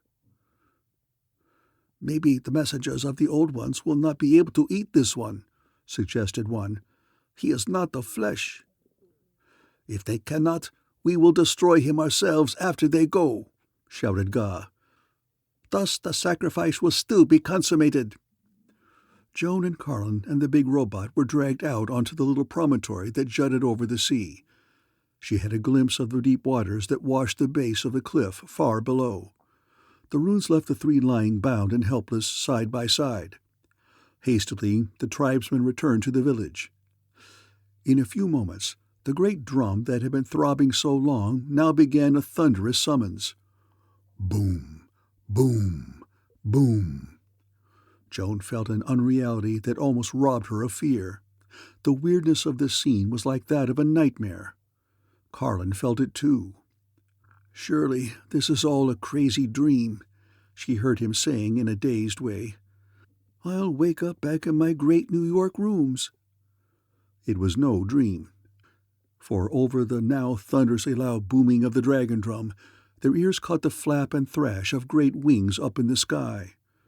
Joan's veins seemed to flow ice water as she glimpsed a dark, hideous shape gliding down across the shadowed face of Black Moon. "They're coming," she breathed. Greg was making Herculean efforts. Joan thought he was making a vain attempt to break his bonds, but the robot had another idea. "Brace yourself, you two," Greg muttered as he strained. "I'm going to try to roll on top of you, protect you from the dragons." Almost with the words, Greg's attempt succeeded. His giant metal figure rolled almost crushingly on top of Carlin and Joan. Next moment, the night around them seemed alive with threshing wings and screeching, demoniac cries. The night dragons were swooping to claim their victims. Joan and Carlin, almost crushed by the bound robot's weight, heard the clash of teeth and talons on Greg's metal body. But that giant metal form protected the girl and the botanist from the ravening horde. "Hope they keep it up," rumbled Greg. "They can claw on me all night without doing anything more than break their talons." The night dragon's onslaught had become furious as the winged horrors found that their fangs and claws made no impression on the metal body of Greg. They clawed and tore with screeching rage at the robot. Greg suddenly uttered an exultant cry. "That did it! I was hoping for it!" He got to his feet, his bonds dropping from him. Joan understood. The claws and fangs of the night dragons had finally severed the robot's bonds. Greg leapt erect, bestriding Joan and Carlin protectingly, and striking with his huge metal hands at the flapping horde around them. He gripped 2 of the dragon's necks and twisted them, flung them away, and smashed another of the swooping horrors with his fist. Until she died, Joan would not forget that nightmare scene of epic combat. The giant robot towering over her against the shadowy sphere of Black Moon, bellowing as he fought the swooping dragons, the screeching of the attacking monsters, the thunder of the dragon drum. The winged horde retreated momentarily from the robot's flailing arms. Greg seized the chance to reach down and snap Joan's and Carlin's bonds. "We've got to get out of this cursed spot," he roared. "The dragons will get you two sooner or later." He pointed down at the deep water surging far below. "That's our only escape. Jump!" Joan hesitated not a moment. With Carlin and the robot, she leapt clear of the promontory and hurtled toward the waters far below. When Captain Future and his 2 comrades took leave of Joan, They pressed rapidly southward along the river. They followed the strand of beach at the foot of the sloping canyon wall. Ezra Gurney suddenly pointed at a smooth ripple in the brighter waters of the river a little way out from shore. "That blasted Cyclops crab is still following us. The brute must have a one-track mind. I don't like it. It's a bad omen." The canyon wall in whose shadow they tramped became steadily higher and steeper as they followed the long, circuitous route of the river. They had traveled far less than an hour when Kurt Newton suddenly stopped. "Listen to that," he exclaimed. The drum throb they had been dimly hearing for some time had abruptly become much louder. It was now a deep, rolling thunder. "We're getting near the village," Newton declared. "We'll circle and approach it from the seaward side." They tramped on with quickened strides, and the smooth ripple of the unseen crustacean monster still kept pace with them out in the river. A half-hour later they followed the beach around a wide turn in the river. Now they glimpsed ahead of them the vast bosom of the Southern Ocean, heaving under the dim light of black moon. "Look up there," cried Ezra, pointing wildly. "On that cliff. It's Greg." Kurt Newton glanced upward and saw a sight he would never forget. On a promontory jutting out 100 feet above the mouth of the river, Greg's giant metal form stood outlined against the face of a shadowy black moon. And Greg was fighting, battling a horde of flapping night dragons that screeched down on him in ferocious attack. "Come on," Captain Future cried. "We've got to get up and help him. Look, there's Carlin." The booming of the drum was thunderous above, and they knew the runes were somewhere close up there. But nothing counted in this moment but the fierce loyalty of the future men to each other in time of danger. "Holy sun-imps! There's Joan up there with them," cried Otho. "She somehow found Greg and Carlin." "Captain Future, they're going to jump!" exclaimed Ezra. Up on the promontory, Joan and Philip Carlin had risen beside Greg as he momentarily drove away the winged horde. Kurt Newton felt a frantic anxiety as he saw all three of them leap and hurtle downward, to disappear in the deep waters beneath the promontory.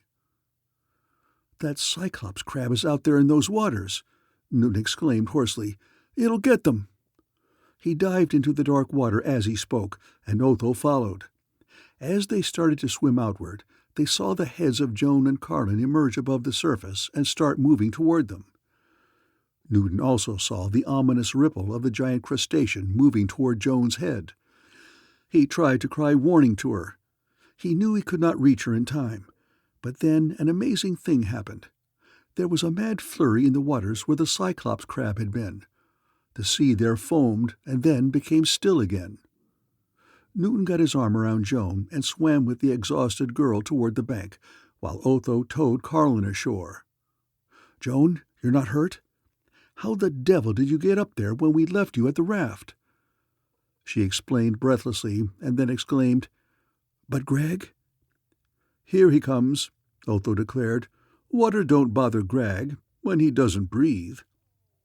It was true. Greg was striding up from the waters to join them. The robot seemed for once to be exhausted. "You were the one who drove off the Cyclops crab?" Newton asked. "Drove him off?" grunted the giant robot. "I blame near tore him in half. I was starting to walk ashore when I looked up and saw the beast swimming toward Joan, so I reached up and grabbed him." "Quiet," Captain Future warned. "The runes up there mustn't hear us." Fortune favored them in that the night dragons, still screeching in balked fury around the promontory, prevented the runes above from approaching the cliff to look downward. Kurt Newton rapidly led the way back up the beach along the river. Not until they were well away from the ruined village did he stop. "Now tell me what happened to you," he said to Greg and Carlin. "Most important, did you find the crypt of the Old Ones?" Greg nodded. "We found out where it is." "Good," said Newton. "We've got to get there fast." "Chief, we can't get to the crypt quickly," Greg replied. "It's on Black Moon." Captain Future was stunned. "That's impossible." "It's the truth," Philip Carlin said. "That round white area on the face of the moon is the crypt, and the cracks in it are the omens which have so excited the runes." Newton was aghast. "Then that's where Cathar and the rest are going tonight in the Firebird, to Black Moon. And we can't follow to stop him without the comet, and it will take at least a night and a day for us to tramp back to the colony in our ship." The chill of defeat, almost of despair, contracted his heart. There seemed no way now to prevent the fruition of the cold-blooded plot. "It's my fault," he said bitterly. "I was dead sure that the crypt of the Old Ones was near this place. It's too late to get back to the comet in time, but we've got to try. Come on." They went upstream along the riverbank for some distance further, and then climbed the sloping rock wall to the jungle. It took minutes of struggling through the jungle before they found a shuffler trail that led northward toward the colony. They started with urgent haste on the long, desperate trek. Before they had gone far, Greg uttered a joyful exclamation as Eek came scuttling out of the brush in an ecstasy of rejoicing. "Depend on Eek to find me sooner or later," he boasted. "Hurry!" exclaimed Captain Future. His voice was raw with desperation, and the pace he set was almost frenzied. Yet in his heart, Kurt Newton had the freezing knowledge that all their haste was really futile. For as he looked up through the trees at Black Moon, slowly rising toward the zenith, he knew that Lu Sur's men must already be there or on their way there to set off the final omen. And that would rouse every rune of the planet's wild tribes to superstitious, fanatic attack on the colony, an attack that would inevitably bring secession and disaster. And the future men were 200,000 miles from Black Moon and a dozen hours' march from the ship that could take them there. Chapter 16. To the Dark Moon. In accordance with instructions, the Brain had remained at the Carlin plantation 2 mornings before, when Carlin and Greg had gone into the jungles in their search, and Joan and Ezra had departed to confer with the governor. Simon Wright had acceded to Newton's request that he stay here and construct one of the wands of power which might so impress the tribesmen as to check their superstitious fears if the other plan failed. He explained his intentions to Zamock and Lin Sao, who remained with him. "We learned the details of those so-called wands of power which the ancient Denebians used against the Kangas when we visited Deneb years ago. The diagrams of the instrument are in the file in our ship. By constructing an exact duplicate of one of those ancient instruments, we can convince the runes that we can protect them even if the old ones awake. That will allay their superstitious fears." "But you won't need it if the others find the crypt and stop the omens," pointed out Zamock. "No, we won't need it then, but we future men are not in the habit of leaving anything to chance," replied the Brain. Simon Wright glided out ahead of them through the hot sun glare to the comet, parked in the concealment of the feather trees. The main cabin of the streamlined little ship was in effect a compact flying laboratory, whose facilities had more than once been invaluable to the future men.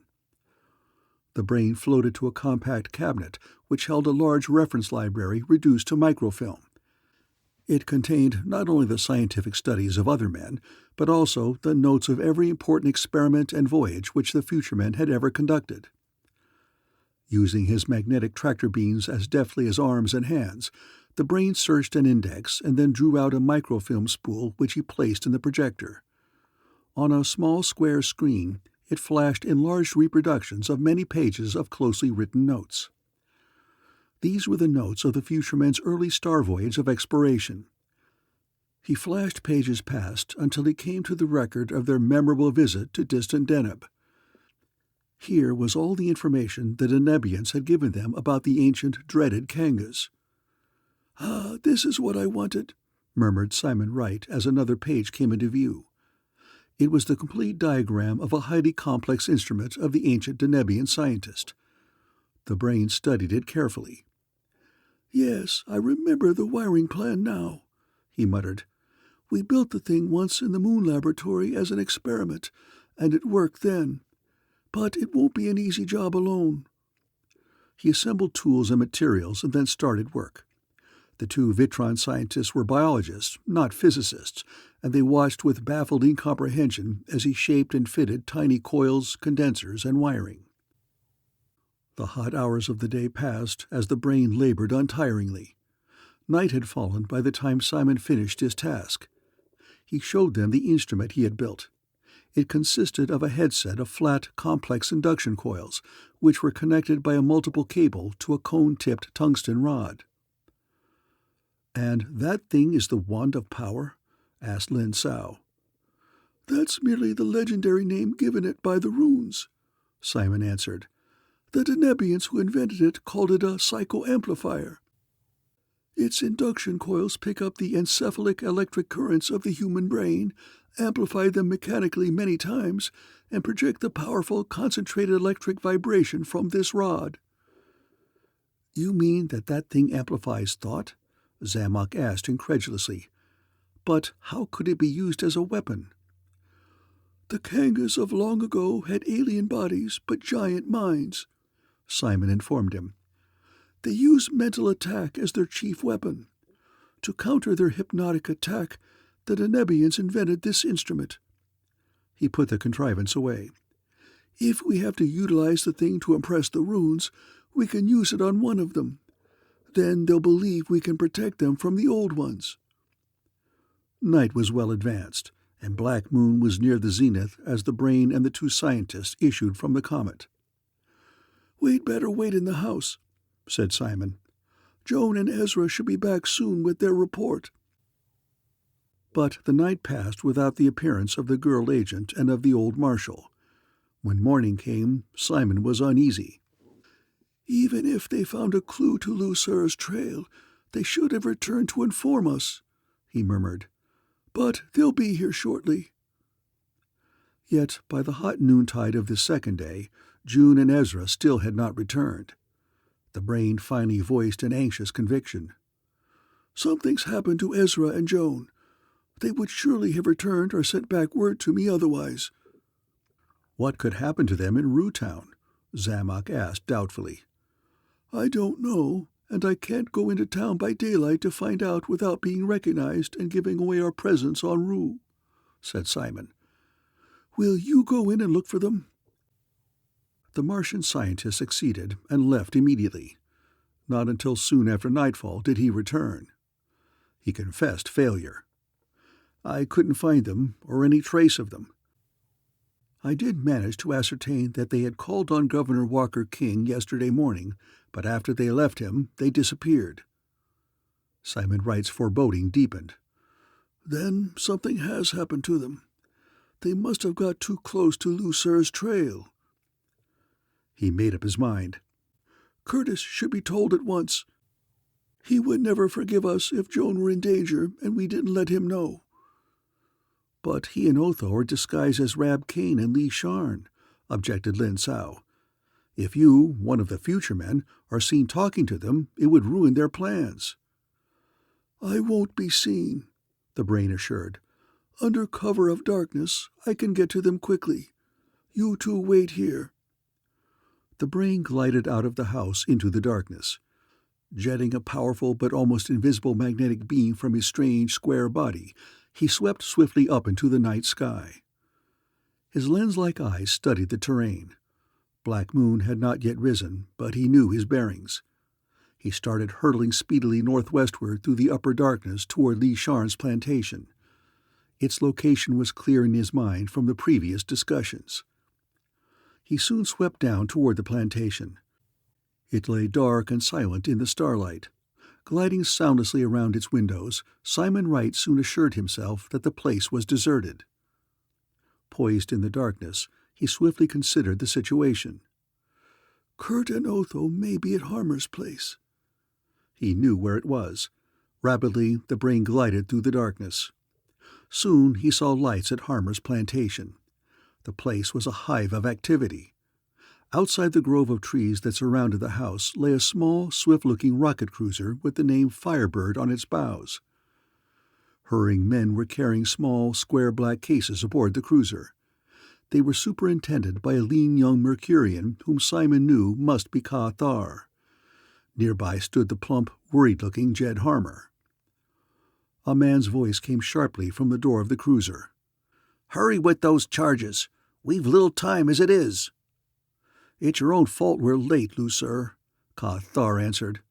"We were waiting for you as you ordered." The brain, hovering unseen above them in the darkness, felt a thrill of excitement when he heard that name. Lucre? He glided a little lower, peering down at the man who stood in the door of the lighted Firebird, the man who was Lucre. It was an Earthman to all appearance. Simon had never seen him before, but he thought he recognized him from his comrades' descriptions. "But that's impossible," thought Simon Wright, staggered. "He can't be Lucre." "I couldn't get away sooner without arousing suspicion," Lucre was replying angrily to the young Mercurian. "You should have had everything ready. You disobeyed my orders. You should have killed the Randall girl and old Gurney at once."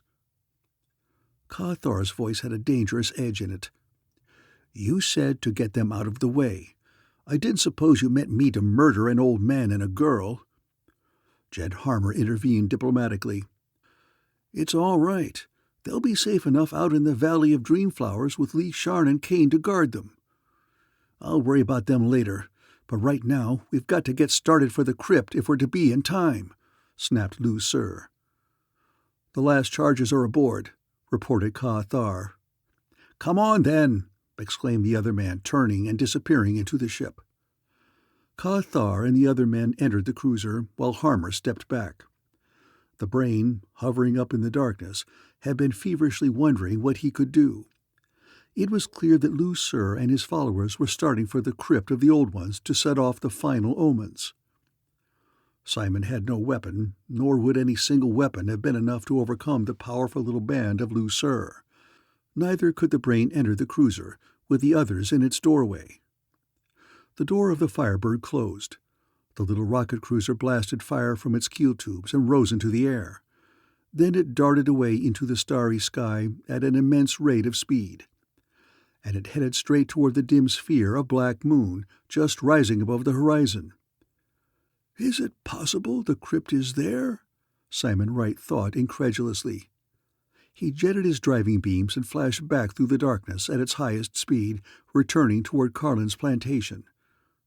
The brain had decided on the only hopeful course of action. He explained it swiftly to Zamock and Lin Sao when he reached the plantation. "The conspiracy is rushing toward its crisis, and we'll have to strike fast now. I'm going to take the Comet and go for Kurt and Otho. Do you know where the Valley of Dreamflowers is?" Lin Sao shook his head blankly. "I've heard of such a valley filled with poisonous, dangerous flowers," Zamock said. "It's said to be in the jungle between here and the Austral Ocean, but no one knows just where." "Then we'll have to search for it," Simon declared indomitably. "We must warn Kurt and Otho at once." A few minutes later, the comet rose out of its concealment and roared away above the jungles at an altitude of 1,000 yards. The brain was piloting the superpowered little craft. Simon's square body rested on the pilot chair, his tractor beams gripping the space stick, his lens eyes peering ahead and downward. "We'll sweep out in widening circles over the jungle," he rasped. "If we don't find the valley in a half hour, we will have to forget the others and to follow Lucre to the crypt." He and the two scientists peered downward tensely as the comet swept over the dark jungle in widening circles. Hordes of tree bats, startled by the whir of rocket tubes, swept up around them. Night dragons flapped away from the thundering little ship in frantic flight. But by the dim starlight, they could see no such valley as they sought. Simon Wright's hopes were waning fast. The search was an almost impossible one. He dared waste no more time on it. "Look down there behind us," exclaimed Lin Sao. "A fire is springing up." Simon swept the ship sharply around. A pinpoint of red flame had appeared in the jungle over which they had flown a few moments before. It was spreading out into an irregular patch of fire. "It's a thicket of reeds and brush burning," said Zamock. "Maybe a spark from our rocket tubes." "No, that's a signal," exclaimed the brain. "See those gun flashes?" The tiny brilliant streaks of atom gun blasts had spurted in the dark jungle close by the spreading flames. The flashes made a code. He sent the comet roaring downward without hesitation, for he knew that code. The ship landed between two giant trees. When they opened the door, they had the welcome sight of Captain Future and the other two Future men, and Joan and Ezra and Carlin running toward them. "Simon," cried Kurt Newton, "thanks space you saw our signal. We heard and recognized the rocket tubes of the comet and set fire to the reeds and brush in the hope you'd see. How did you come here?" The brain's explanations were quickly made as they piled aboard. "Lucer and Cathar and their men are on their way to the crypt, Kurt. They headed in the direction of Black Moon." Kurt nodded. "That's where the crypt is, and that's where the showdown is going to be. We've got to overtake them before they create more omens." Newton sprang for the pilot chair. Now he shouted for Otho to close the space door, and at the same moment jammed down the cyclopedal and yanked back the space stick. The comet screamed up out of the jungle and tore out through the atmosphere of Rue on wings of flame and thunder. Straight toward the rising sphere of Black Moon it shot, accelerating at a nightmare rate. As the little ship tore out into space, Joan Randall was excitedly questioning the brain. "Then you saw Lucer? Who is he? What did he look like?" Kurt Newton, hunched over the space stick, said over his shoulder, "He was an elderly-looking Earthman, wasn't he? Gray-haired, with a wrinkled face and heavy spectacles?" "Yes," said Simon. "But that's a description of Walker King, the governor," exclaimed Joan incredulously. Newton nodded grimly. "Joan, Walker King is Lucer. I guessed it hours ago, and should have known it from the first." He explained in rapid, jerky sentences as his haggard eyes searched the sphere of Black Moon, expanding across the sky ahead. "We figured, remember, that since no Venusian remotely resembling Lucer was known here, Lucer must be posing as an Earthman. I should have surmised Walker King was an imposter that first afternoon I arrived, when King came out into the sun-baked plaza and expostulated with Harmer. King wore no sun helmet. No Earthman can stand the full glare of our car on his unprotected head for more than a few minutes without collapsing. You saw it happen to me. But a Venusian can stand that glare. I should have known then King was a Venusian, Lucer in disguise. But I didn't see it until that touch of sun I got in the valley made me remember. Then I realized something else. It must have been King who informed Cathar that you and Ezra were looking for Crazy Johnny. He was the only one who knew you were. King had to be our man." "But the man's a system government official," protested Ezra. "Government officials don't betray their trust and throw in with traitors." "No regular government man ever does," Newton rapped. "But Walker King was not a regular government officer. He was, as he told you, simply a colonist here whose friends petitioned his appointment as governor when New York decided to appoint a colony man who knew local conditions." "Of course, and it would be easy for Lucer to make up as an Earthman when he first came to Rue," exclaimed Otho. "A chemical bleach to turn his hair gray, an astringent to wrinkle his skin, and thick spectacles for his eyes were all he needed." "Then King is the one who sent poor Crazy Johnny into the ruins with that mad story to arouse their superstitions?" questioned Joan. Newton nodded somberly. "Johnny's dimmed mind would be impressed and convinced by the assertions of the governor. It would be easy. We face no more dangerous antagonist than this man. When Lucer's Vitron monopoly on Venus was broken years ago, he came to Rue. And he came with just one purpose, to set up a new monopoly here and absolutely control the Vitron supply. Step by step, he's followed a path to that purpose. Harmer was merely his figurehead, Cathar and the others his hired gunmen. His has been the brain and the will behind the whole black scheme. When he had worked himself into the key position of governor, he could start to act. In that position, he could do everything that would provoke revolt, even while he pretended to be trying to repress it." Black Moon now loomed huge ahead of them, It shadowed rocky hills and plains wearing the round white central plateau on their breast like a dazzling jewel. Black yawned the ominous cracks and chasms in the plateau, the omens that had touched frenzied fear in the tribes back on Rue. And now their ship was rushing down toward the mysterious satellite. Chapter 17. Crypt of the Old Ones. Spitting jets of yellow flame, the comet screamed down through the thin atmosphere of Black Moon and scudded low across the face of the shadowy satellite. The planet Rue, like a giant ruddy moon in the heavens above them, cast a pink glow upon the whole wild scene. This weird planet glow illuminated arid, lifeless plains and low, rocky hills, and was reflected brightly by the round white plateau at the center of the moonscape. The plateau was dozens of miles in diameter, of a white rock quite different in appearance than the dark stone of the rest of the satellite. The yawning cracks across the face of the white area were clearly visible from here as deep chasms. Around the plateau lay low, black, rocky hills. "That white plateau is the legendary location of the crypt," Captain Future said. "Lu Sur's ship, the Firebird, will be somewhere nearby. Watch for it." He steered their own rocketing ship around the rim of the white plateau. Their eyes tensely searched the planet-lighted defiles and shadowy gorges of the surrounding hills. They were skirting the eastern rim of the white area when Otho's sharp eyes detected what they sought. The android uttered a cry. "There's the Firebird, in that little valley back in the eastern hills." Kurt Newton instantly glimpsed the ship of their enemies. The rocket cruiser was parked in the deep shadows, a mile from the plateau in the hills. "Stand by our guns," he shouted to Greg and Otho. "If they try to escape, we'll have to shoot them down."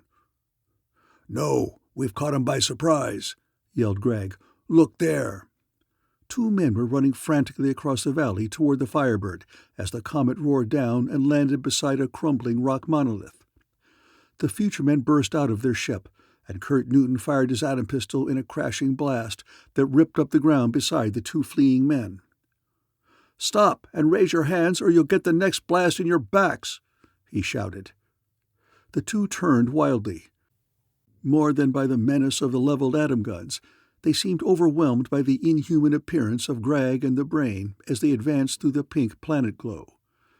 Newton recognized the men as two yellow Uranians who had belonged to Jed Harmon as hirelings. "Otho, take their guns. Then watch them while we rush the ship." But the Firebird, when they approached it, proved to be deserted. Captain Future returned to his two captives. The two Uranians seemed stunned by the fact that Lee Sharn and Rab Kane were allied with the Future men and their comrades.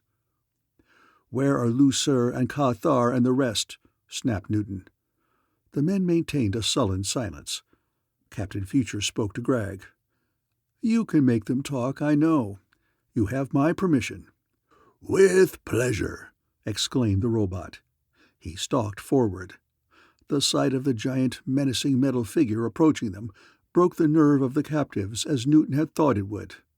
"Wait, we'll tell you," babbled one of the Uranians. He pointed westward. "Ka Thar and the others are over there by the edge of the plateau, planting explosive charges to blow the whole plateau. They left our cruiser here to avoid risk of damaging it. The trinite charges are so powerful they didn't want to take any chances." Kurt Newton swung toward his friends. "Then we've got to hurry. Otho, tie those men up. Joan, you stay here with Zamock and Lin Sao to guard them." "I won't stay," Joan retorted. "You know I can handle an atom gun better than most men, and you'll need every weapon." Kurt Newton turned to expostulate with her, but the words never left his lips, for as he turned, his eyes had fallen upon the massive, crumbling stone monolith beside which the comet had landed. The monolith was no work of nature. It was too squarely symmetrical in outline for that. And upon its face were graven long rows of half-crumbled hieroglyphics of curious shapes. "Why, that's ancient Nebian writing," exclaimed Captain Future, amazed. "What if it is?" cried Otho. "This is no time to be thinking of planetary archaeology. We're ready to start, Chief." Newton paid no attention to the protest. He strode toward the monolith, The presence of the ancient hieroglyphics on this lonely moon had suddenly brought the whisper of a terrible suspicion into his mind. His eyes tensely scanned the half-crumpled inscription. Captain Future was one of the few people in the universe who could read the ancient Denebian writing. He had learned to do so at Deneb itself. As he read, he was seized by an apprehension close to horror, and the brain, who had glided to his side and was also searching the writing with his lens eyes, seemed frozen by an equal emotion. "Good heavens!" exclaimed Kurt Newton, thunderstruck. "We never guessed. We never dreamed." "Kurt, what is it?" cried Joan. Newton's brow was damp despite the chill of the thin air, and his eyes had a dazed look. "This inscription. It proves that the belief of the runes about the old ones is true." Joan and the others stared incredulously. "Kurt, you can't mean that some of the ancient Kangas are really sleeping in that crypt." "The Kangas all became extinct 1,000,000 years ago," protested Ezra. "We always thought they did," Newton said hoarsely. "But the evidence of this inscription is incontrovertible. The ancient Denebians placed it here as a warning. Listen." Huskily, rapidly, he translated aloud the half-defaced inscription upon the monolith. His lips moved with words. "Disturb not the white plain, for beneath it, crypt in which lie the last of the Kangas. We of Deneb fought and conquered them on many worlds, but on this world a remnant of them fled from us, and buried themselves in hiding here, passing into suspended animation by their power of self-hypnosis. These were the most powerful of the dark ancient ones, and we thought it wisest not to attempt to destroy them, lest we wake them and be unable to overcome them. It was safest. Let them sleep on, and place warnings for those of future ages. Heed the warnings. Disturb not the buried dark ones. They will not wake until ages from now this moon approaches so close its planet that it breaks up and thus uncovers the crypt. When far future day comes, be on guard then against the waking of the dark ones. Until then, seek not to unearth them. Let this moon be deserted and shunned of men. Let the dark ones sleep on until the far future break-up of this moon, for by then our race will be powerful enough to be in no danger from them." Captain Future's hoarse voice seemed to have cast a spell of horror on the others. They stared at him wildly in the pink planet glow. "Then, if Lucer and the others blow the plateau and uncover the crypt, the Kangas inside it will awake?" cried Joan. "Yes, and that means awful danger for all humans en route, perhaps for all humans in the universe," Kurt Newton said thickly. "Those monstrous survivals of the dim past, those alien ones whom even the mighty Denebians of old could hardly conquer, coming forth." He broke off, his face glistening with perspiration.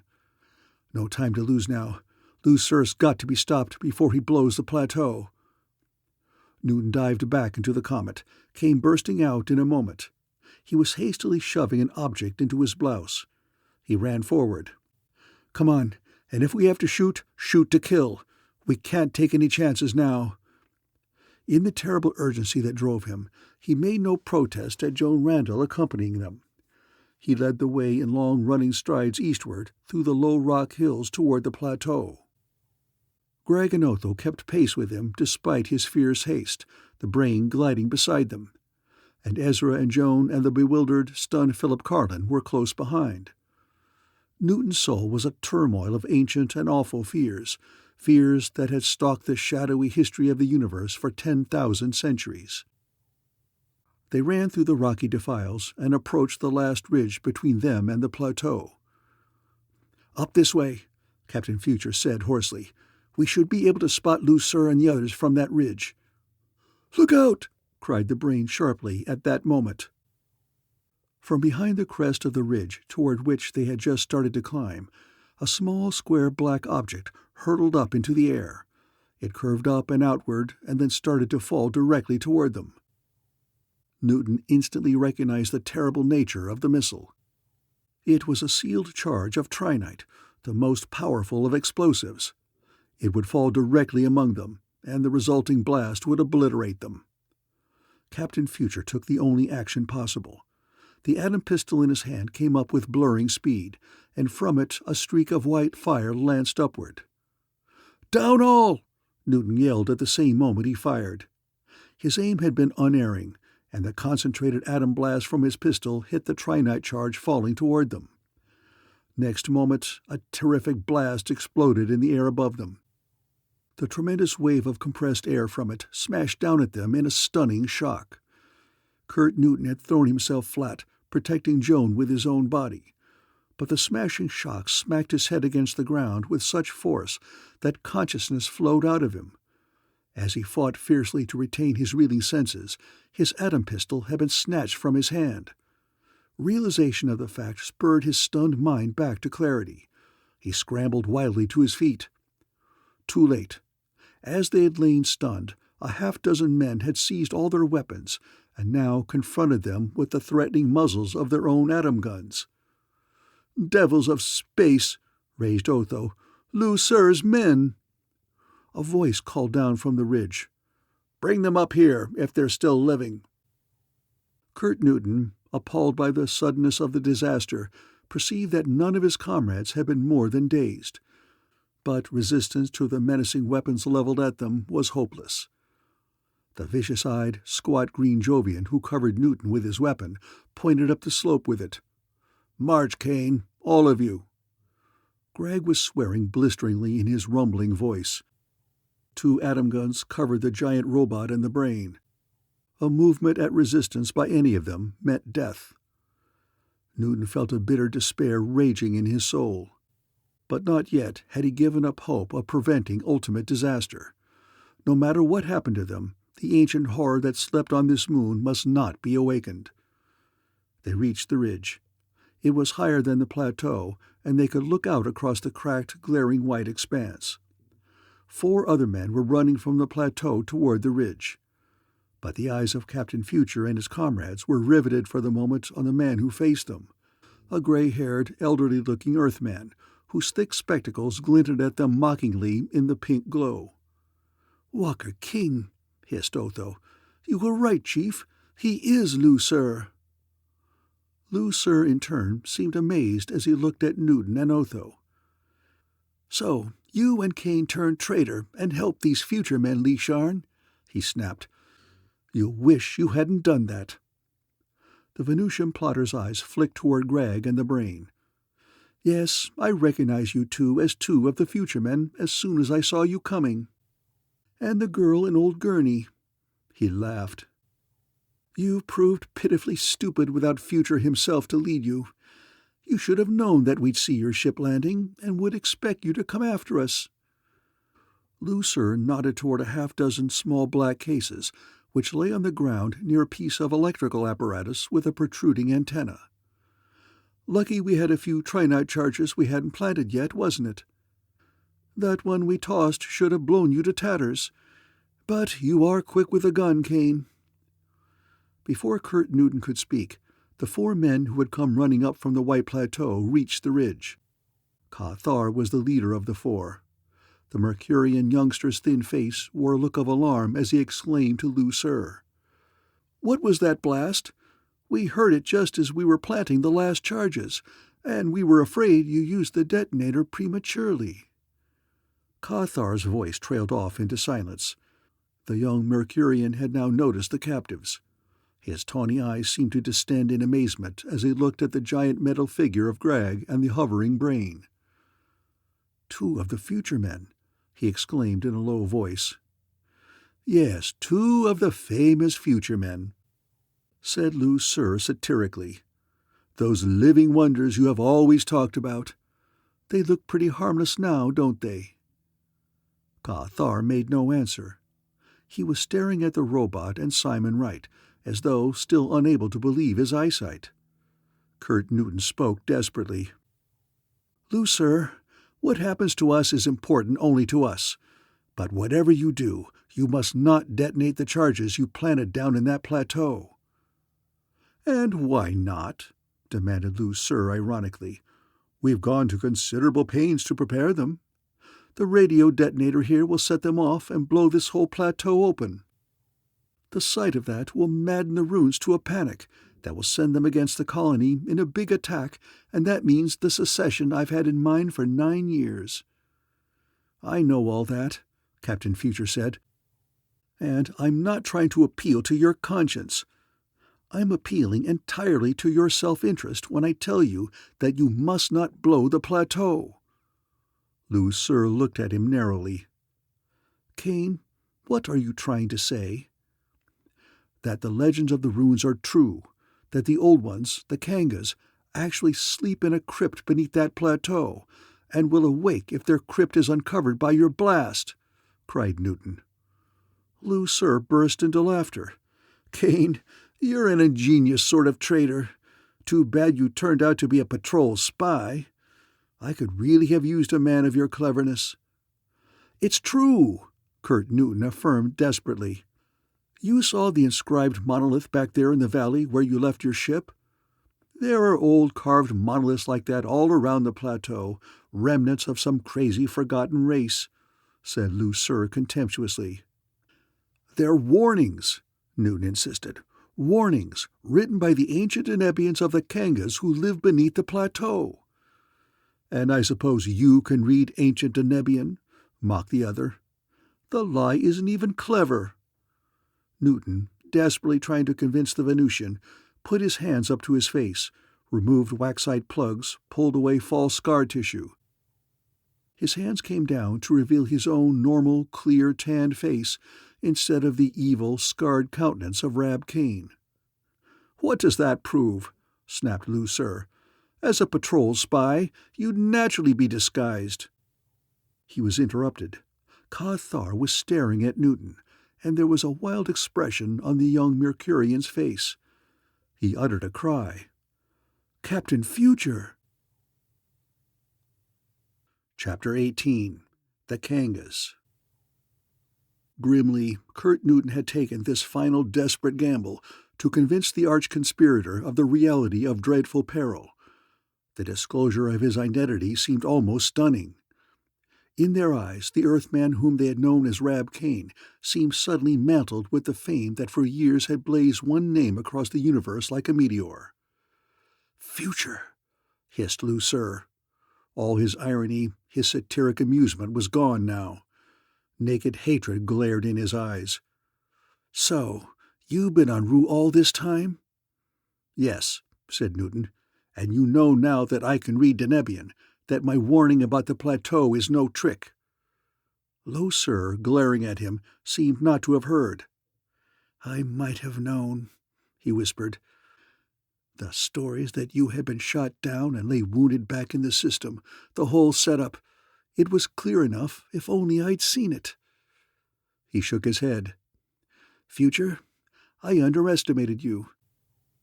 But now you are underestimating me when you try to stop me with this last crazy stratagem. Do you think I've spent all these years at Rue, playing a part I hated and working towards secession and a Vitron monopoly, to give it up now because you threaten me with childish superstitions?" His voice took on a deadly meaning. "I'm not making the mistake a lot of men have made, of letting you live a minute too long." Cathar had been staring at Kurt Newton during these moments, but now the young Mercurian turned to Lu Sur. "But the danger must be real," cried Cathar. "If Captain Future says the Kangas will awake if we blow the plateau, it must be so." "You ought to know that it's only a trick," snapped Lu Sur. "But then you always were hypnotized by this fellow's fame." "But if you blow open the crypt, the Kangas will awake," persisted Cathar. "They won't. All that is merely rune legend," declared the Venusian. "Watch these prisoners. I'll deal with them in a moment, but it's time we set off the blast now."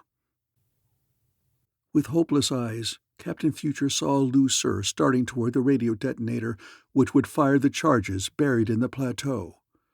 A half-dozen atom guns covered Newton and his comrades. Their own captured weapons lay on the ground out of reach. But Kurt Newton gathered himself for a final suicidal attempt to stop the Venusian. But Ka-Thar had suddenly swung around toward Lu-Sur.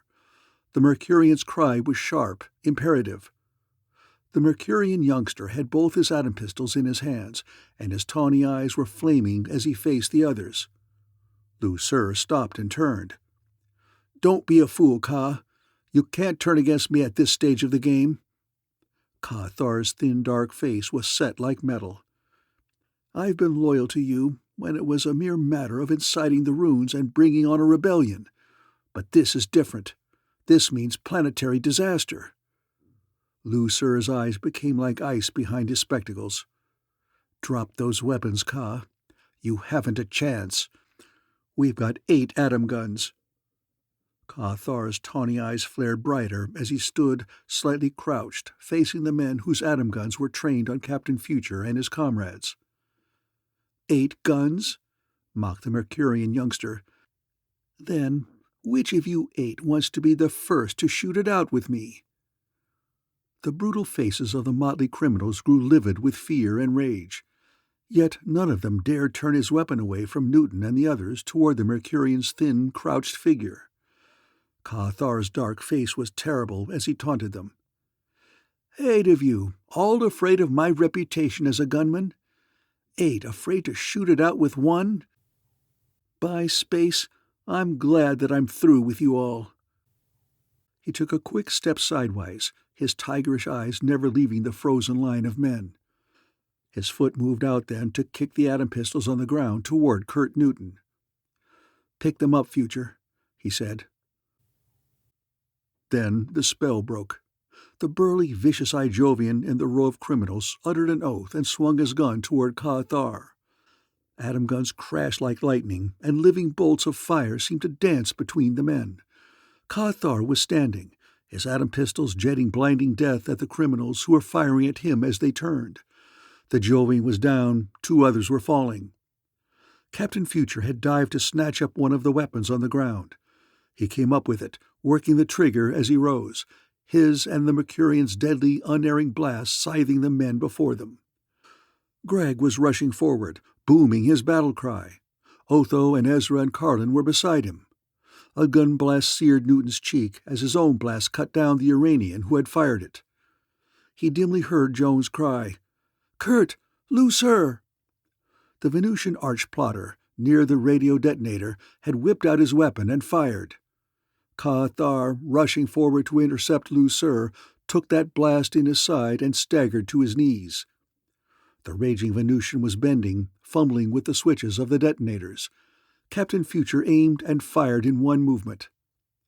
But at the very moment the crashing blast left his pistol and lanced toward Lu-Sur, the sound of it was swallowed by the reverberation of a titanic explosion. "The blast!" yelled Kurt Newton. "Get behind the ridge!" The whole surface of the White Plateau seemed to be heaving skyward under the explosion of scores of powerful trinite charges.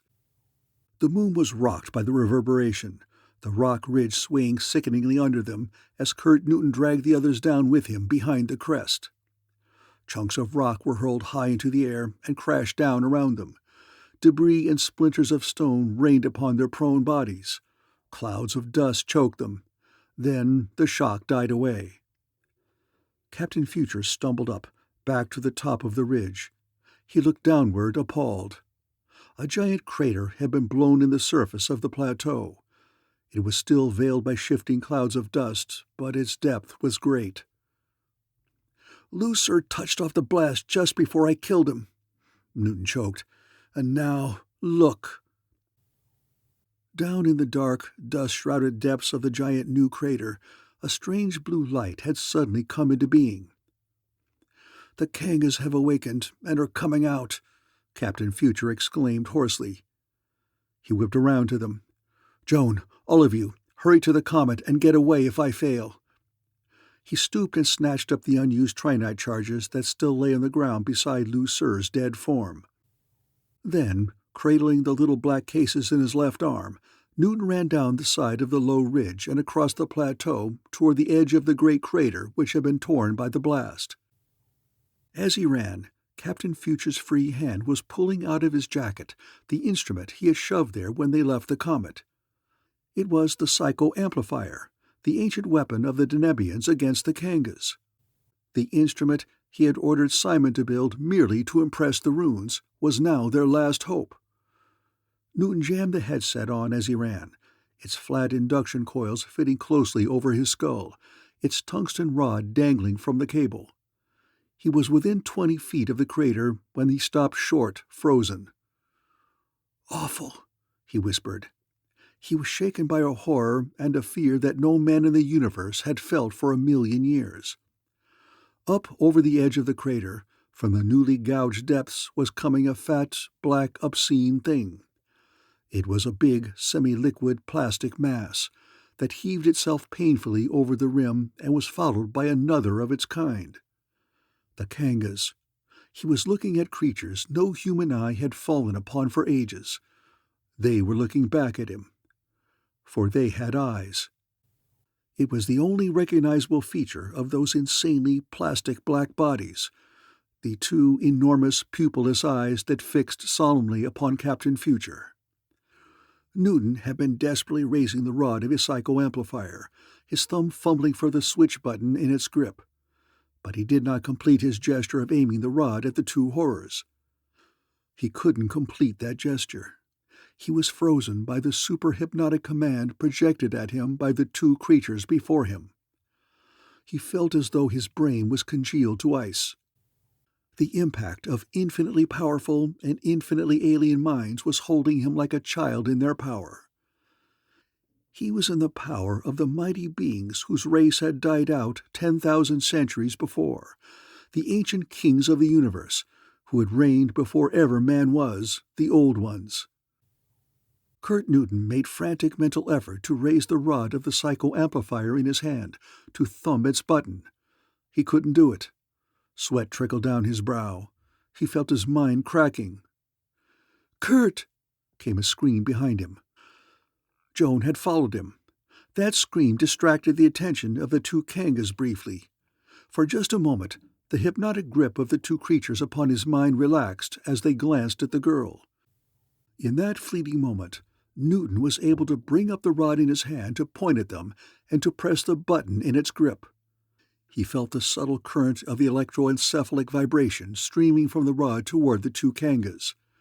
The powerful force of his own mental command, amplified manifold in intensity by the apparatus he wore, was being projected at his two nightmare antagonists. Terrible contests between two giant ancient minds and one man's mechanically amplified will raged for a few moments in awful silence. Then the two Kangas began to retreat slowly back down into the crater at his unspoken command. He followed step by step. Not his mere weak human will was driving them, beating down their hypnotic attack. Only the instrument of the ancient Denebian science which the Denebians of long ago had devised to conquer these dark horrors enabled him to overcome them in this ghastly duel. The Kangas had retreated down over the edge of the crater. Kurt Newton was at the brink above them. His senses reeled as he looked down into the depths. For down there in the dusty darkness he glimpsed the curved upper surface of a giant dome of metal. It was the crypt in which the Kangas had slept for 1,000,000 years, and in which they had now awakened. There was a round opening in the top of that metal dome. Dim blue light streamed upward out of it. It revealed vaguely the interior of the great crypt, a horror of scores of obscene, fat, black shapes writhing amid unearthly machines and objects. Others were already toilsomely climbing the sides of the crater after the first two. Captain Future felt the sudden combined mental attack of the creatures below beat down even his artificially amplified resistance. But as he staggered wildly, he was blindly tossing into the creature the little sealed charges of trinite he had held in his left arm. He glimpsed the little cases falling toward the open crypt. He reeled backward. Then came a titan shock and blast as the explosion turned the interior of the crater into an inferno. Newton was hurled backward as by a giant hand. He regained complete awareness to find Joan Randall bending over him. Wildly, he staggered up. The Kangas? I think they're dead, she choked. I think everything in that crater must be destroyed. Captain Future stumbled over shattered stone to the brink of the crater. The whole crater had been half collapsed by the explosion. It held a mass of broken rock, twisted metal, and crushed black bodies. The Kangas were dead indeed. The last representatives of the once mightiest race in the universe had awakened only to perish. Newton and Joan, after minutes, stumbled back across the plateau to the ridge. The others were there. They had refused to flee. They were, like Captain Future, too dazed as yet to rejoice at the miracle that had saved an unsuspecting universe from the return of the most dreaded creatures ever to inhabit it. Philip Carlin plucked Newton's sleeve urgently. Ka-Thar is nearly gone, and he wants to see you. The Mercurian youngster's thin face was drained of color, and his eyes were glazing as he looked up at Captain Future. I tried to stop Lucre from setting off the blast, he whispered, but I couldn't. The Kangas are dead, Newton told him. There's no more danger now. You saved us all, Ka. Saved us from a disaster that would have brought our whole race into the shadows. There was a queer gleam in Ka-Thar's fading glance. And I fought beside you, didn't I? I fought shoulder to shoulder with the future men. Years ago, I used to dream of that. The words dribbled into nothing as his head rocked back and the emptiness of death came quietly into his eyes. Joan sobbed against Kurt Newton's shoulder. He looked down at the dead youngster, moved as he had not been for years. At last, Simon Wright broke the silence. Curtis, what about the runes? They will have seen the blasting of the plateau as a final omen, and they'll be boiling with superstitious excitement now. Newton nodded wearily. But we can soon quiet them. All we need to do is to dig out the crushed body of one of the Kangas and take it back with us to show the tribes that the old ones are really dead. He looked up at the great pink disk of Ru. And the danger of rebellion will collapse with Lucre dead. Harmer can be sent back to the system under arrest, and a new governor appointed. He smiled. And the people in the system will get their Vitron as freely as before, without ever knowing the price that was paid to keep it that way. Joan looked down at Ka-Thar. Kurt, shall we bury him here? I think he'd like that. Captain Future, gazing at the dead, strangely happy young face, nodded slowly. Yes, I think he'd like it. There's another thing I want to do that I think would please him.